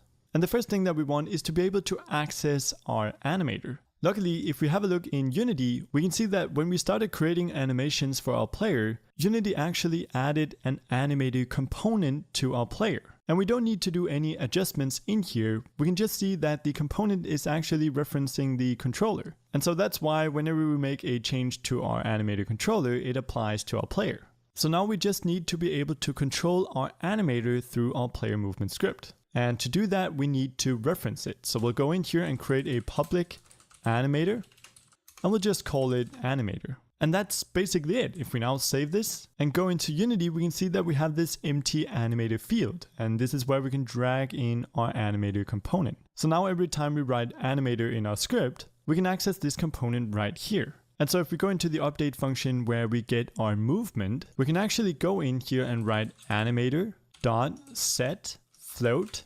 And then we give it the name of the float that we want to set. Remember, this is the name of our parameter. So inside of our animator, we can see that the name of our parameter is speed. And notice that this has a capital S. So inside of our script, we can then write speed with a capital S like this, and then comma, and then we can give it the value that we want. In our case, we wanted to give it our current horizontal speed of our character, which is this horizontal move variable right here. So we'll simply write horizontal move and close it off with a semicolon. But there is a tiny mistake in here, and that is that our horizontal movement will be positive whenever we're going to the right, and it will actually be negative whenever we're moving to the left. And we want our speed variable to always be positive. So to change that, we can go in and use a handy little function called mathf.abs for absolute. So this is going to take the value and make sure that it's always positive. So if we now save this and go into Unity and hit play, we can see that as soon as we start moving, our character is going to play the run animation. And as soon as we stop, he goes right back to idling. Awesome. Okay. Let's see. So parameters, right? Can add boolean. What should we call it? Is spawning. And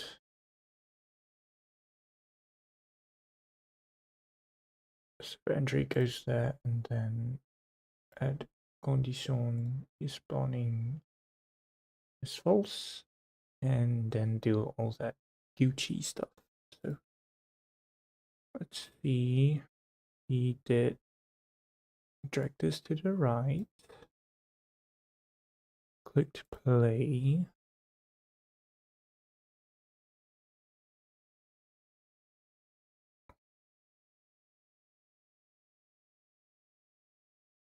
Okay.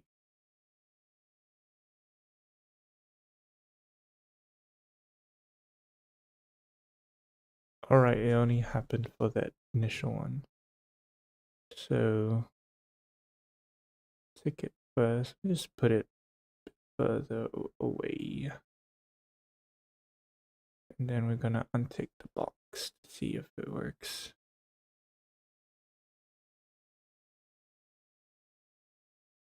Now the animation keeps looping, which is not what we want. How can I make it do it once?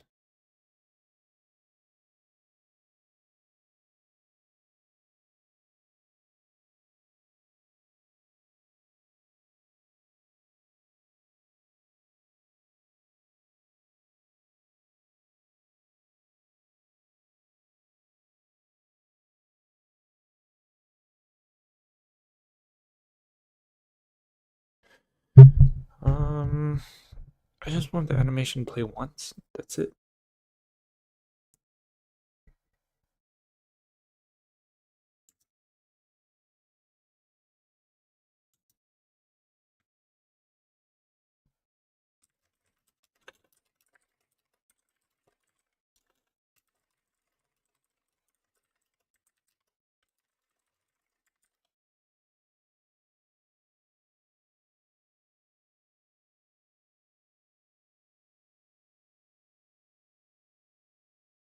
There is a loop thing in the animation. Okay, so boom, disable that.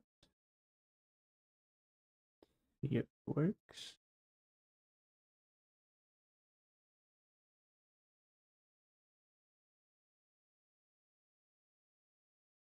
Okay, it's doing the thing.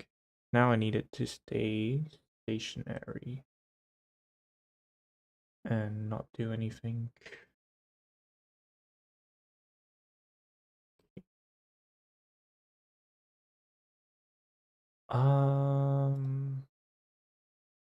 Wait, then does the parameter matter?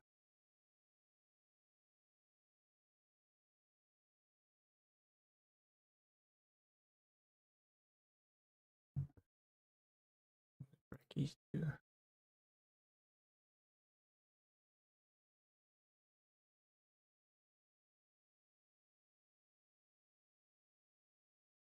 Okay. Yeah, I do want it to exit the animation. Speed 1, mirror cycle offset. Well, okay, spawning false. It's true right now. So, in my enemy prefab,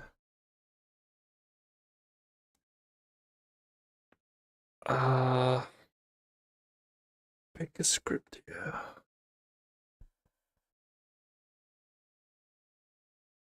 Let's do movement. So, movement.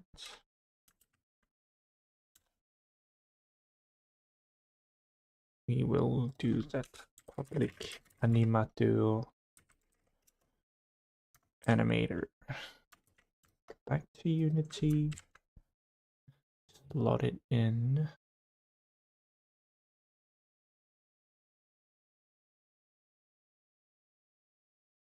Where is it? Movement. Yeah, animator. Boom. Save it. Go back. And okay.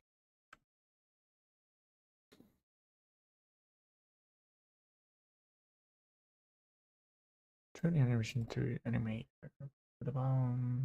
Animation you want double click animate controller, check window. Use a trigger to play animation once. Open the animated window, blah, blah, click parameters, click plus button, trigger, spawn trigger, create a transition. Okay, we have that. Trigger the animation code in your script. Can activate trigger placement then once. Okay, so it's better to use a trigger instead of a boolean. So, what do we call it? Oh, okay. Spawn trigger. We get rid of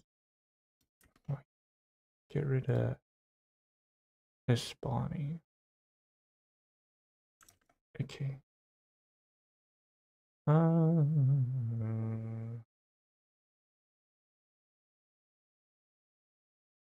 Right click on the default state and create transition to the spawn animation. Select the transition and in the inspector on the conditions, click the plus button and set it to the transition when it is activated.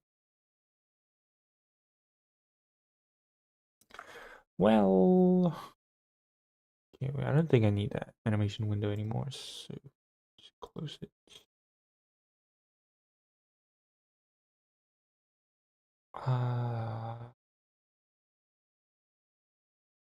Spawn trigger if it's from default to enemy spawn, but enemy spawn is my default, so trigger. Okay, let's just see how the rest of it plays out. Set the trigger. So place the animation once the trigger is set, and it will note the loop. Ensure the animation stopped playing. So time checked. Okay, perhaps trigger.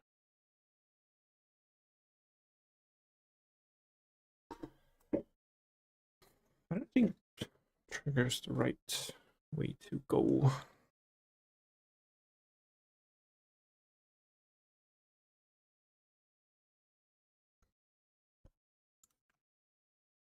Okay.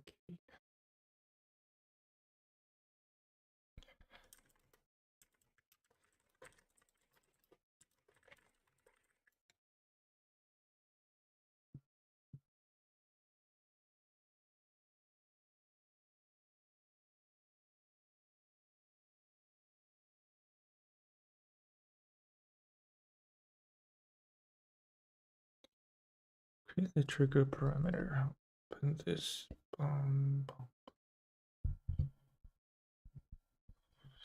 trigger.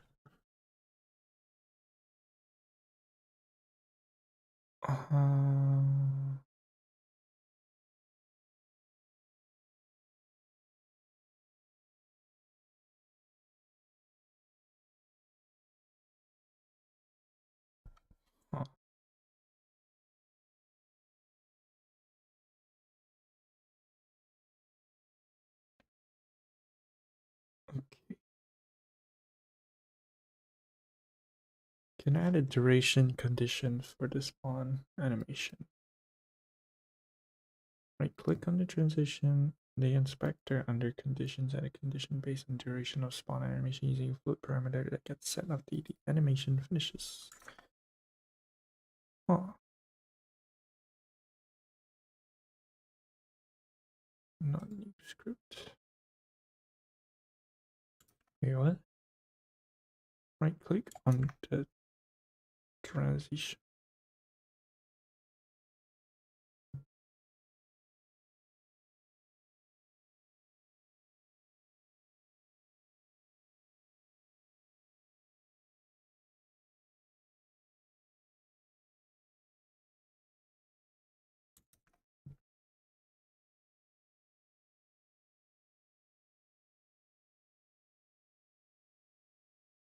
Man, can add a duration condition for spawn animation.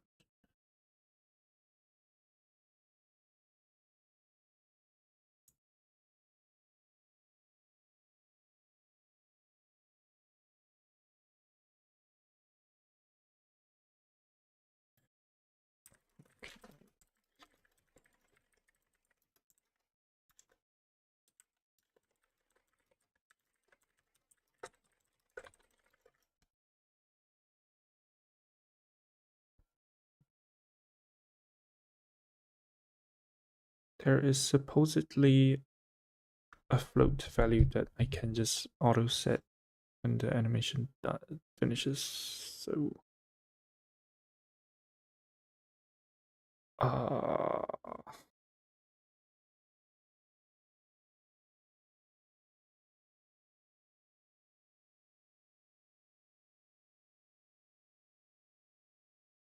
okay, that's weird. Okay, fuck it. No, this is like too over engineered, kind of. Let's just do the old way. Spawning in transitions when you are false. Input exit time. Okay, so my guy is in.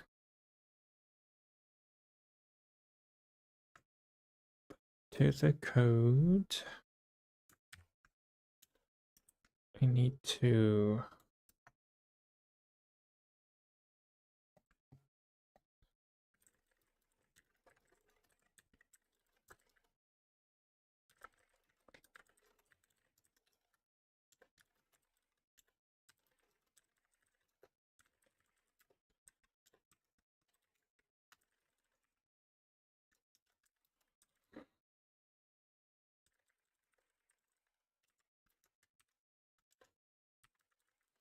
respawn.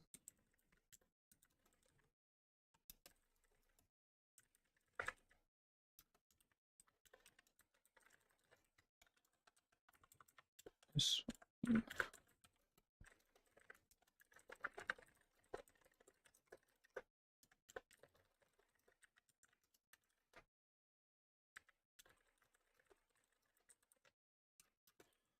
Spawn is set.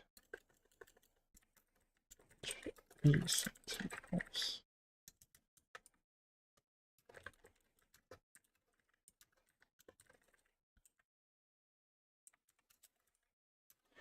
All the animations.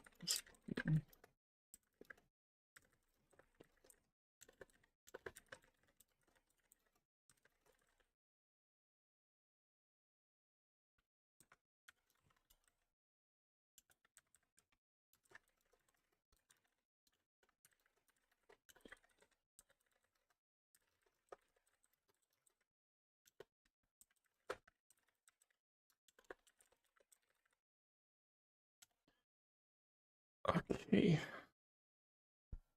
Let's see.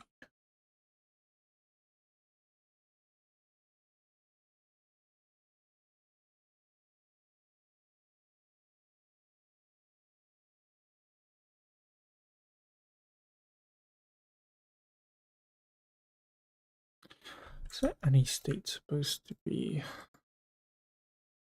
the default?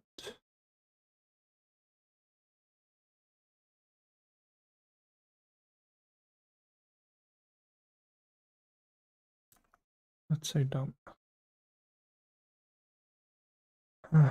Okay.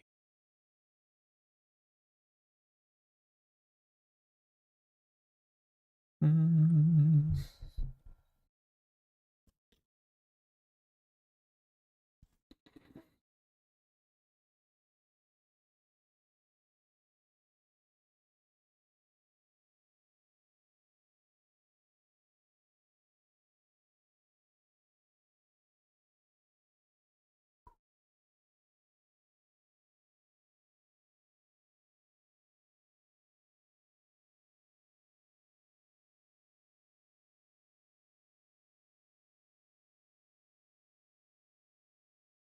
Set it to true, disable movement and targeting, and collisions and coroutine.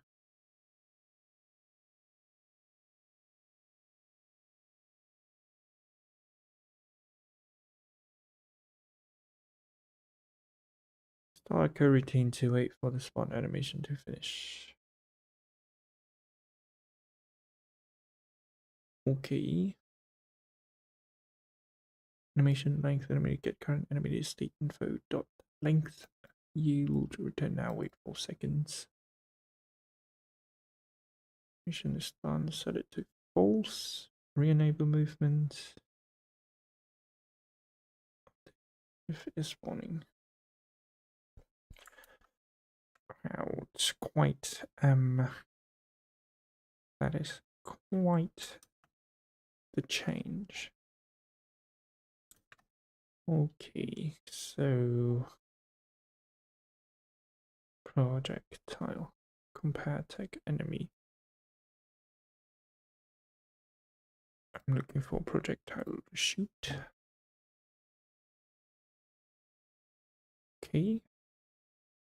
My nearest enemy is not null, so if I can set it to null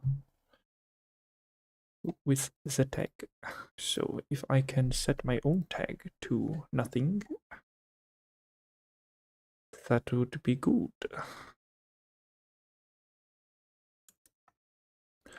Okay, how can I set my enemy game object tag to null? At start, then change it back to enemy.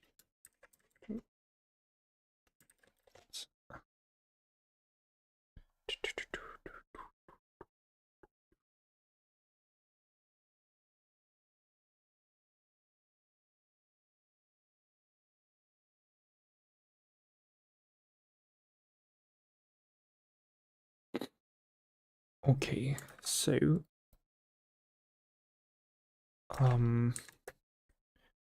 set as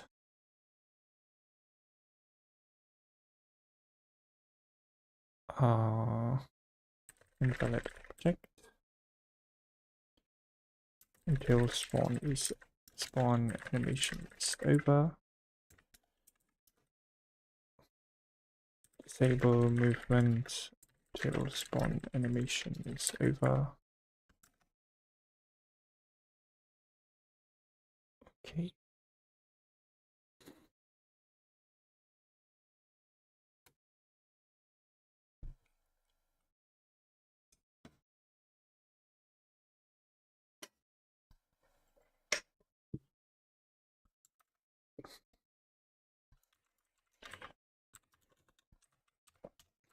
So game object dot tag equals untagged, and then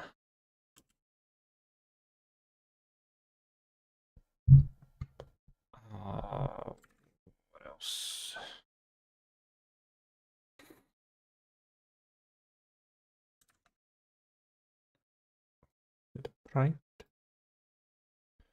Private pool is spawning.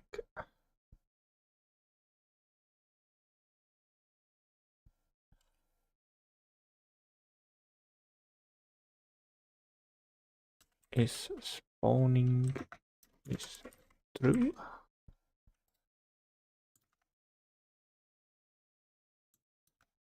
And animator dot set bool is spawning to is spawning.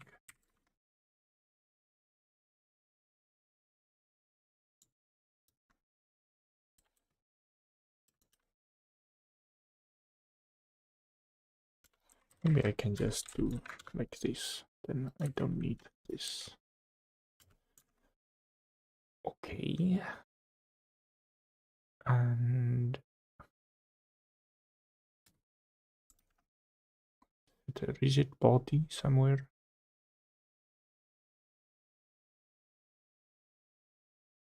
Direction, transform, position. Ah, I did not use rigid body.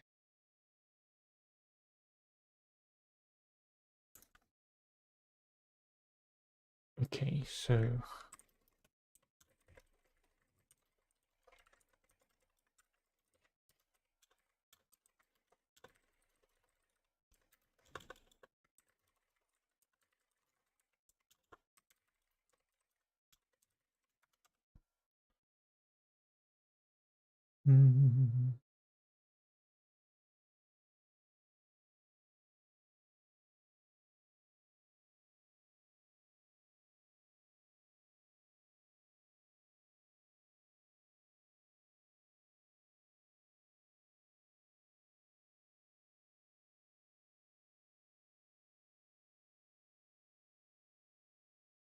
okay.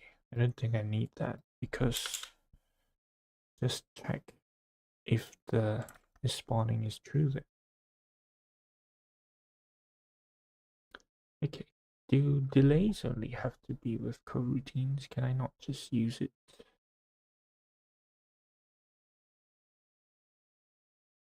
Okay. Spawning.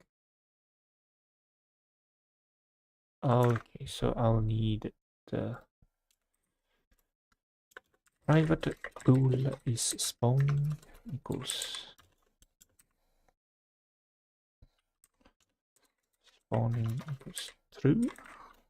I think this is just good practice. And then not a while, but if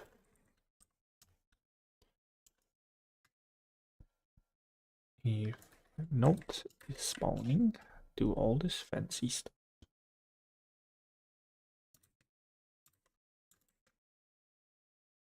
Okay, and then let's see.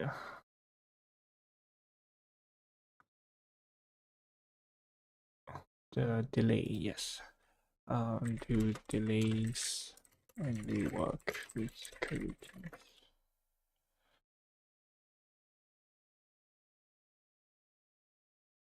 Okay, not the only way, but it's recommended. Sure, let's use coroutines then. Invoke and invoke repeating, good for simple delays, but don't offer flexibility that coroutines or time-based logic and update is given. Okay, let's use coroutines.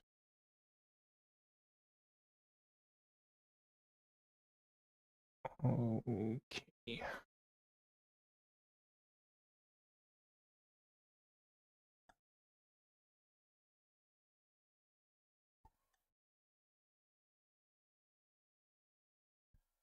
Okay.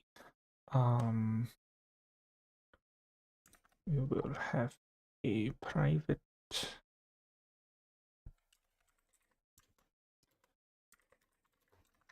private generator. Wait for spawn animation.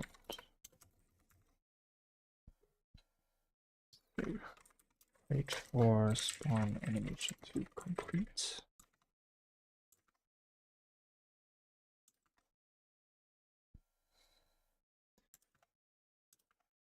Wait, what?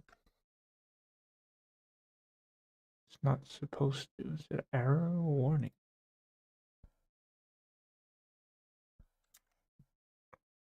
Never mind. Okay, so let's animation length equals animator get current info. State info.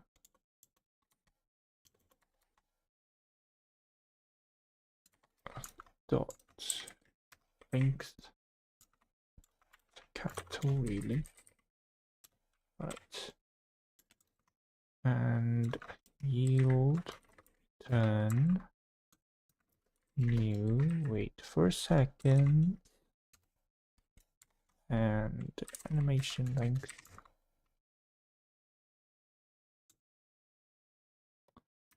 Okay, and then animator set bool is spawning to is spawning. That set is spawning to false. Okay, now error's gone. Now we gotta call this. Oh, right. Set that back to enemy. And we now have to call.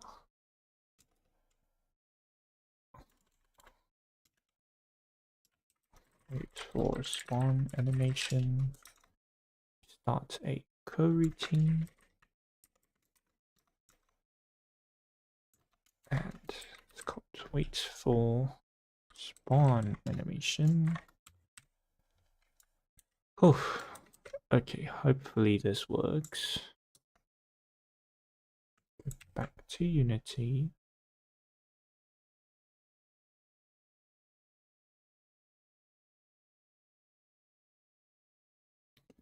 What is this? Controller enemy prefab transition in state enemy spawn uses parameter is spawning, which does not exist in controller.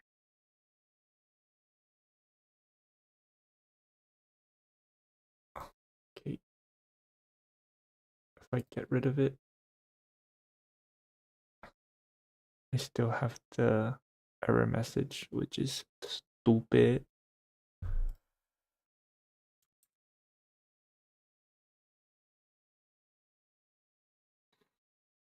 Reload the domain. The variable animator of enemy movement has not been assigned. You probably need to assign the animator. Okay.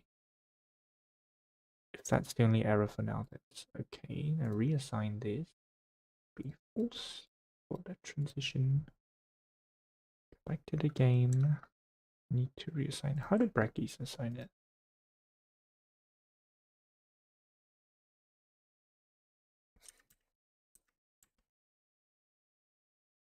Did I not drag and drop the thing? I have it. Enemy prefab animator. What?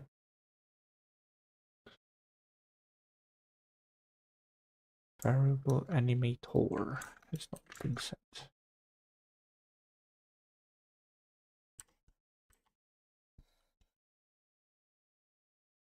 Right, you need to remember that tutorial is very outdated.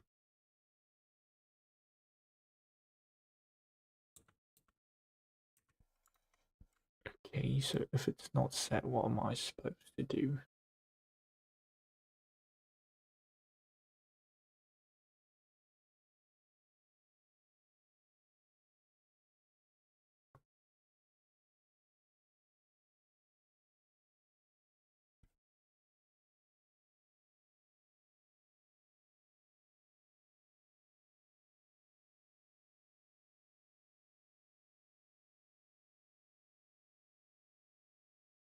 Maybe it's just a prefab because I haven't applied changes.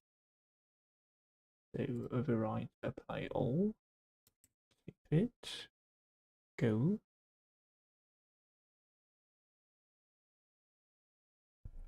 Ah, yay. Okay, but the stupid animation is still looping now. Okay, but projectiles are working. And they are spawning. A lot of it. Why is the animation looping? I have disabled this loop time.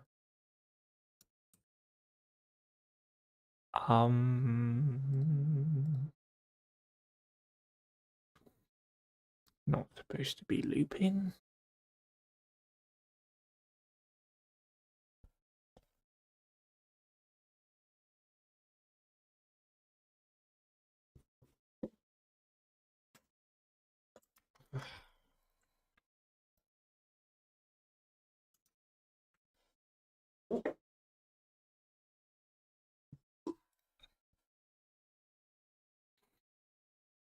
What else can it be? I've disabled the loop time.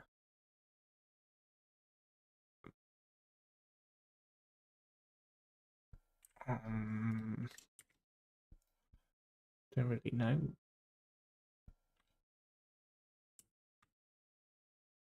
See, that one works, right? But after a while it starts looping again.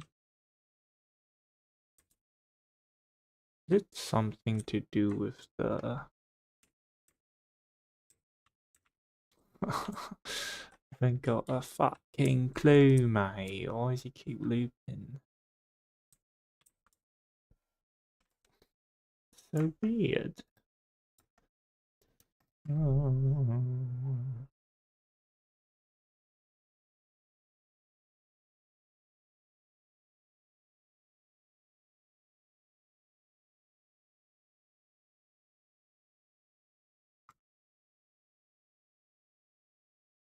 Hmm.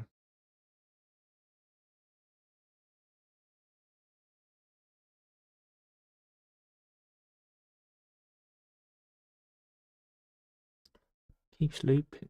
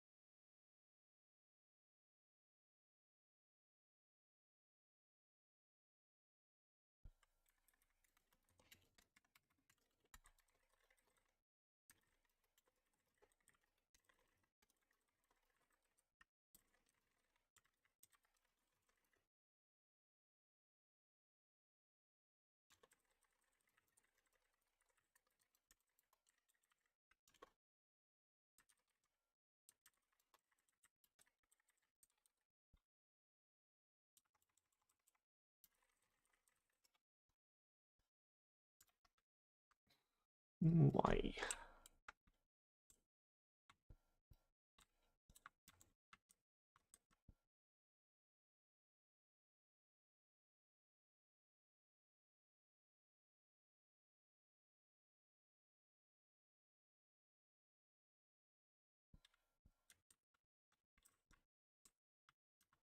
Is it because every new spawn is resetting the thing? It could be because the first one looked alright.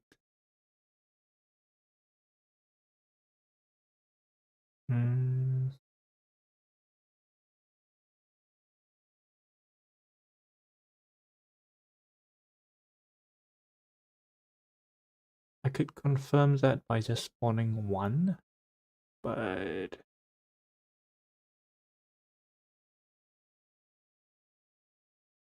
okay, maybe let's see. Where's my spawner?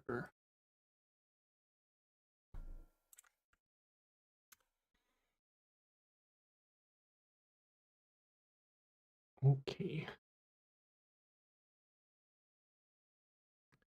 Let's say I have private temp int temp equals 0. And then if temp more than 0. No, if less than or equals to 1, then do all this. After instantiating increment temp, let's check it out.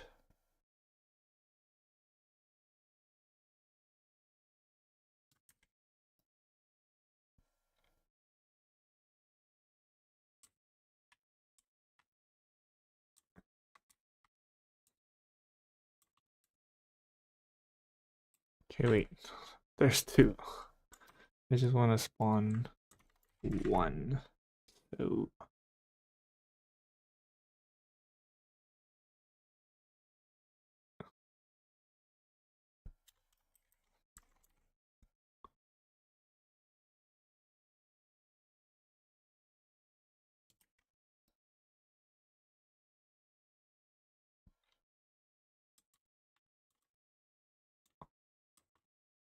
no, it keeps. It's not because of the prefab. Okay.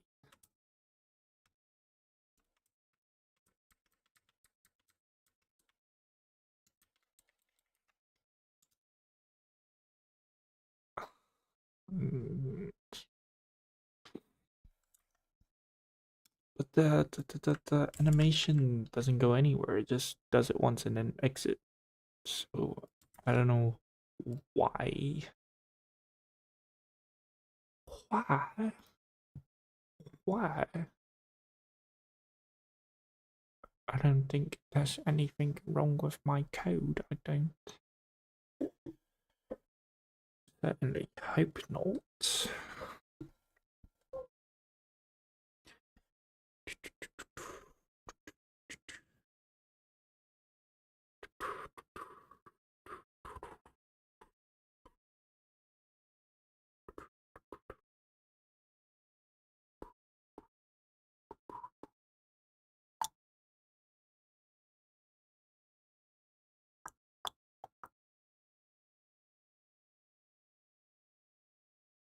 Ugh.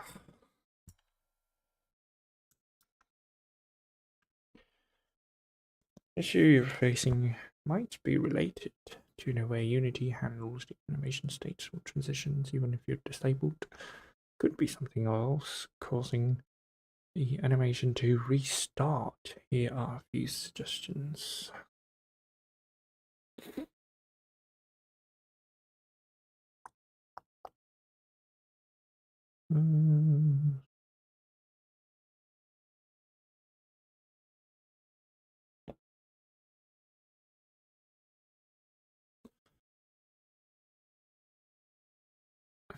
You can modify your spawn animation coroutine to explicitly stop the animation or set it to an idle state once the spawn animation is done. Where I would like it to set to the exit stage. But it's not really working.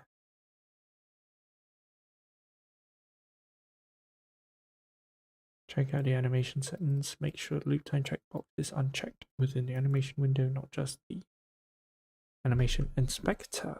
You what? The window as well. Well, where is it?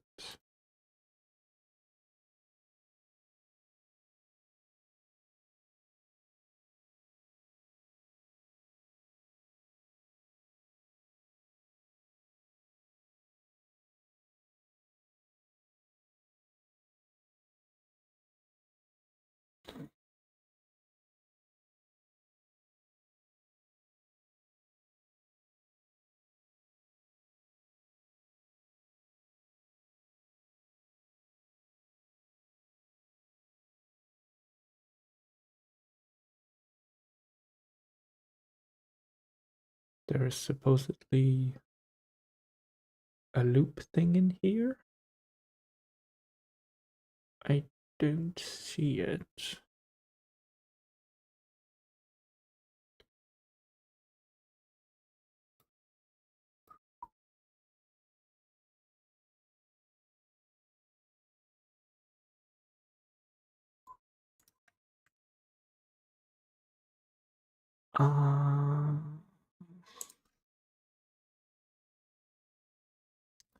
Yeah, I don't see it.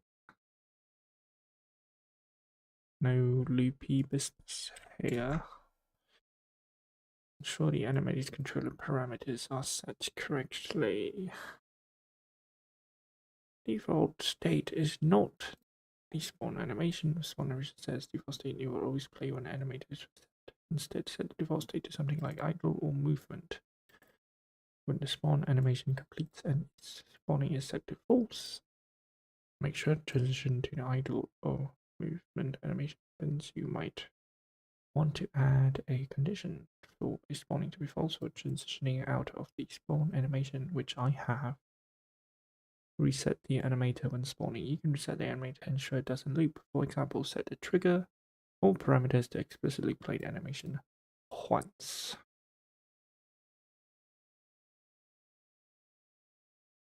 Okay, so let's try the idle, which I don't want to put any animation.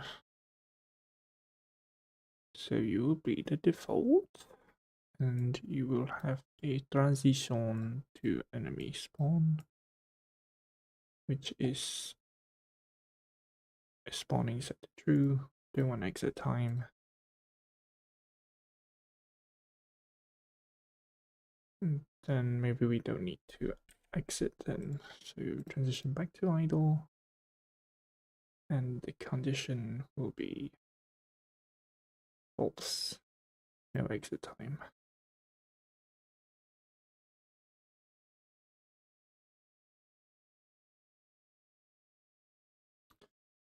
Okay.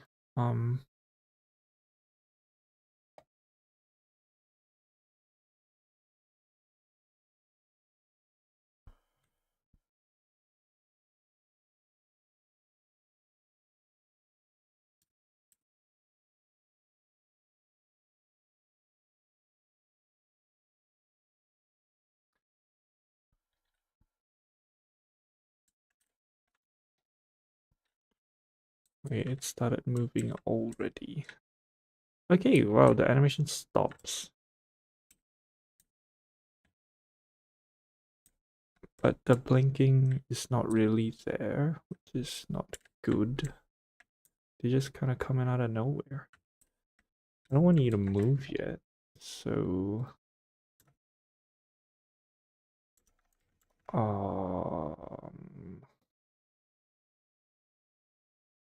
yeah, you're not supposed to move because idle is false. Okay, that's troubling. I don't know what to do.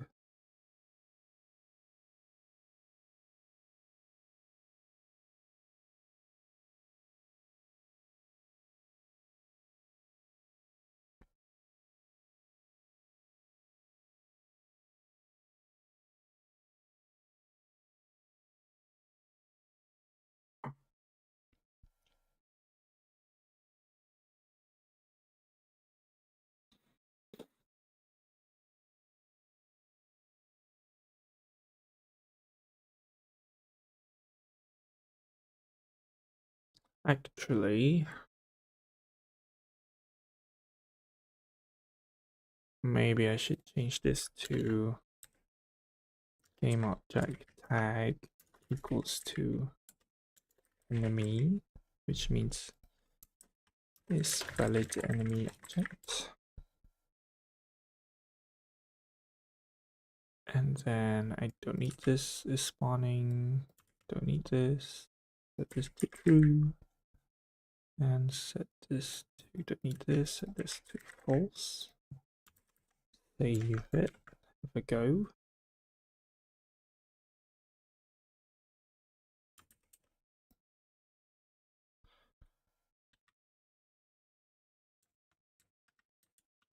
It's still moving.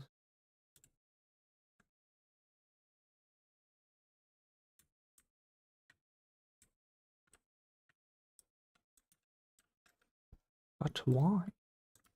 You're supposed to wait till the coroutines are done.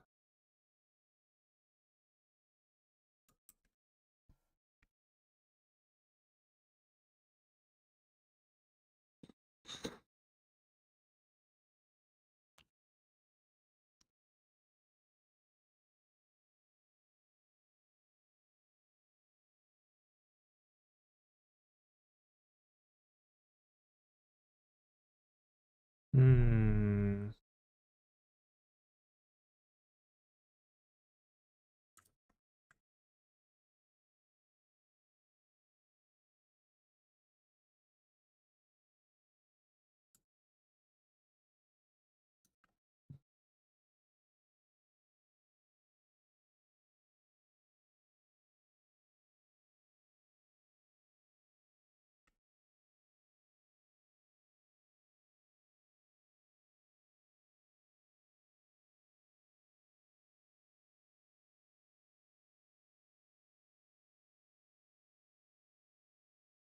Uh,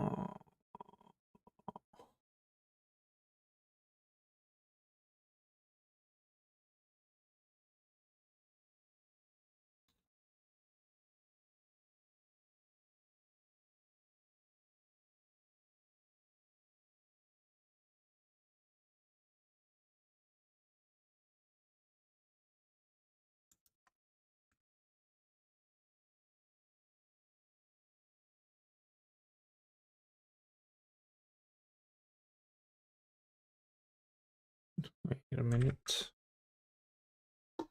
Cannot preview transition. Oh.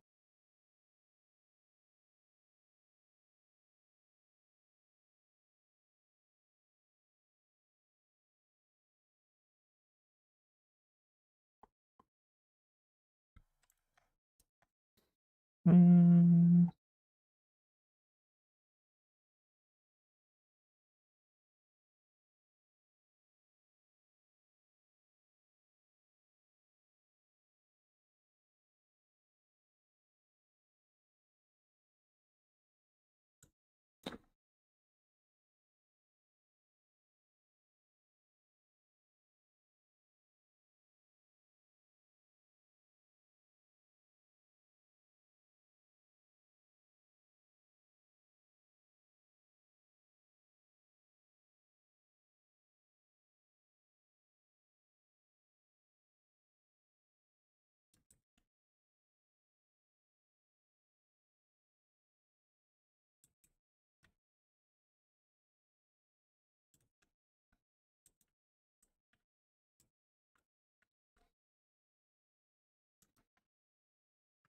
Let's try the 4 sets. It's not very good, but don't know what else to do.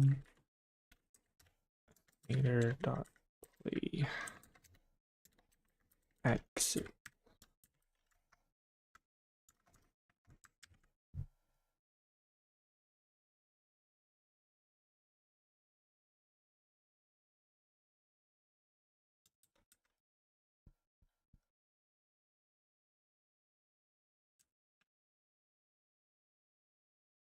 No, it doesn't work.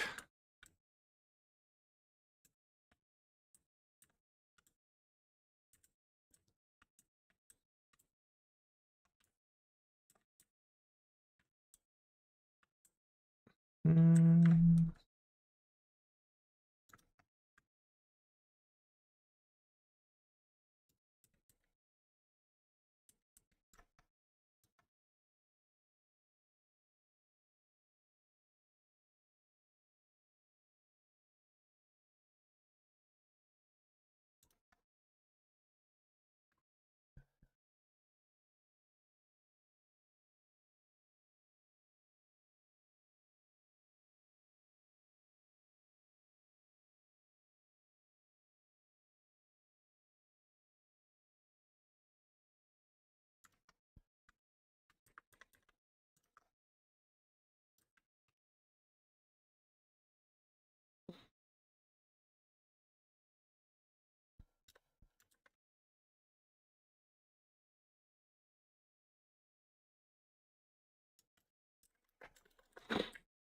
Enter controller.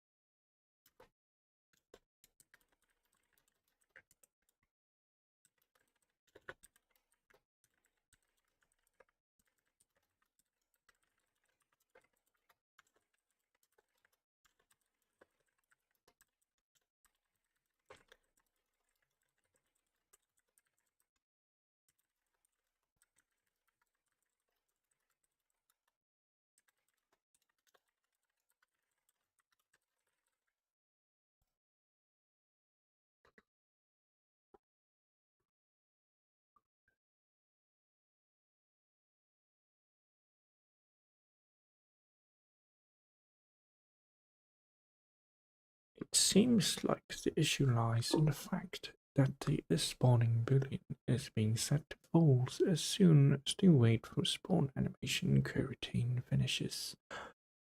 But due to the way Unity's animator system works, it might still be processing the transition from the anime spawn animation to exit while the spawning parameter is set to false, which causes the loop.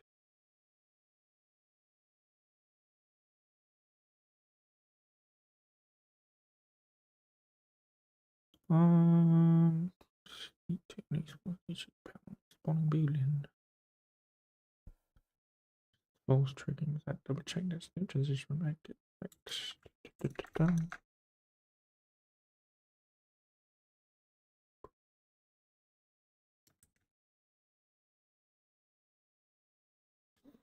Invalid layer index. What?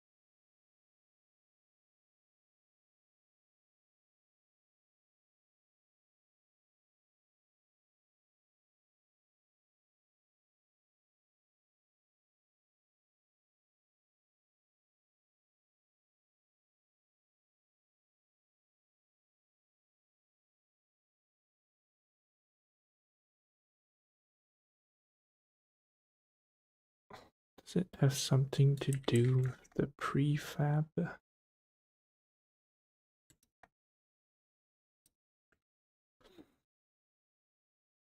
Mm.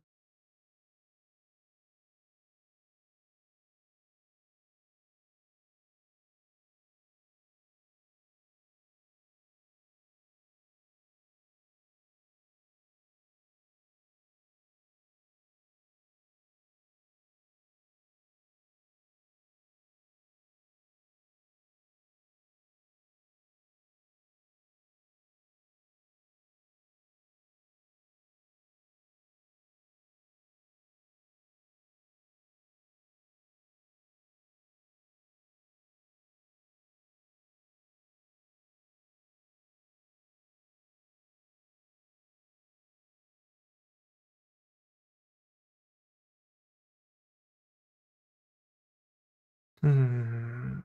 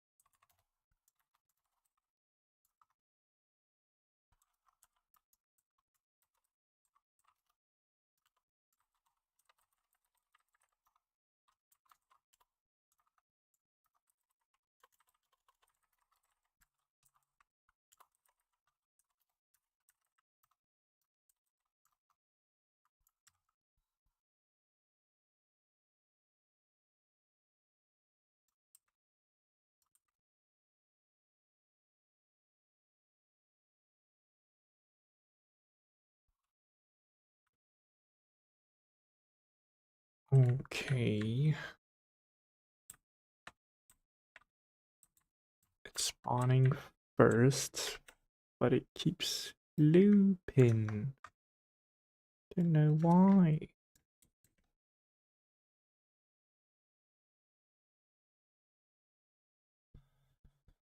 Huh.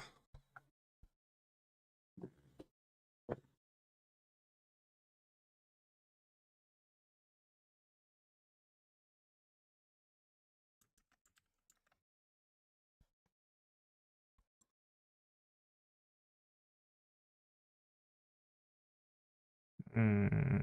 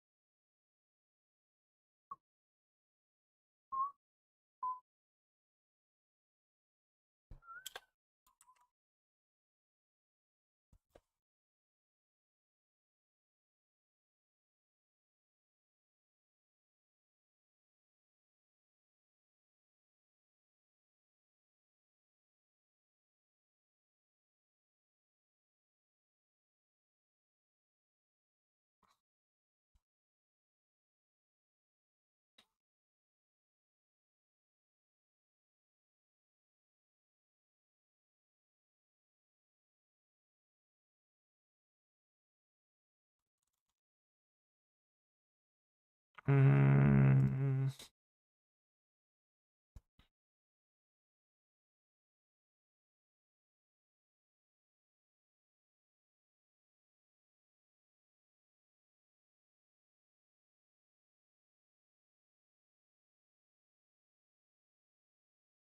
I don't know.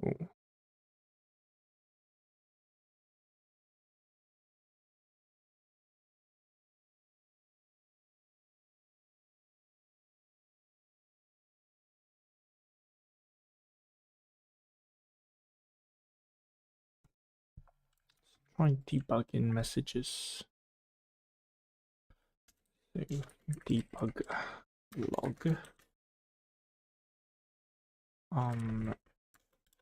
Let's see if I can get animator, get bool. Spawn.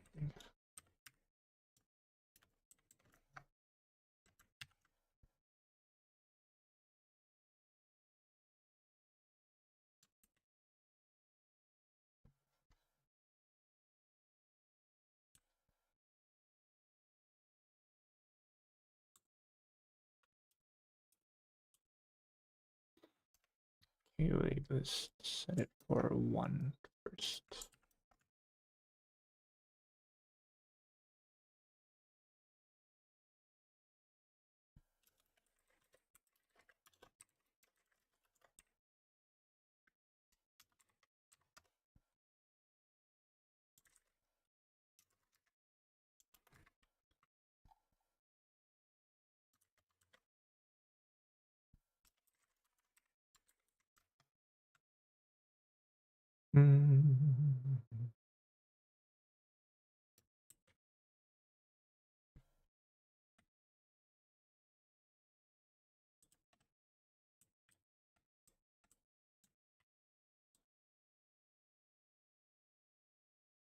Wait, that happened too quick.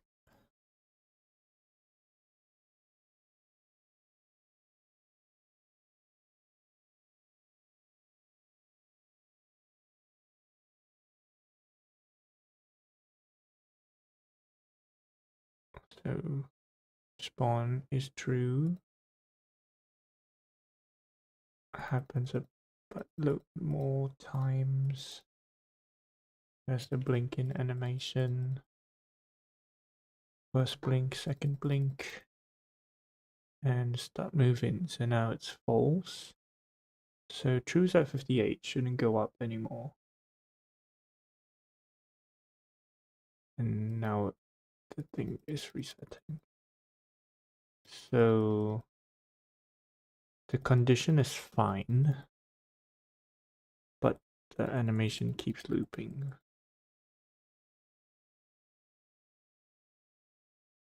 Yeah, the condition is fine, so it's nothing to do with the transition condition, but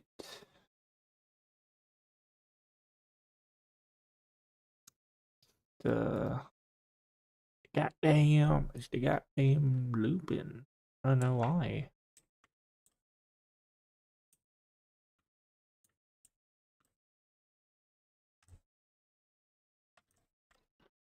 Looks alright.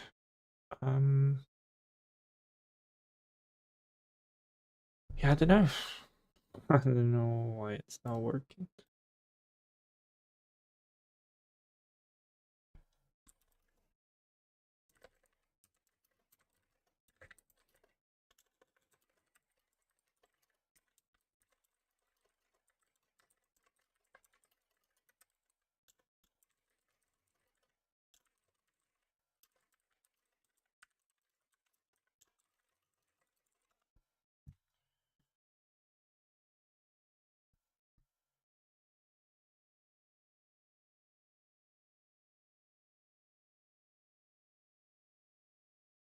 Mm.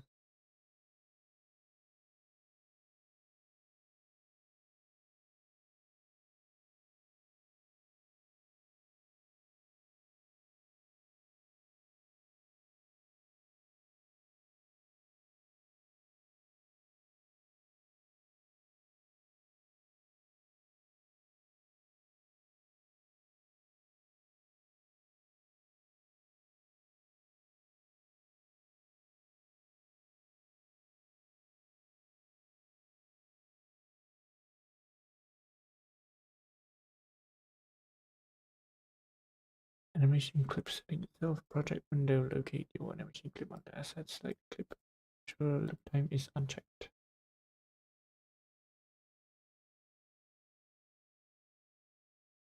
Mm.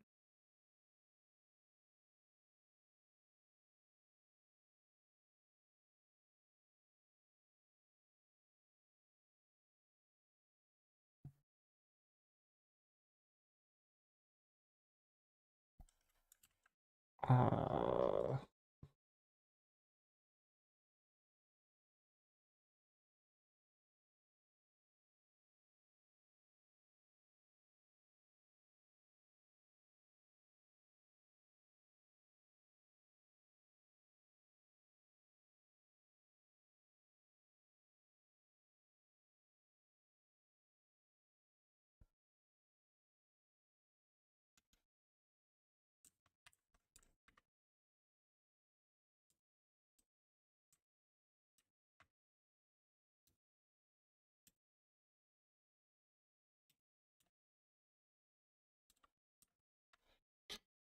that's so iffy.